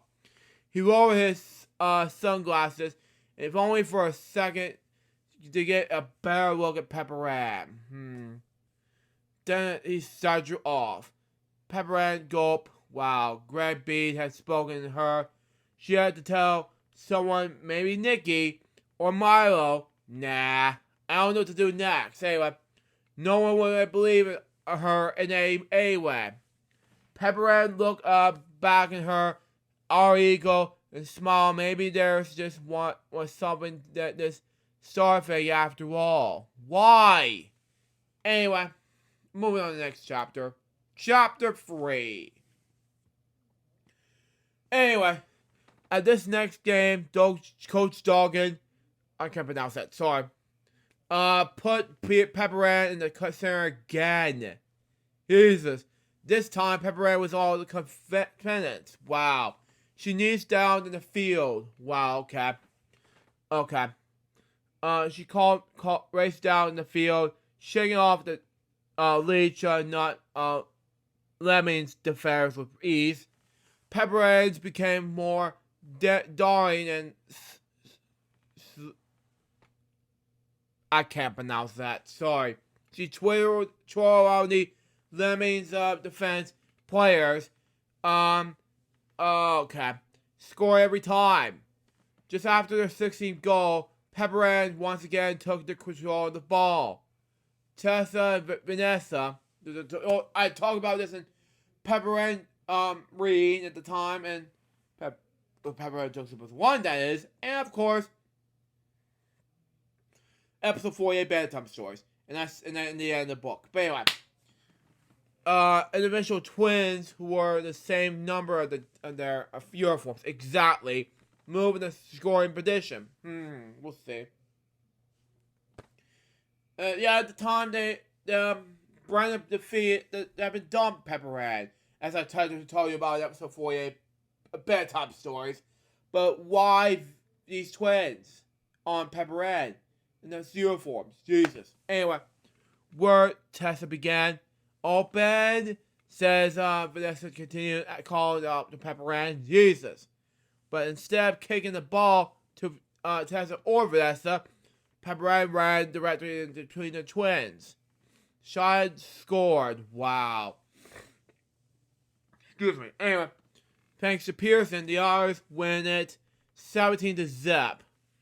Trinket announced to the crowd, wow. You gotta be kidding me. The Otter fans went, wow. Auburn Thunder, Auburn Thunder, Auburn Thunder. They cried. Pepper Ann took. Next page. Anyway, a blow and flip his hair about like a movie star. Why even bother? Anyway, but Pepper Ann's teammates were not as pleased with Pepper Ann's performance on the field, as the kids in the stands were. The other players were turning away from Pepper Ann exactly, and Stoke back towards the locker room. Exactly. Way to beat those Lemons, Coach Dogan greeted the girls as they filed into the locker room. Exactly. Anyway, we'll see. But the team did not look excited. Wow. They look angry. True, but some of us have a better game than others. But that's okay. A goal for one player is a goal for us all, she added. Exactly. Anyway. I don't know what they were in this book. Let me see that. Okay, never mind. Okay. Whatever. Tedessa pointedly started. Tedessa even more pointedly finished. The twins, like the rest of them, were buying it. Wow. Of course, it is the key to remember that no players in the island. The coach said. Come on, what's the artist's motto? Pulse, Charles, Teeth, and Fur. We're all parts one otter. Anyway, all girls responded in unison. All girls except for Pepper Ann. Wow. You have got to be kidding me. Anyway, she was too busy standing by the locker room, signing autographs. Jesus, why? Next page. Anyway. Coach Dogan watched Pepper Ann with concern in her eyes. Nikki Lil was watching her. Anyway. As well, Nikki was watching her as well. Wow. Anyway, Nikki leaned over and whispered to her coach, I'm sure it's a phase. She has, it moves her. Anyway. But Nikki wasn't sure. She watches Pepper Ann sign another autograph. Maybe this was just a phase. But this is, by the looks of the fakes, it wasn't a place Pepper Ann was going to give up on anytime soon. Why? Chapter 4. There was no way anymore, and Hazelnut Middle School could have missed this year's biggest sports story. The rise of soccer superstar Pepper Ann Pearson, better known to our fans as Auburn Thunder. I don't know about this. It's one short season. Pepper Ann had gone to lamest to famous, and from next page. Anyway, Love the Cruiser. Pepper Ann puts on the real show. She performed fancy footwork.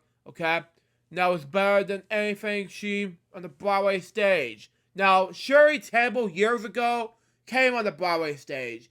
Buddy Hatchet did on the Broadway stage years ago. It was on the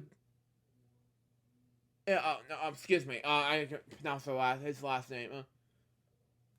I can't pronounce his name. It was Tin Man, but he was sick, and he was from the Berry Hillbillies. Anyway, there's a lot of stage actors like Ray Bolger who I have seen Heaven So Bad, Jack Haley, Burt Lahr, Julie Garland, many others. Anyway, the crowd loved her. Wow. But while Pepper Ann was gay and affectionate to the crowd, she was losing the respect of her teammates. And the fact it wasn't lost to Trinket. Wow. One question weighs on everyone's mind. Trinket announced the sellout crowd was the artist's finally game before the championship. Is she still same down breath team player that she was used to be? or is success spoiled Pepper Ann? I don't know, Tricket, you tell me. Anyway, success is definitely spoiled Pepper Ann, and he, as her friend, Nikki would know she have her help her, exactly. By bringing Pepper Ann down to the earth was too big for a job for Nikki to take on alone. She needed Miles' help, but so Pepper and two best friends had two only friends. They had their only friends. Her only two best friends, excuse me. Okay, anyway.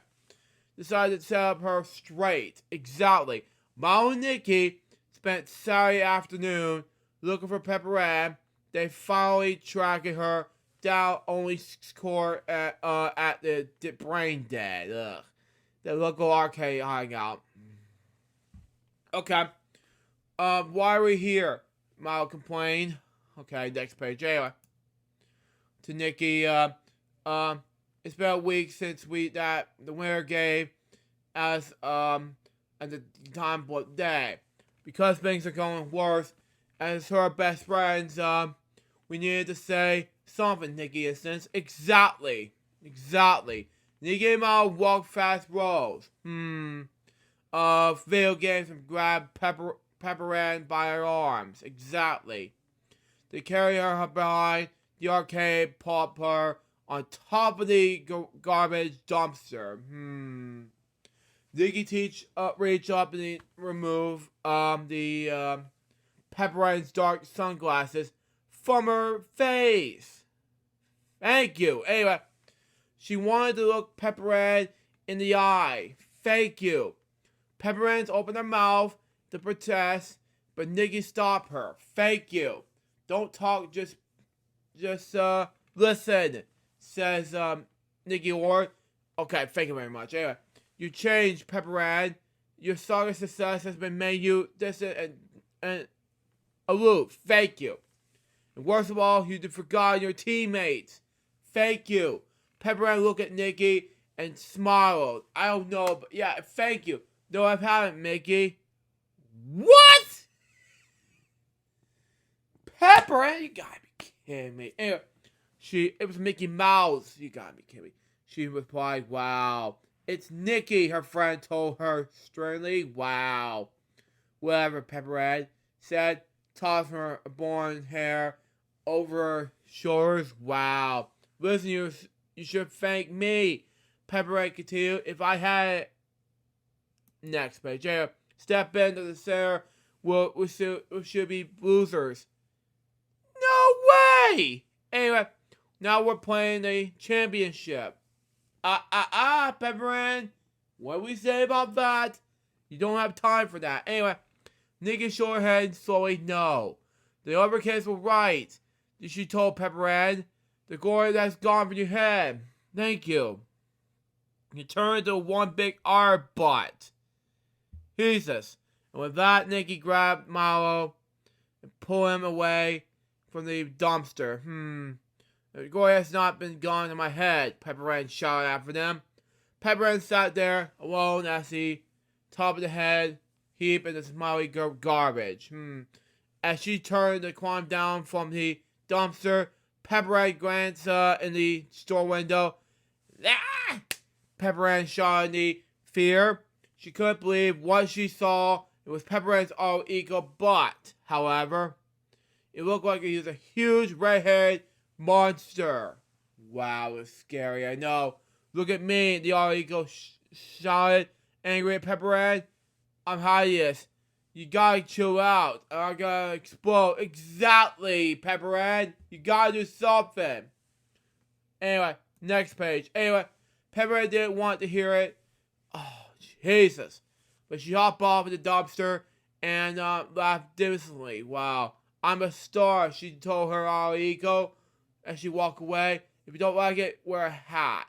No way! Don't do it. Anyway, chapter 5.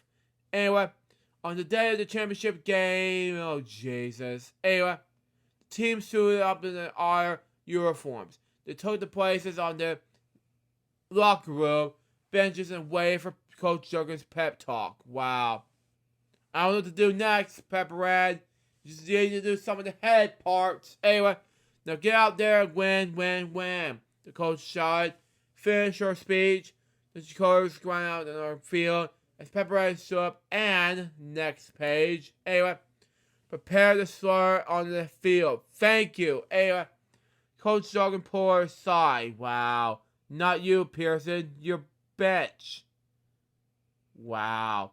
Pepper Ann was so surprised, she took off her sunglasses. Bench? Wow. She shouted, I can't be bench. Why not? Coach Bogan asked her. You never saw up for practice. You're sorry, you're selfish, and you're late. Oh, man, hold on. Oh. Be right back. I'm back, folks. Morgan's calling me on the phone. And, Roger Smo, I'm so sorry. My mom is telling me if my brother's going to call me or not. But anyway, back to the bedtime story episode where I left off. Anyway. Okay, moving on. You never show up your practices. You're surly, you're selfish, and you're late. Wow, late. Wow. It looks like somebody has forgotten that it's no I'm team. Well, gee, no wonder it's gonna be bothered. Anyway, Pepper Ann was angry. Why? Anyway, after what she had done all season with the society team, what the coach was pulling her now. Jesus. But that was a mean team. Pepper Ann sputtered definitely. Wow, Pepper Ann. Coach Duggan wasn't going to accept that. Sorry, Pepper. That's not her name. Excuse me. I'm going to with a real team player. No way. Anyway, just then Nikki ran back in the locker room. Pepper Ann gasped. Nikki was wearing Pepper Ann's number. Number 1. That is not a good idea. 2. Boring. You know, it's just not happening, you know? I don't care anymore. I love the show, but you think it's not... I don't know what to say here. I'll talk more about that in Pepper Ann jokes, but that's me, of course. Anyway, Nikki, Pepper Ann asked in disbelief that she's never been lacing her own cleats. Exactly. Don't you worry, Missy, Coach Duggan replied. We'll be just fine. But the others were not fine without Pepper Ann. Exactly. In fact, by halftime, they were losing big time. Wow. Next page. Anyway, in the real bloodbath out there, it's a real bloodbath out there. Without Pearson, these others are easy prey with the title-hungry pie nut possums. Triggered this squared. Now, it's all the coach's fault. You have to do something. Anyway, ooh, I've just grossed myself out. She had with the shiver. Yeah, I have to agree. Yeah. Pepper Ann sat on the bench and grasped a bucket of water. Her all ego stared up back at her. The head was so big it couldn't fit in the bucket. What are you doing? The all ego asked Pepper Ann. This is me waiting for the apology. Pepper Ann responded. Pepper Ann's all ego laughed. Hello, wake up and smell the upper inch. Coach Duggan was the one who deserved an apology. Exactly. Anyway, Pepper Ann looked away. Why don't you just leave me alone? She muttered. Oh, Jesus. Okay, the all ego agreed. But remember this. You can't escape the truth. Every time you prep at the mirror, I'll be there. Every time you sign a glossy photo, I'll be there. Exactly. Every time you watch a highlight trend reel, I'll be there. Wow. Pepper Ann looked at her all ego that the head was getting larger and larger. It was blubbering and smothering. Wow. Next page. Anyway. Wow. Pepper Ann had created a big-headed, wow, like a modular monster And then that monster was herself. Jesus. There was only one thing that she could do. Pepper Ann apologized to Coach Dawson for acting like a jerk. Wow. Coach Dawson smiled warmly. Apology accepted. She said, I just wish there was some way I could make it up to the team, Pepper Ann said. You can get up there and save our bacon, Coach Duggan told her. Wow, okay, it makes more sense. Anyway. But Pepper Ann shook her head. I just robbed Nikki. Can't rob Nikki out of her moment. In the sun, she said. Exactly. Just then, Pepper Ann heard a howl that followed that loud moan. She looked over the field. A possum player had just call it with Nikki. And Nikki lay in the crumpled, growling mess in the ground. Exactly. Pepper Ann raced out into the field. She didn't wave to the crowd or show off in any way. Instead, she helped her friend over the bench to rest. Exactly. Wait, Pearson's talking to the field. Trinket called out excitedly. Exactly! Pepper Ann tried to ignore the dirty looks she received from her own teammates as she took her place at center. The other artist was looking a little peeved, and that this Pearson seems different. She changed, Trinket told the crowd. Pepper Ann really had changed. Instead of keeping all the ball in herself, Pepper Ann's gladly passing the ball to her teammates. Exactly. The artists were a team again, as a team where they managed to score goal after goal, while keeping the Possums from scoring everything. And then this game is more exciting than my fall wardrobe. Trigger excitedly told the crowd Pepper Ann has brought the team back to the certain death, the tie with the Possums 9-9. Wow. In just that moment, Pepper Ann stole the ball from the Possum center player. Wow. She kicked the ball down in the field. Pepper Ann looked up towards the clock. There was only seconds left to get to play. Pepper Ann raced towards the goal, and she noticed Tess and Vanessa. The next page. Anyway, twins were completely open. But the Pepper Ann herself, however, was in the perfect position to make the winning goal. What should she do? Pepper Ann getting her teeth, and making a final kick. And here comes the last chapter of the book. The ball scored down the field, across the Possums' goal cage, and towards Tessa and Vanessa. And Vanessa, I can't pronounce it, the C word. But anyway, called her and foot and kick, sent her shoe flying in the air while the soccer ball sat motionless in her feet. Toot, the final whistle blew. The next page anyway. Game was over. Wow. Pepper Ann looked up and the scoreboard.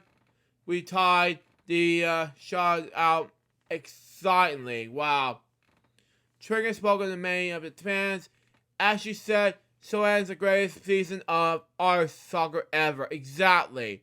Not with a bang, but with the air. Wow. Trigger looked up at this blankness blue, perfectly measured nails. Sure, some of us are disappointed, but with most remember one thing. By 1,000 games instead of playing, I've followed by an entire PE requirement without breathtaking and single nail. Exactly. So Trigger was happy and the team was happy. But it was Pepper Ann who was the happiest of all. Exactly. She would discover that she was a phenomenal soccer player, but more importantly, last page of the book, by the way, Pepper Ann had learned to become a team player.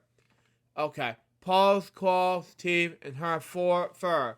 We all part of the auteur. Pepper Ann led the team to cheer and say, "Hey, back to the locker room." And this time, Pepper Ann really meant it. And so that ends Pepper Ann Soccer Sensation. Now, I'm going to read one last thing here, and I'm done with this thing. But anyway, Losers Bowl, wow. Pepper Ann Soccer Team, the honors is on the 14-year-old 14 years. Excuse me, smoke. Anyway, losing streak. Sully, however, Pepper Ann is making all the right moves, and she can't do nothing wrong. Exactly. The Artist's losing streak is over. Oh man, when Pepper Ann's stardom goes into her head, her team's mates decide to losing streak was more fun. I don't know about this. Pepper Ann finally realized that no single player is in the team. So that was Pepper Ann's soccer sensation. What do I think about this book? It was absolutely fantastic. You know what? I think it was an amazing book to read. So far, this book was an accessible book to read to the audience. You know, to be fair, folks, when I was a kid watching on 2 Disney growing up, Pepper Ann was my childhood, especially the Weekenders, Lloyd in Space, and all of these things. So I'm gonna just go ahead and just say, why the hell not? Excuse my language, but why the hell not? I'm just gonna go ahead and just say, Pepper Ann's my childhood growing up. It's gonna be the best idea ever. You know, that's me, of course. It's just be it that way. You know, as I said earlier in the episode, I said Bedtime Stories episode 48. Oh, best friend, you gotta love it. Which I got a Dollar General, by the way. But this is me, of course. And that was the Bedtime Stories episode number 162. Hope you enjoy it. Stay tuned for the next one. Which is gonna be Bedtime Stories. I'm hoping for real this time it's gonna be the ABCs of Metallica. Now, excuse me, I gotta get some sleep and get ready for MobileCon, folks. Until next time, Sweet Jones and Bob, peace out, baby. Get more bedtime, excuse me. Get more bedtime story episodes, guys, pretty soon. Till I just say out. See ya.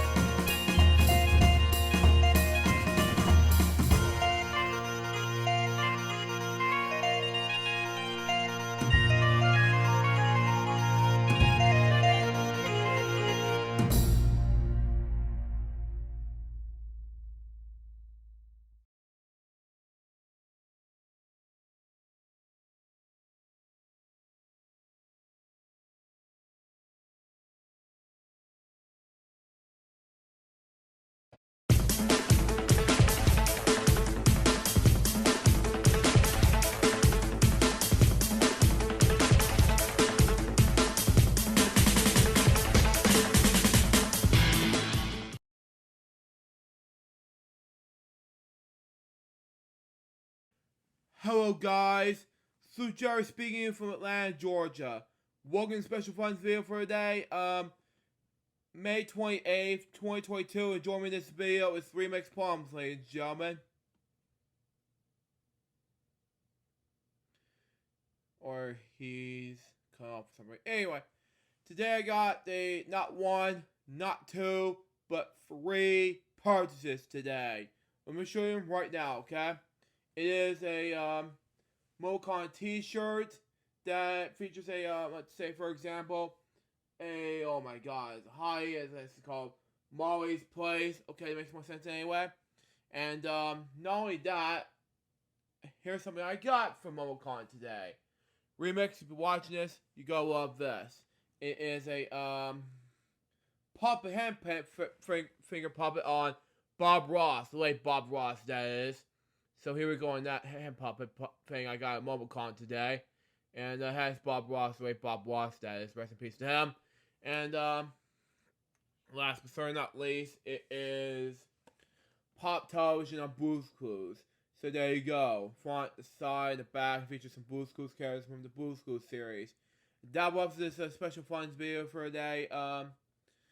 May 28th, 2022. Hope you enjoy it. Stay tuned for the next one. It's gonna be, let's just say, Crazy Munch's Web Show episode number 64. Until next time, this is Joseph Bob, piece of paper. You can move this next episode. Till then, just out. See ya.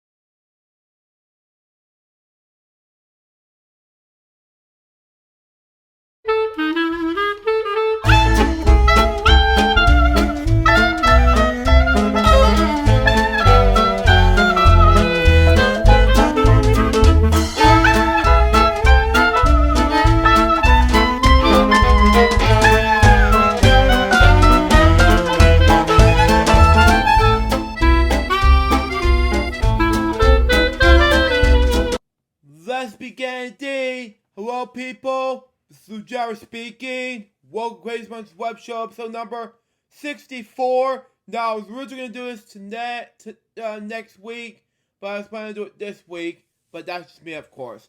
Now, MomoCon is finally over for me, but I decided to do it. I figured I was excited to get back in the swing of things.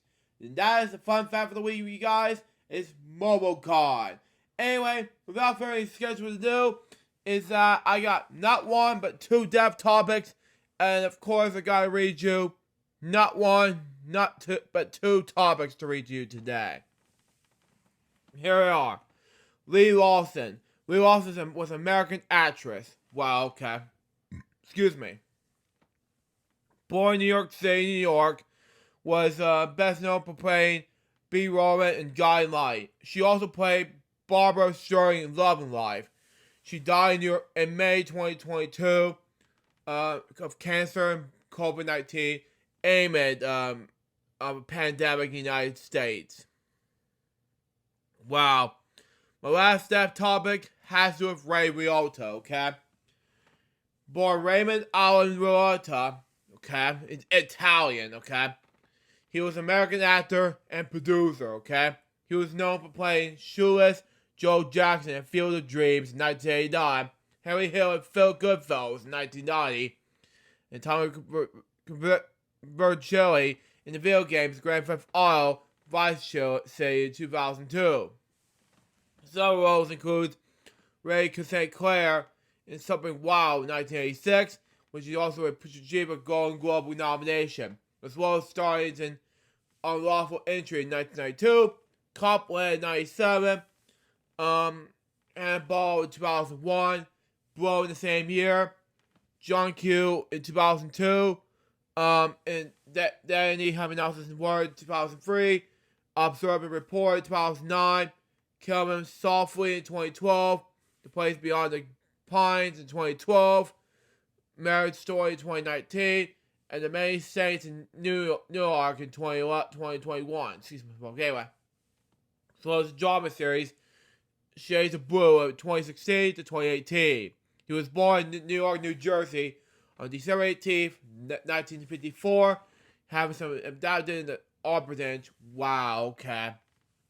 He was adopted at the age of 6 months of township clerk, Major Edger, an all-part store, and owner Alfred Liotta. Wow. After the son of Italian immigrants, wow, was a personal director, president of local department party clubs, okay? His adopted parents had even unsuccessful ran for the local political office.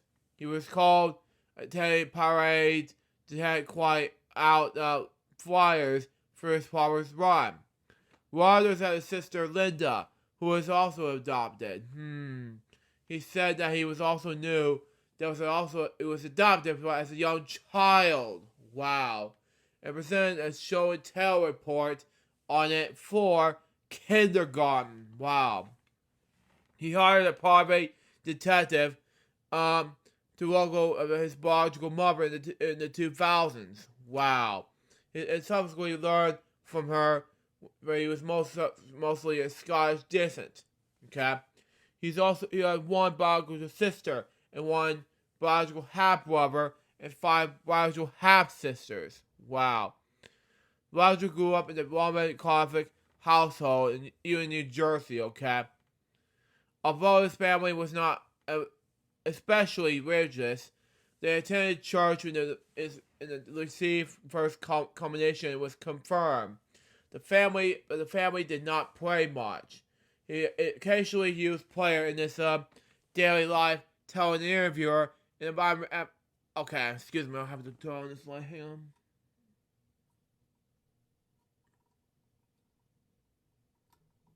I can't see a thing.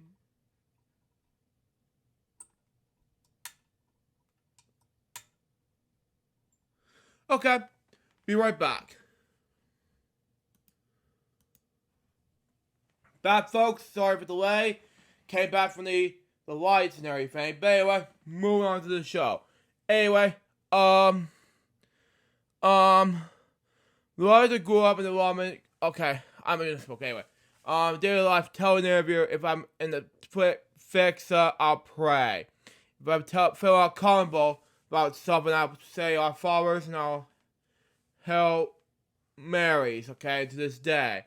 In 1973, he graduated from Union High School. It was later renamed the Union High School's Hall of Fame. Wow, okay. Glorious then attended the University of Miami, where he was studied acting and graduated from the Bachelor's of Fine Arts in 1978.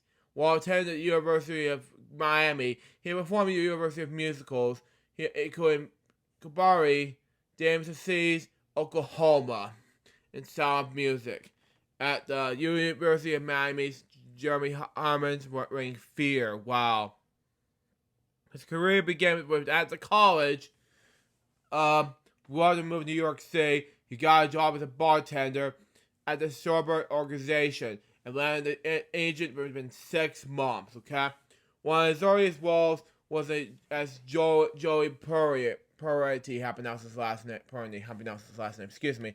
At the soap opera Another World. Okay, on which he appeared from 1978 to from 1981. Okay, he left the show and moved to Los Angeles and made his film debut in 1983's The Lonely Lady.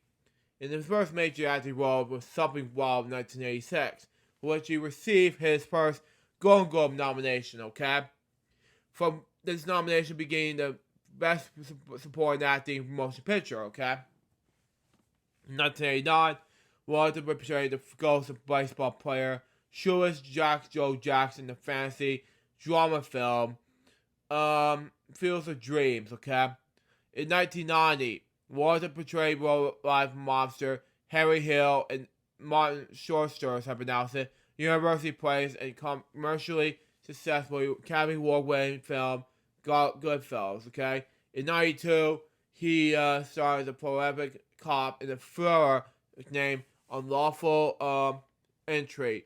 He appeared in the leading role in the science fiction action film No Escape. And in '95, he starred in the sci-fi thriller Unforgettable.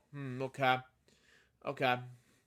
He earned critical praise in his return in James Mangold's 1997 film Copland. Okay, and received critical praise '98 in his performance in the commercial Cameron Phoenix. Okay, in adoption of his film roles. I'm gonna scroll up some more. Anyway. Walter played trade singer Frank Sinatra in 1998 TV movie The Rat Pack, anyway, which received a Screen Actors Gold, okay, and the Academy Award nomination.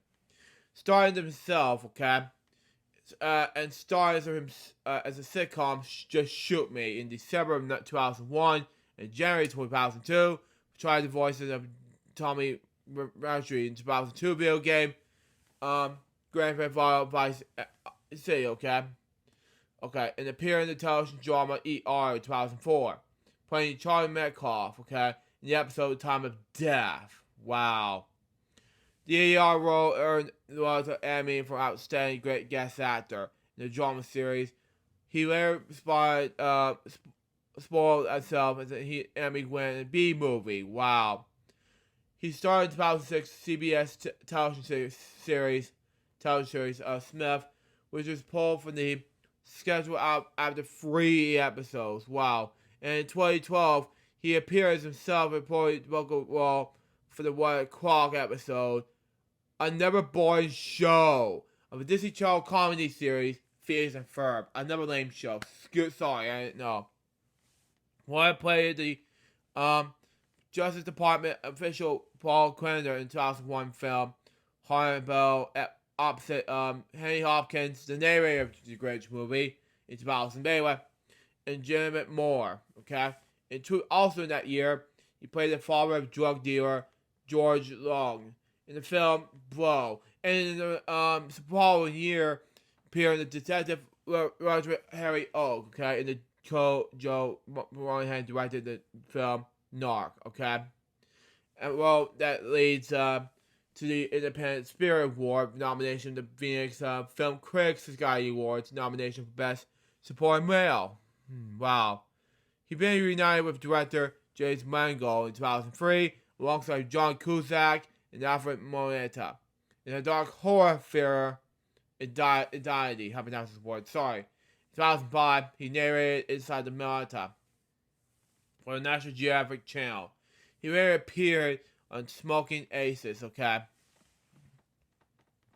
Reunited with Narc director Carnahan, in which he portrayed an FBI agent named Donald Corners, have announced in one of his 3 roles. He also appeared with John Travolta in the movie Wall Hogs, in Battle of Seattle as city's major. In the 2008 stars Hero Wanted, a detective alongside Cuba Jr. Kind of reminds me of the movie Snow Dog's Home in the Range movie. But anyway, in 2000, same year, he made a guest appearance in the episode SpongeBob SquarePants, Whatever Happened to SpongeBob. Okay. In that episode, he voiced the leader of the gang called the Bubble Popping Boys. Okay. Who tried to kill a manic SpongeBob, voiced by Tom Kenny. He also appears as a crossing over co-starring, if you watch his dad, Harrison Ford. Okay. He also played Detective Harrison in the 2009 Joey Hill comedy, Observant Report, as Soph Rogen's anonymous for the local police. In 2011, excuse me, he starred in Son of No One, okay? Opposite Kay Turner, and for the first time in his career with Al Pacino, okay? 2004, he made his Broadway debut opposite Frank Virginia, I pronounced it, in the star Stephen Barber play Match, okay? That same year, he appeared in advertisement in the UK. The ads were eventually pulled from Ofcom, okay? There's an advertising code, for applying for stronger alcohol is better. Wow. In the 2010s, we're to appear on Date Night, okay? With Steve Carell and in Charlie St. Cloud with Zac Efron, High School Musical thingy. Anyway, the independent drama Snowman and River Sorrow with stars Rosetta and Detective alongside Kristen Starr and Ving Rhames. He starred alongside Brad Pitt and James Volley, I pronounced it, in 2012. Andrew Dominic can film Killing Them Softly, excuse me. And in 2013, Andrew Vaughn film Ace the Iceman, features Wally as a character of Roy D. Mio. He has a supporting role of Muppets Most Wanted in 2014, and that same year, he played a feature in the faith-based film The Industrial, okay? His other 2014 projects are as follows. Kill the Messenger with Germany Renner, Stretch with Chris Pine, and the David Greer video, okay? He started with the Western miniseries Texas Rising for the History Channel 2015. In 2015-2016, he narrated the AMC docuseries The Matchmaking the Mob. Wow. He starred opposite Jennifer Lopez and Shadow Blue for 2016 to 2018, okay? In 2018, he became a spokesman for Pfizer's Chanex, okay? Advertising campaign. He appeared in the Devil Adversary in the 2019's Noah's film Marriage Story. In 2021, he played twin brothers, Hollywood. I can't pronounce the D word. Sorry. Okay. Maserati and Sally Maserati in the film The Many Saints of Newark. Okay. The actor was cast in Cocaine Bear, a thriller film based on the true story of the animated Black Bear that was asked to do it bag of cocaine in 1985. The movie's due in theaters in 2023. It's directed by actress Elizabeth Banks and traced out the aftermath of Doug Rose cocaine disappearance in a plane crash and being destroyed by a bear. Wow. He married actress and producer Michelle Grace in February 1997 after they met in a baseball game. If you watch this, Davis, for you. Anyway, where her former husband, Mark Grace, was playing for the Chicago Cubs. If you watch this, I don't know what to do next. Anyway, the couple had a daughter, Croston, before divorcing in 2004. In an episode of Jay Leno's Garage, Leno revealed that Nancy and Tina Sinatra, daughters of Frank Sinatra, once sent Rihanna a horse head in the mail. Wow. The joke was responded to the Rihanna Germany that play was late father in a miniseries that was working on, only to see Rihanna play him in the 1998 HBO television series, The Rat Pack, okay? in February 2007, the same month and year that Elkins Club was founded. Anyway, he was charged with driving under the influence after crashing his driving his leg, have now said, into his two parked vehicles in Pacific Palisades. He played no contents. Anyway, okay, whoever that was. Anyway, for his experience in shooting the Western Texas license, wow, okay. Lots of continued horseback riding, and said in September 2014 that was the booth. There was riding horses on the show. I love it now. I never had a hobby, but it was being my new hobby. In 2018, discussing his role alongside Jennifer Lopez, a Cloaked Cop, talking about the FBI and the NBC crime series drama Shades of Blue. Was as a cultural report that belonged to Island Weekly. You wanted to do as many different genres as you can. That's what I have been doing. I've done movies with the Muppets. Exactly, Ray. I did Sinatra.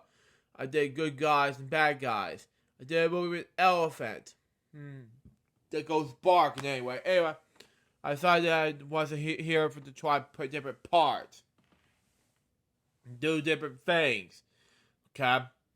That was really all about. That was what a career should be.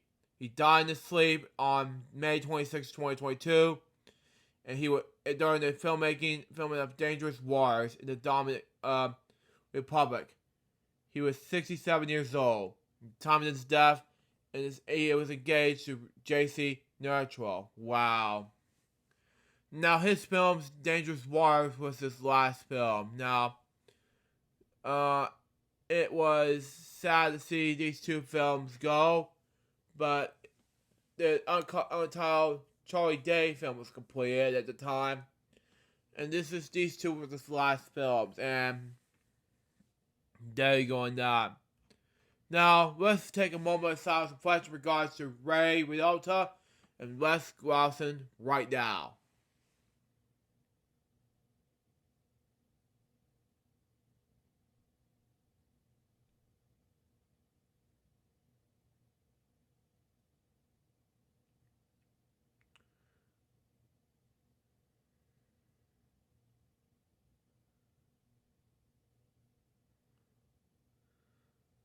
Thank you. Recipes, Lee and Ray. Now, I got two more topics to read, and then I'm done for this episode. The first one is Pete Davidson and Kate McKinnon among those leaving Saturday Night Live, okay? And they are as follows. Kate McKinnon, Andy Bryant, and Kyle Mooney will also sign off the set when sports season 47 comes to a close, which was last week. Now, Peter Davidson's leaving Studio okay? The comedian is supposed to sign off for good for Saturday Night Live on NBC, where he has been stable the past 8 seasons. After joining Lorne Michaels' sketch comedy as one of the youngest ever cast members Kate McKinnon, A. Bryant, and Kyle Mooney will also expect to announce their departure alongside Davidson. Okay? During Saturday Night Live season 47 finale, be hosted by Natasha Lawrence, okay? Russian doll thingy, and featured musical guest Japanese breakfast. The news comes from days after Davidson graced the stage in NBC Universal's upfront presentation to Madison Avenue ads buyers to introduce his new Peacock comedy, Puppets, okay? The series inspires life and executive producer by Michaels and the Saturday Night Live mastermind NBC Universal-based Broadway video, okay? Makes more sense anyway. Reps from NBC and Saturday Night Live did not immediately respond to THR's request to comment. Wow. Saturday Night Live was, as always, cycled through top talent during this long line as many of its breakouts moved to other projects. Exactly. In recent years, however, Michael has shown his increased willingness to allow time away from the sketch comedy for his in-demand stars to do other projects. Exactly. Which many of us, he was also produced. Exactly.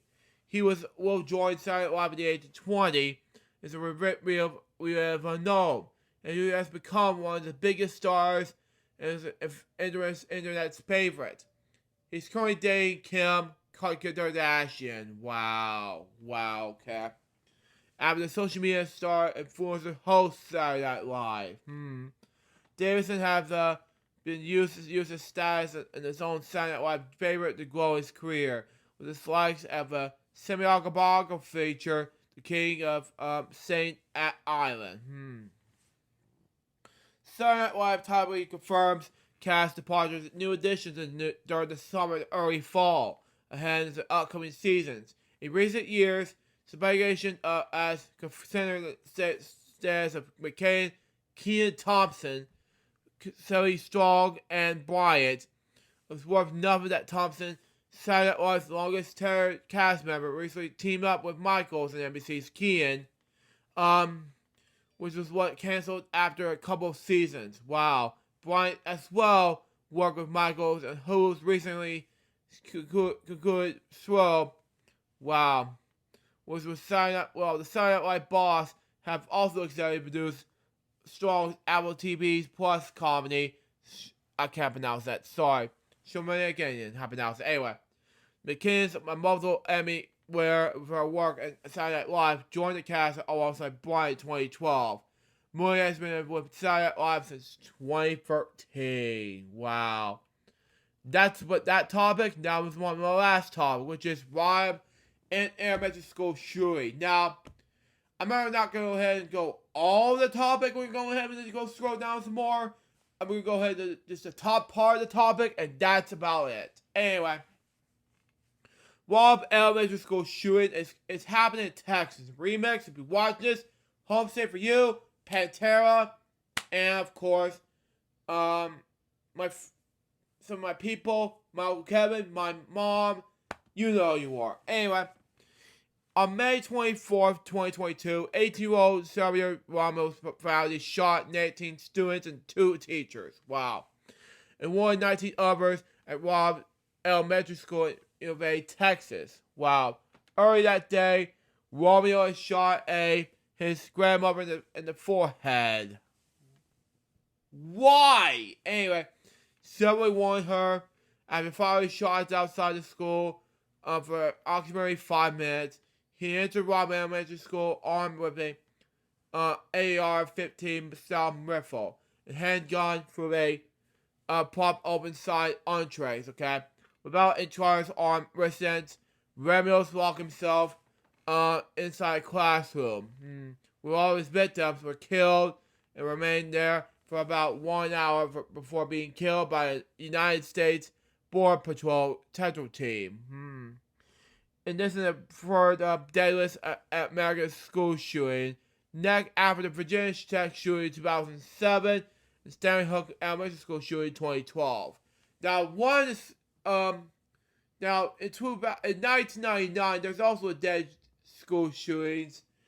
There's a high school shooting in 99 with this Columbine. You know, saddens me, I know. That's just me, of course. In the deadliest ever state in Texas. Wow. Law enforcement officials were criticized for their long delay in the response to the shootings. When police officers arrived at the campus, they wanted the grocery 78 minutes before engaging the suspect. In addition, police controlled for the school grounds during the shooting, resulting in violence conflicts between police and its accommodations were attempted into the school to assist first responders. Wow. Afterwards, local and state officials gave constant reports on the timeline of the police state actions. Wow. In overstated actions police took to stop the shooter. Wow. The Texas Department of Public Safety acknowledged a series of errors, including the decision to delay and resolve shooter's position. Following the shooting, which took place only 10 days after another high-profile mass shooting at the supermarket in Buffalo, New York. Wow. Wow. And I talk about this in FWO, by the way. Why are decisions insert about American gun culture and violence, gun walk and politics, and law enforcement in the United States and isolation. Some visions voted, for a policy to ban such weapons in the country to defend the police. Exactly. Others criticize politicians for the president's role in continuing to enable mass shootings. Coalitions have responded by resuming the implementations of gun control measures. Instead of calling the increasing security measures in schools, such as armed teachers, they also accuse their operants of polarizing the shooting. Exactly. And Remix told me that everyone does. Stop the shootings, please. Thank you. And that's my topic for now. That wraps this episode. Hope you enjoy it. Stay tuned for the next one, which is going to be episode 65. My recaps on MomoCon, and of course, the episodes and everything else. Just wherever I'm not going to say what, but anyway, it's going to be. Till next time, Sue Jarvis, goodbye, peace out, baby. We get more crazy bunch of web show episodes, guys, for soon. Till Edgerton out. See ya.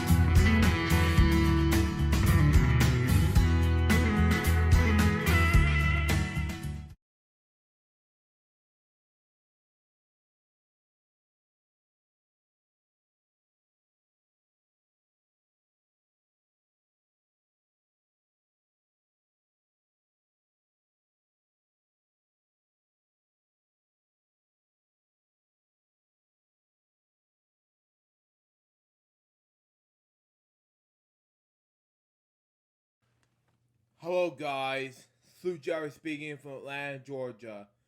Today, welcome to Bedtime Stories, episode number 163, and today I read you the ABCs of Metallica. So let's read it now, shall we?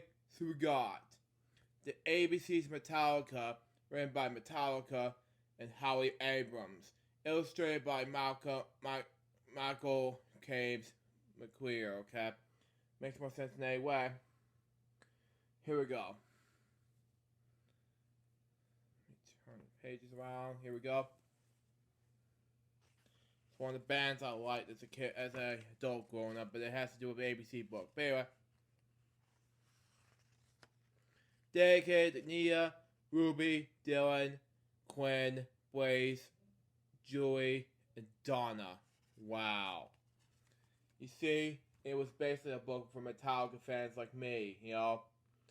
And if you watch this, Alex Paris for you, but that's me, of course. Anyway. Next page. Anyway.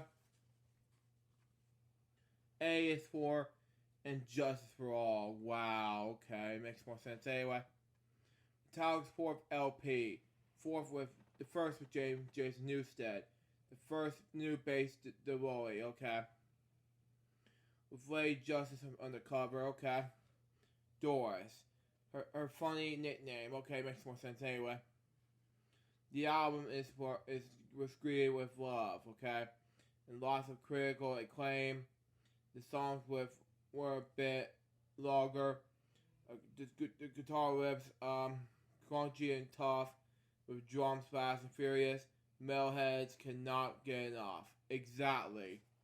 You know, in the left top of the book, you just see the letter A, and all of a sudden you get the album. Wow. It makes sense in any way, so there you go. Next page. Anyway, B is for the Bay Area. Wow, okay. Up north in the Golden State, famous is for the giant bridges, okay? In the corners of the Ashbury Heights, okay? The Bay Area is where James and Lars moved to from down south in LA, and that's where they play with Cliff, and they decided to stay. Wow, in San Francisco, California. If you watch Aunt Judy, it's for you, but that's just me, of course. Next page. Anyway, where's the C page? Anyway, there we go. Rest in peace, Cliff. Anyway, C is for Cliff, the Major Rager. Anyway. They would say, so memorized to watch every time he played, Stress and Demon, from head to toe, often with a Misfits tee, and the wild mane with red hair. Wow, okay. Fly around all the sea. He plays bass like a master. His music was a gift to all. Okay. Among the greatest musicians in history, Cliff Burr will forever stand tall. Like always, I have to agree with that right there. You gotta do something about Cliff Burton, the bass player who passed away at the age of 24. You know, I talk about this in a film called Cliff Burton, the hang bang bass player in 2022. I was originally gonna do that in 2020, but I pushed it back in 2022 to celebrate his 60th, it would have been his 60th birthday. But then I would have to plan on doing that to celebrate. But there you go on that. It was huge. The movie was huge. But overall, it was a successful movie. The day of VA Wikipedia via screen for day is. Basic, excuse me, folks. Anyway, next page. Anyway, D&E. Okay, D is for Damage Incorporated. Wow. Okay. Final song in the album, Free. It's also the name of the tour group did with Ozzy. Group did with okay, it makes more sense. Anyway. Excuse me, folks. Anyway. The lyric speaks of honesty and finding strength within, fighting hard, and what you believe is never forgiven them. E is for Enter Sandman. Wow, okay. A high-powered platinum hit and having trouble sleeping. Exactly. And what you have been causing it. It's heavy metal lullaby, which everyone agrees. Yeah, I have to agree about 100%. Anyway, it's one of the greatest songs ever. Yeah. Because of Virginia Tech Hokies. The Yankees Murray Olivia play it as well. Okay. As you enter to the war of the crowd, there's no better jam as the stadium to go get everyone up and loud. And if you watch this, David, it's for you because you're a fan of the Boston Red Sox. You know, Enter Sandman is not one of them because it's a baseball thing, but that's just me, of course. So there you go on that. I'm sorry to hear the lights, but there you go on that. But this is a huge bang. But we'll go on to the next page, F and G. Anyway, flying for flying, F is for flying fly. Anyway, the coolest shaped guitar. Wow. James and Kirk sometimes play one. The most magnetic acts by far, okay? It sounds always heavy, and it looks great up on stage. Wow. Okay? It's stable in their guitar racks, okay? The 5.5 is all the rage, okay? It makes more sense. Anyway. G's for garage days. Metallica's humblest time at the time. Okay, makes more sense. Anyway. Plans for hours and hours to make sure their act was shine. They started playing their songs by British bands, and American ones certainly. They started even with two of them from Ireland, Sweet Savage and Vin Lizzy. Some of the other groups were Killing Joke, Merciful Fate, and Boggy Indeed. Queen, Boggy Seeger, Anti-Nowhere League, and Nick Cave, and the Bad Seeds. One of these stage hits was Dave Mustaine of Megadeth. So that's from the G page. So sorry to hear Dave on the page. So there you go. You see James and Lars, and Cliff and Dave. That's just basically it. That's what it was.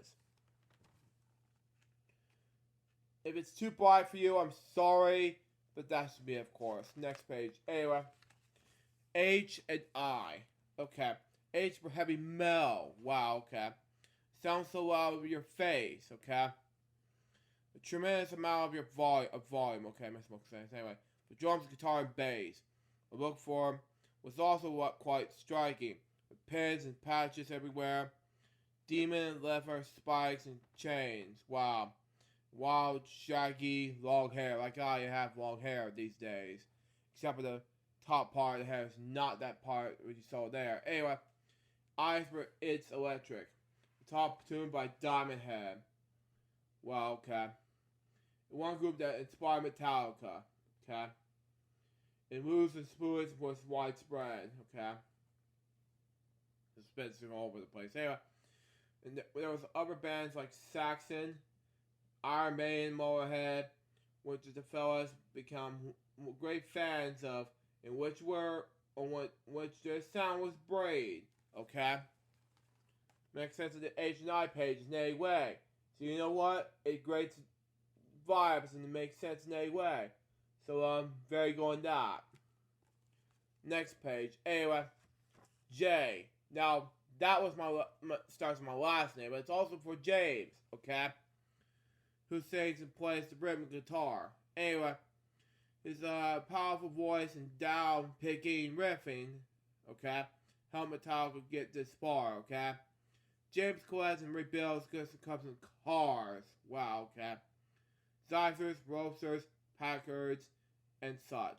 Sometimes he needed repairs to the brakes, engine, and clutch, okay? He loves his metal heavy. Whatever music is machined, the louder, the faster, the better. As long as it's lean and mean. Exactly, James. Even though James Hetfield was a great idea. You know, it's a base that my last name isn't James, I have to agree with that. Even though it's Jim Blair in the facts and my spirit and heart. Everything. Bits like that in my brain. Exactly for that. Next page is the letter K. And it's for Kirk. Anyway. Who spreads the lead guitar. Anyway, Lion Fast, who is my betting solos. Wow, okay. He sometimes uses a whammy bar, okay. Kurt's love catching mass waves, okay. Always he's never boosters, okay. Boosters, excuse me. He always thrilled by scary stuff, wow. Like vampires, wow. Zombies and ghosts, okay. Started a band called Exodus. Wow, okay. Before joining Lars and James in a fill band called Metallica. The music world was never the same. Exactly, Kirk. You know, at the time, yes, Kirk was in by a shark. It's kind of maybe a Jaws difference, and you saw that page. But you know what? It doesn't matter. I saw the history of in VH1 difference, you know. You know, and when you saw that K page, it was shocking me to death, you know. And you know what? Don't matter to me, you know. when you saw these pages like that, you know, things are gonna be better. And when Dave Mustaine it was fired at Megadeth saying, "What? No worry, no second chance," and that's where Kit Kirk would place in the early days. But now he's Dave's doing Megadeth, while Kirk's doing this. Like, wow. I'm a huge fan of these two things, Megadeth and Metallica. I haven't seen Anthrax nor Slayer in my life. Now, Slayer, for one thing, it's just this band. Now, and Anthrax, I don't know yet. They have a new album coming out, but we'll see what happens. Anyway, next page. Anyway, I'm not gonna ramble on so long. Anyway, Elf is also for my name, but it's also for Lars, the drummer, who came to Denmark to play the drums. It's also the heaviest band ever. Wow, okay. Also, we have the three of this California chums. Lars loved to listen to Deep Purple. Wow. And collects all kinds of art. He could be stopped once he set up to help the band get its start. Okay? Let's play faster than the other bands, he said. Like Discharge and GBH do. GBH at the time was WGBH Boston. Now GBH was, yeah, I don't know what to say here. It kind of was a WGBH. Sorry about that. But anyway, it worked and male fans love it. Like me. Metallica was one artist to do something new. Exactly, Lars. Because if you do, maybe you're a great drummer at the side things. So yeah, Lars, you gotta do something about it. Next page. Anyway. Come on, next page. M and N. Anyway, M is for Master of Puppets. Anyway, breakthrough album that was for the guys. Anyway, hard to believe it came out in 1986. It's incredible how time flies. Anyway, for the opening strong of Barry to the end of Damage Incorporated. Excuse my smoke. Anyway, it was a brand new lesson in heaviness that changed its way to metal fans think. I have to agree with that. Anyway, and it's for No After Lever. Metallica's Cordial Demo to cassette. Okay. It was made its way around through the world. Without this help of the internet, which is make more sense in my head, and of course, fans traded the tape with each other by spinning them through the mail. Every metalhead has one. It was blown away without fail. Exactly. And in fact, yes, it was Dave Mustaine who done that thing, and this other bass player named Ronald McGovern at the time, who done the basses before Cliff Burton did. You know, that's just me, of course. It was history for me at the time, so there you go on that. And instead of the G page and Garage Pad days, before it was Metallica, it was called Lever Charm. You know, that's me, of course. Next page. Anyway. Wow. Is he holding a soldier for Toy Story? I don't know. Oh, it's a one. Wow, okay. An epic song from music video featuring And Justice for All, okay? And about a soldier's tale of... I'm not going to say the W word. Sorry. Anyway. The track won the band a Grammy Award. The music video played on MTV, okay? A great display of honesty for all the world to see. Wow. It makes sense in any way. A comment from the soldier from Toy Story. You see holding right there. But anyway. Next page. Anyway. P and Q. Now, P is for, pop. Anyway, created by kids wanting something new, more righteous and unruly, that want their parents listen to. I don't know about that type of punk. I don't know. Punk was high speed and full of mischief, and fans look very weird. Wow, with colorful hair and combat boots, and the look and the sound has preserved. Wow, Q is for Cube Prime, okay? Metallica's management company, okay? Some managers work with one band, and one with 2 or 3. Wow, okay. Management's job is to help the group, exactly. With any decision ahead, but from where the tour and which producers to choose, and to net navigate the behalf of the band. Exactly, Cube Prime. You gotta do something about this. So, yeah. So it's gonna be huge for the P page. Difference would be the devil, and the Q page we need to be sign in. Yes.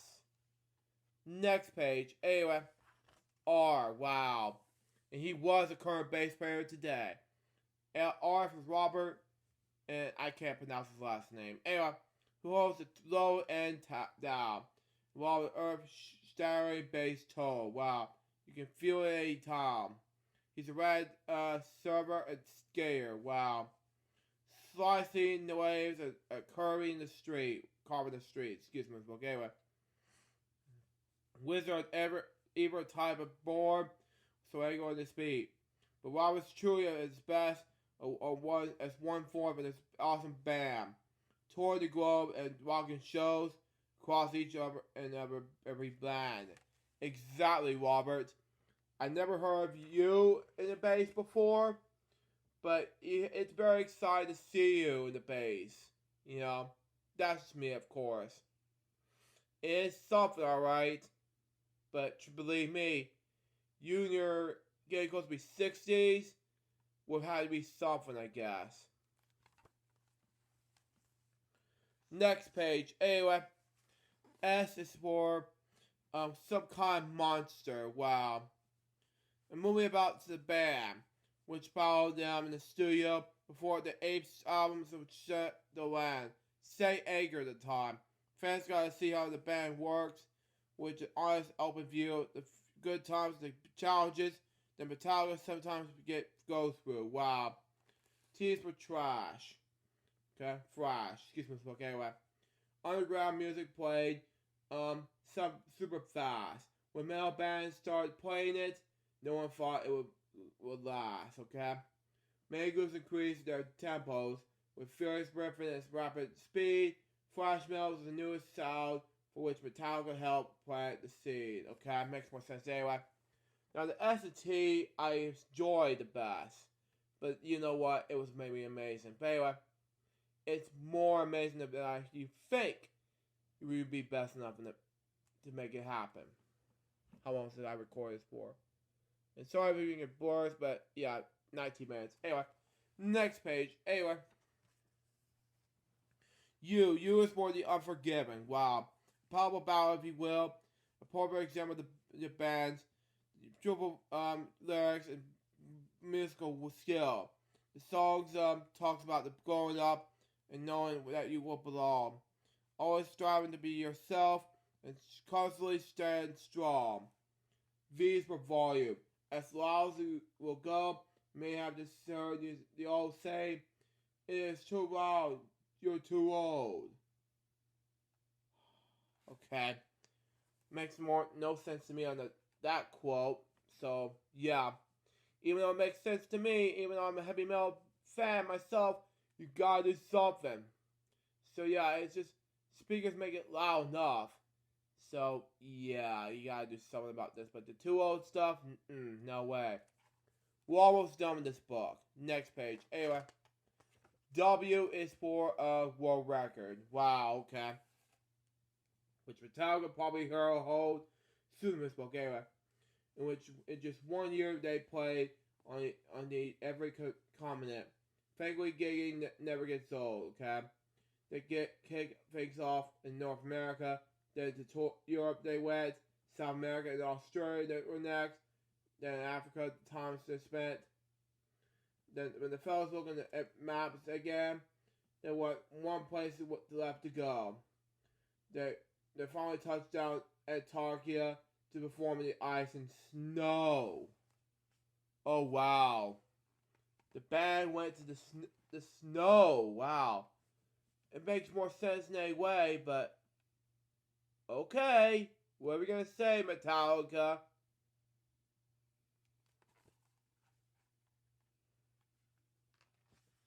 Next page. Anyway, expert X-ray. Would you get when you broke a bone? Wow, okay. You ever got hurt skateboard? You're definitely not alone. James has done this more than once. Okay? And while not in the cast, he could have played guitar for weeks. Exactly. Now skating is his pass. Yeah. Wise for Young Metal Attack. Which was written on the band's first tee. Yeah, that was Jem Barner who did something like that. So anyway, to purchase something like that. They printed something up for the first few shows, and now they're a rarity. The shirt was black and short sleeve, with a logo across the chest, worn like a badge of honor to let people know which band is the best. Exactly. You gotta do something with these X and Y's, you know. We're almost done with the book, like I said. We need to finish this up, but clearly it's gotta do some of it, you know. I felt worried for James, you know. Do something about it, you know, with the broken bone part. You know, I've done it once when I had a broken bone in the arm, you know, when I was at SeaWorld. You know, that's just me, of course. Anyway, last page of the book is a Z. Anyway, Z is for John Marshall Z, who now passed away. Anyway, Zua. Their proper last name, they heard No Life to Deliver and help inject their Metallica fame. They put just the guys in the studio, and their first album was recorded. Metallica's career was underway, and all work was probably ignored. And wow. So you mean I can quit my job now? Says John Missoula. Well, it makes more sense in any way for John, you know. Both John and Marsha passed away, but it's sad for them to see him go. You know, that's just me, of course. And yeah. And that was basically it for this alphabet book, except for one thing. They signed it all up. Wow. All been within my hands foundation. I'm not gonna read the whole thing via this, but wow, okay. It was an amazing book, to be honest. Okay. It was the 2019 book, okay. Makes sense anyway. So that was Metallica, the ABC's Metallica. What do I think about this book? It was amazing. So far, this book went to be a success. And that was the Bedtime Stories, episode number 163. Hope you enjoy it. Stay tuned for the next one. It's going to be Chicka Chicka Boom Boom. I'm not going to wrap this book for this time around. It's like entertaining you guys in this book. This is going to be a children's book. Okay? Till next time, Sue Jerry's and Bob Piece of Baby. We got more bedtime stories, guys, pretty soon. Till then, out. See ya.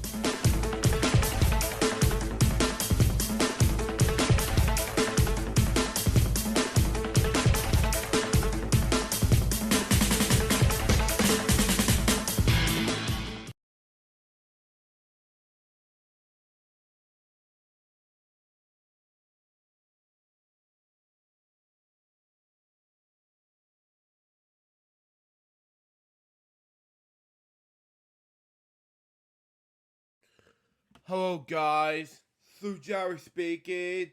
Welcome to episode 1 of Luke Elchman Foes. And today we're looking at some foes from MobileCon from yesterday. Now, the revival of Luke J's Store 95 foes from 2011 through 2017. Now, originally going to do this is episode 5 of Blue Jays 25 Foes, but I decided, nah. I decided to cancel the series and focus on the new revival series called Elsham Foes, and focus on a new series which is coming up on my Appalachian 94 channel called Appalachian 94 Foes, which you'll see a little bit. But right now it's time for my slideshow stuff called, which is going to be about let's say MobileCon foes right now. You see my t-shirt right there? It says MobileCon. Anyway, sorry you can see it blurry, but it has Mobile Plays and MobileCon. But anyway, let's enjoy some foes from yesterday. I'll see you in the next video, which is Elgin Reacts episode number 844. It's gonna be about my reaction video to let's just say Barnes & Buddy's 5th anniversary show. See ya.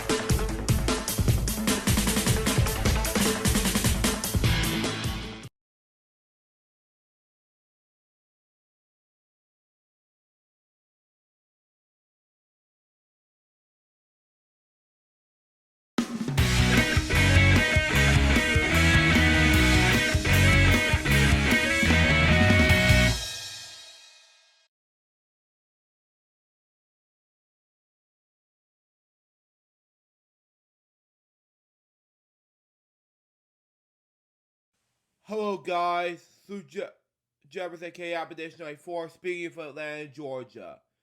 Welcome to Appedition 94's Foes. And today, this is episode 1 we're going to talk about. And today we're going to do show you some foes mobile card from yesterday. Now, in this series I came up with, I was originally going to do a series based on one of my main channels, Lou J's 625 Foes, but I decided, nah.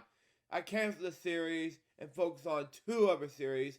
One on my main channel, which you will see in the link description below, which is about Lou J's 625 Foes back in which is coming up, Ocean Foes coming up today.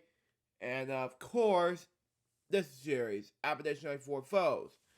But it will be very unique and very exciting for you to enjoy. And I'll see you for the next video. I'm not sure we're going to be a balance yet for the Appedition 94 channel. Either the Appedition 94 series or Appedition 94 versus Money Cards, or my Appedition 94 Live episode 4 on Barrio Live New York City. Kane, if you're watching this, get ready, because I'm about to start dropping your balls off to get ready for it. See ya!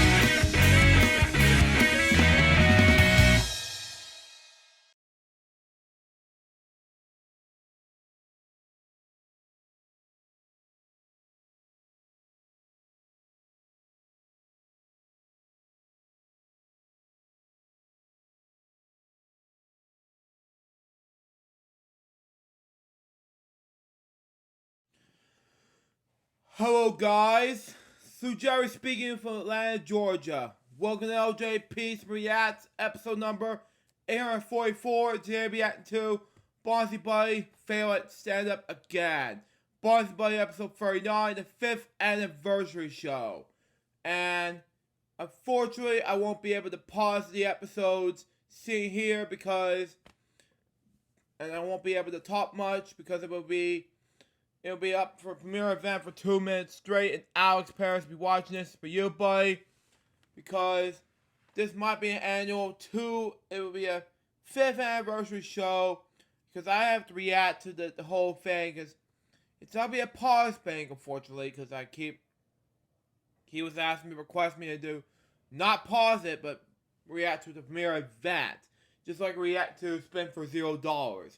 And I kept doing it twice in a row, but why I bother? But anyway, I'm not going to pause it anyway, but that's just me, of course. Anyway, so it's going to take 60 seconds long, and yeah. So, yeah, it's going to take forever, and once it gets done, then I will finish up the reaction right there, and yeah. But while we're waiting, we're going to keep down my iPad volume. Okay, never mind, I was going to not lose the passcode. Anyway, turn down the iPad volume, and then at least watch Premiere Event for you guys. Anyway, and let's keep in the chat and say, hey, how you doing, blah, blah. I'm reacting to this as we speak. How you been doing? Anyway.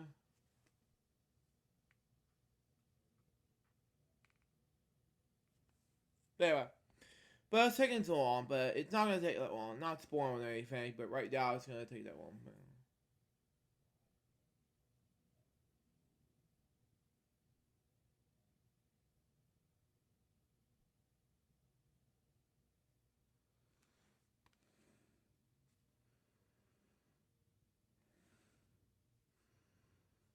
Just a shortly thing. Okay, that's fine.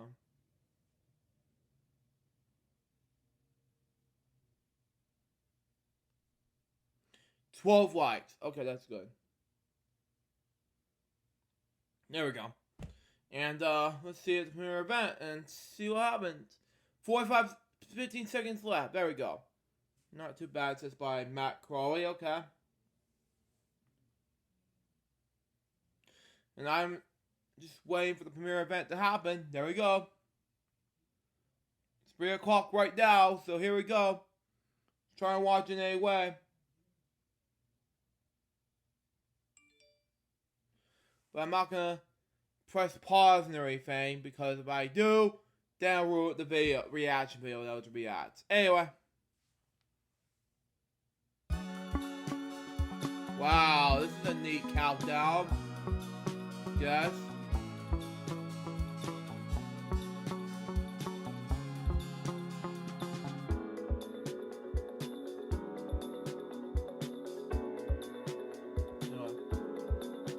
Different than it was last time. Anyway, I'm reacting my reaction videos, so you're gonna see the screen and on the iPad at the same time. But anyway, I'm muting the volume on the iPad just in case you're gonna see the video. But anyway.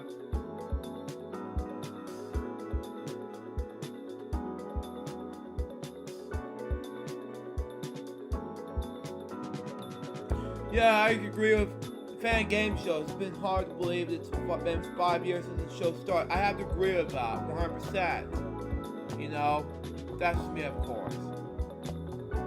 Gotta believe in everything. Anyway. But anyway, it's all gonna happen. But anyway.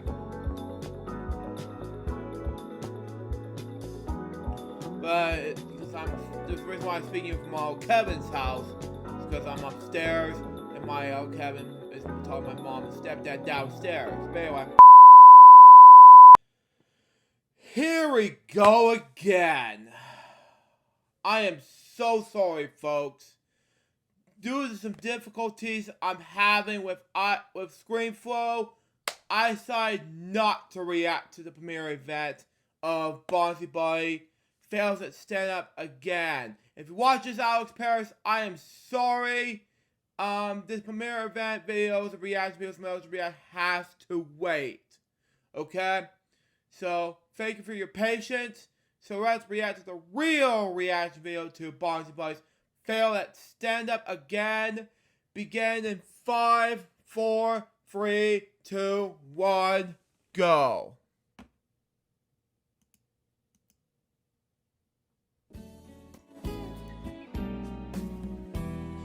Anyway. Okay. 25%. Bonzi Buddy. Bonzi Buddy fails at stand-up again. Starring Bonzi Buddy. Written by Alex Paris. Created by Alex Paris. The city of Modesto. Whoa. It kind of reminds me of Powerpuff Girls difference. Continue on. The seat of Stanislaus County, the home of the Egru Purple Gorilla, Bonzi Buddy. Tonight he will be doing stand-up, Gumdy. Has failed once here before. Will succeed this time. Let's find out as we now turn over to Bonzi. Okay. Good afternoon. As you can see, I am getting prepared for my attempt to do stand-up comedy once again. The last time I tried stand-up comedy, I failed miserably. But this time, I am confident that I will succeed and make everyone laugh. Okay. So let's knock them dead. Ladies and gentlemen of Modesto, California, Bonzi Buddy. Okay. Hello, Modesto. It is great to be here with all of you today. Today I will be giving you all some jokes that I'm sure will make you laugh and fall out of your seat. Okay. So let's get this show on the road. Okay. Why are fish so smart? Because they live in schools. Wow. I knew I shouldn't have used that old childish joke. I'll try something else. What's the difference between a well-dressed man on a unicycle and a poorly dressed man on a bike? A tire. Get it? A tire. Wow. Okay. 3 men were under an umbrella, but none of them got wet. How did they do it? Oh no. Why? It wasn't raining. My god, this purple gorilla sucks monkey ass. Wow. Hey, dipshit. How about you keep your fucking mouth shut or get the hell out of my club? I'd rather die in a hole rather than listen to your childish jokes. I am out of here. Good. Don't ever come back. Man, what is up with these people? I'm trying to make them laugh, and so far, I'm getting nothing but hate and silence. Wow. I know what I can do to make sure they have a good laugh. I'll juggle my coconut balls.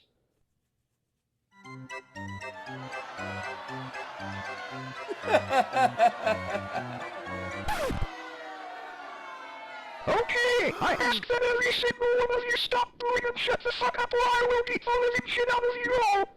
Hey dipshit. What do you want? Have you ever played a game of catch? Yes, I have played catch before. What kind of retarded question is that? Well, catch this.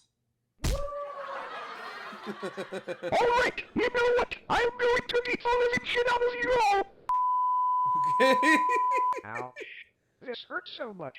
I cannot believe that I failed stand-up once again.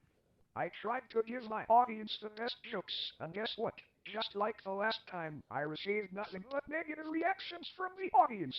And what makes matters worse is that this time, I actually got beaten up by a couple of guys. Why is it every time I try to do something, everything just falls apart?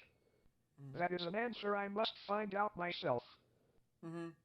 Well, I guess I'm just gonna calm down, relax, and sign off for the rest of the day after what I just went through. I hope you all have a terrific rest of your day, and I will see you all next time. Oh, and before I go, there is one more thing I would like to say. I would like to thank each and every single fan of Bonzi Buddy for supporting me in my vlogging series for 5 amazing years. Yeah, wow. We've been through a lot of the bad times, the ugly times, and the good times, and there will be a lot more adventures coming from yours truly as the time progresses. Without all of your support, me and Alex would never made this series. 5 years ago, what started off as a skit video, which later turned out to be a successful web series created by Alex Terrace. Exactly. We couldn't be more thankful to have fans like you out there supporting the content we create, including my show. So a round of applause to all of you out there. Wow. Bonzi Buddy over the years. Wow. Bonzi Buddy episode 1. Okay.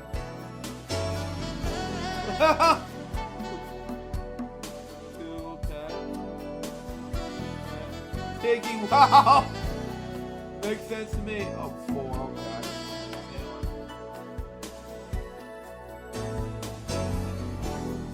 Okay.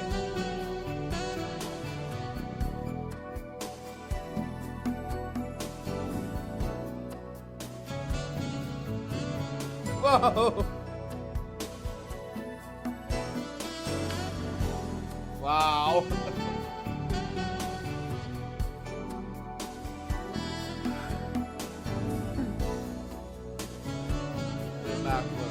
Okay. Oh, Gooey. Wow, I love Gooey. Okay.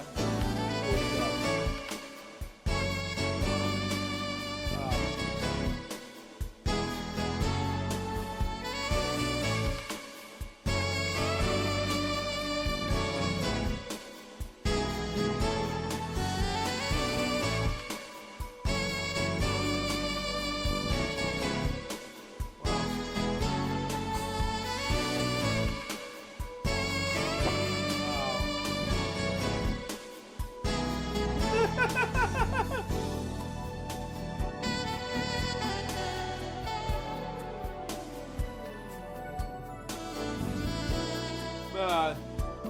Oh man, this is yeah, this is the catchiest tune I've ever seen. One of the, not the funniest episode, but the ooh part, but that's just me, of course. Continue on. Wow. Makes sense in any way.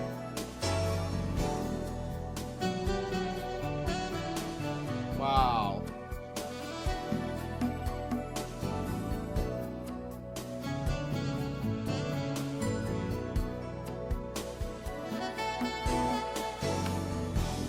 Wow, he won it all.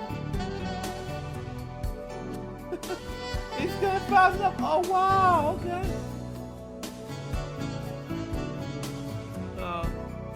Makes sense in any way.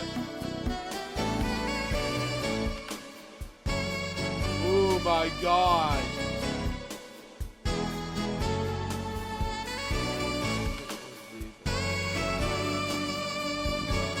My childhood, man!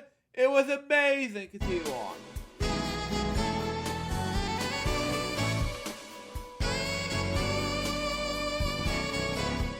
Wow. Wow. Congratulations. Oh my god, 5 years of Bonzi Buddy!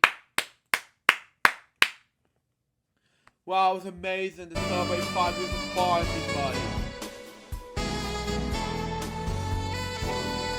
Happy 5 years, Bonzi! Anyway, we are at the 25. We'd like to thank each and every one of you supporting and enjoying the show for the past 5 years.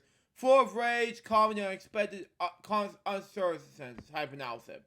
Without you, we would not have been continuing this series past episode 3, exactly. Thank you all for watching. We'll see you for next time in the next episode of Bonzi Buddy. Thank you all for 5 amazing, raging years of Bonzi Buddy, exactly. Alex Paris. Thank you, Alex. Watch this episode right now.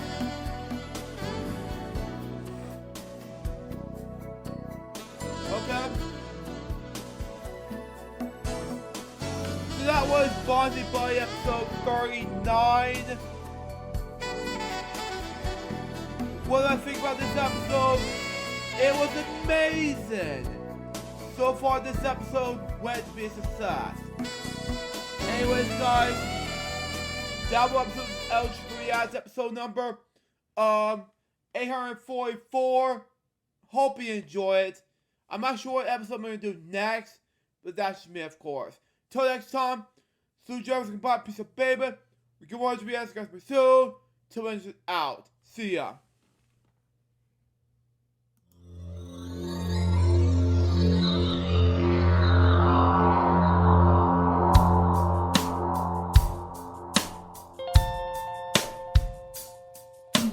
Given unto me this life I'll never take for granted, and given all the time I failed to really understand it, I never sought to meet the maker of reality, the one who gave the life that which is always happening, but I tried all the time.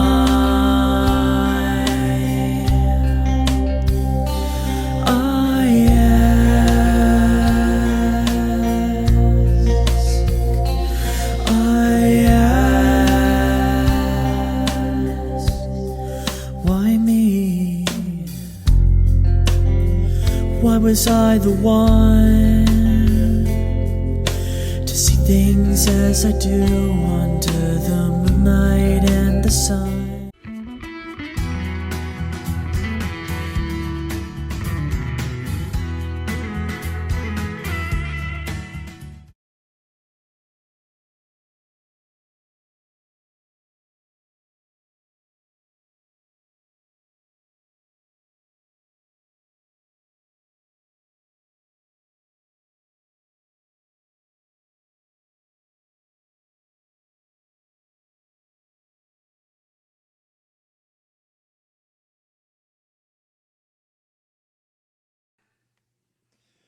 Hello guys, Sue Jerry speaking from Atlanta, Georgia. Welcome to Bedtime Stories, episode number 164. And today we're having some to read you Chicka Chicka Boom Boom. So let's read it now, shall we? So we got. It was by Bill Martin Jr. and Bob and John Andre. I can't pronounce his last name, sorry. Illustrated by Louis Edward, okay? For this book, I'm not going to read the whole entire... I'm not going to do criticism in the entire thing. But anyway, let's move on. A told B and B told C. I'll meet you at the top of the coconut tree. Okay, it makes more sense. Anyway, okay, but a second thought, let me just do some criticism. Okay, makes more sense. Anyway, makes more sense anyway. Chicka Chicka Boom Boom, but that makes sense anyway. Kind of catchy book. Anyway, next page. Anyway, we said D to E and F and G. Anyway, I'll beat you up. Excuse me, anyway, it's gonna pause. Anyway, I'll beat you to the top of the coconut tree. Chicka Chicka Boom Boom. Were there enough room? Here comes H up to the coconut tree. Makes more sense anyway. Even though it's a great book, but okay, good enough, I guess. Next page. Anyway, and I and J and tag along K all the way up to the coconut tree. Chicka Chicka Boom Boom, where enough room. Look who's coming L, M, N, O, and P. Wow, okay. Makes more sense anyway. In any case, it makes more sense for the whole difference. Anyway, next page. Anyway, and Q, R, S, and T, U, and V. Who's gonna hit that coconut tree with some coconuts? The V should hit the T and U. I don't know about this. You all not gonna be able to fit in. Sorry you can hear that, but it's not gonna fit in the book. Anyway, let's see that. Okay, next page. Anyway, still more W, X, Y, and Z. The whole alphabet up there. Oh no. I wonder what's gonna happen if they're gonna fall. See what happens. And sorry here, bro, coming in the text. It's nothing I can do to make this bedtime story episode look different. But that's just me, of course. Next page. Anyway. Chicka chicka boom boom. Wow, okay. If that makes more, and they just got itchy owies. Wow. Get it? Next page. Anyway. Wow. Sit, scat, school, dot. Flip, flop, free. Everyone running to the coconut tree. Mamas and papas. Or uncles and aunts. Anyway. Hop their little dares. Then dust their pants. I wonder what's gonna happen next to these whole entire thing. Don't you think so? I wonder. You know, that's just me, of course. Next page. Anyway. Help me up, cry A and B and C. Okay. It just helps. It's kind of like a fire engine or something. I don't know. Next page. Anyway. Next poem. The power up. Are they okay? Skinny D. And the simple toe E. And the patch up F. And comes G. All the breathe. You know, the F is not okay with the bandages. You know, it just felt horrible. You know, that's just me, of course. It just terrifies me, I know. Next page. Anyway. A just taggle up with I. Oh my god. Anyway. J and K are almost about to cry.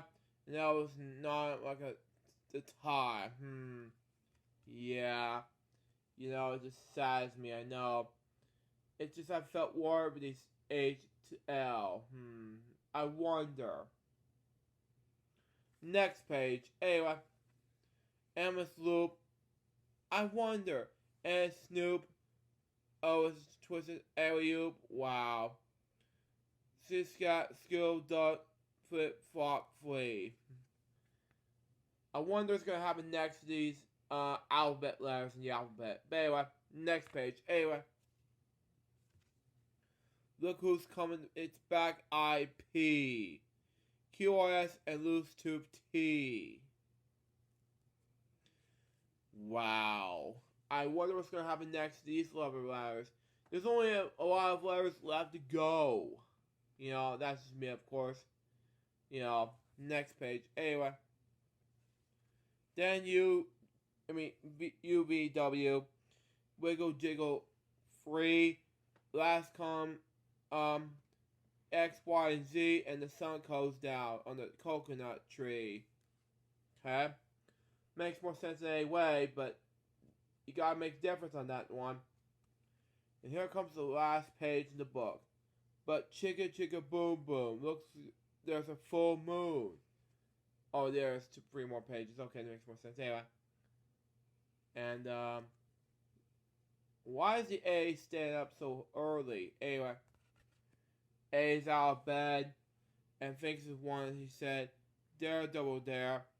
You can't catch me. I'll beat you up on top of the coconut tree. Chicka chicka boom boom." Okay.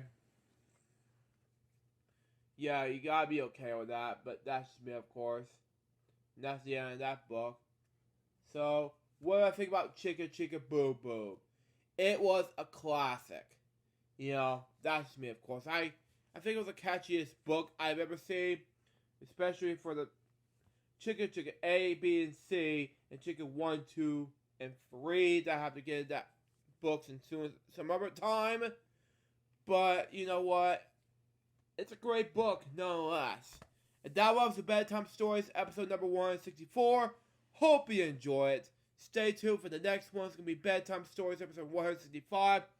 And that will be, of course, a Mother Goose book that we're supposed to read today, but fortunately, that never happened. Now, excuse me, I gotta shut down this computer, and then after I upload this video on YouTube, and then get some sleep and get prepared for more stuff to pack up and leave, get ready to go home, and then afterwards, we're going to finish off part 31 of the Chuchu Cross special. So be looking out for that. Excuse me. Till next time, Sue Jefferson, bye, peace out, baby. We get more videos gonna be soon. Till Jefferson out. See ya.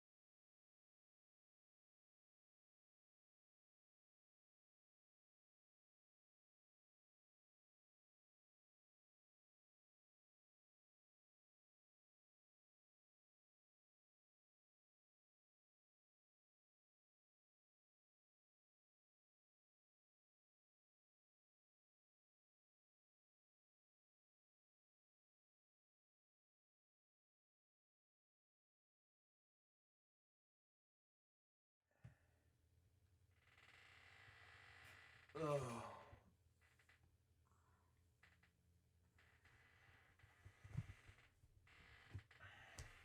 After so long of going to Atlanta, I think it's time to wrap up part 31 of the Chuchu Cross special. So we have June to November left to finish off the Chuchu Cross special, and some parts will be finished off. It's the Florida trips. Well, we'll just see what happens. I'll see you when we get to Florida, or we'll see you when we get to, let's say, not sure what month we're going to do. Finish off the parts of, if we're going to do a trip to Cross special, or the trip to Arlington, Virginia, and Washington DC, or we're going to do Various Kids Are Gone 2, Our Greatest Vacation Adventure. We'll just see what happens. Until then, we'll see you for part 32. If not, we'll just see what happens. See ya!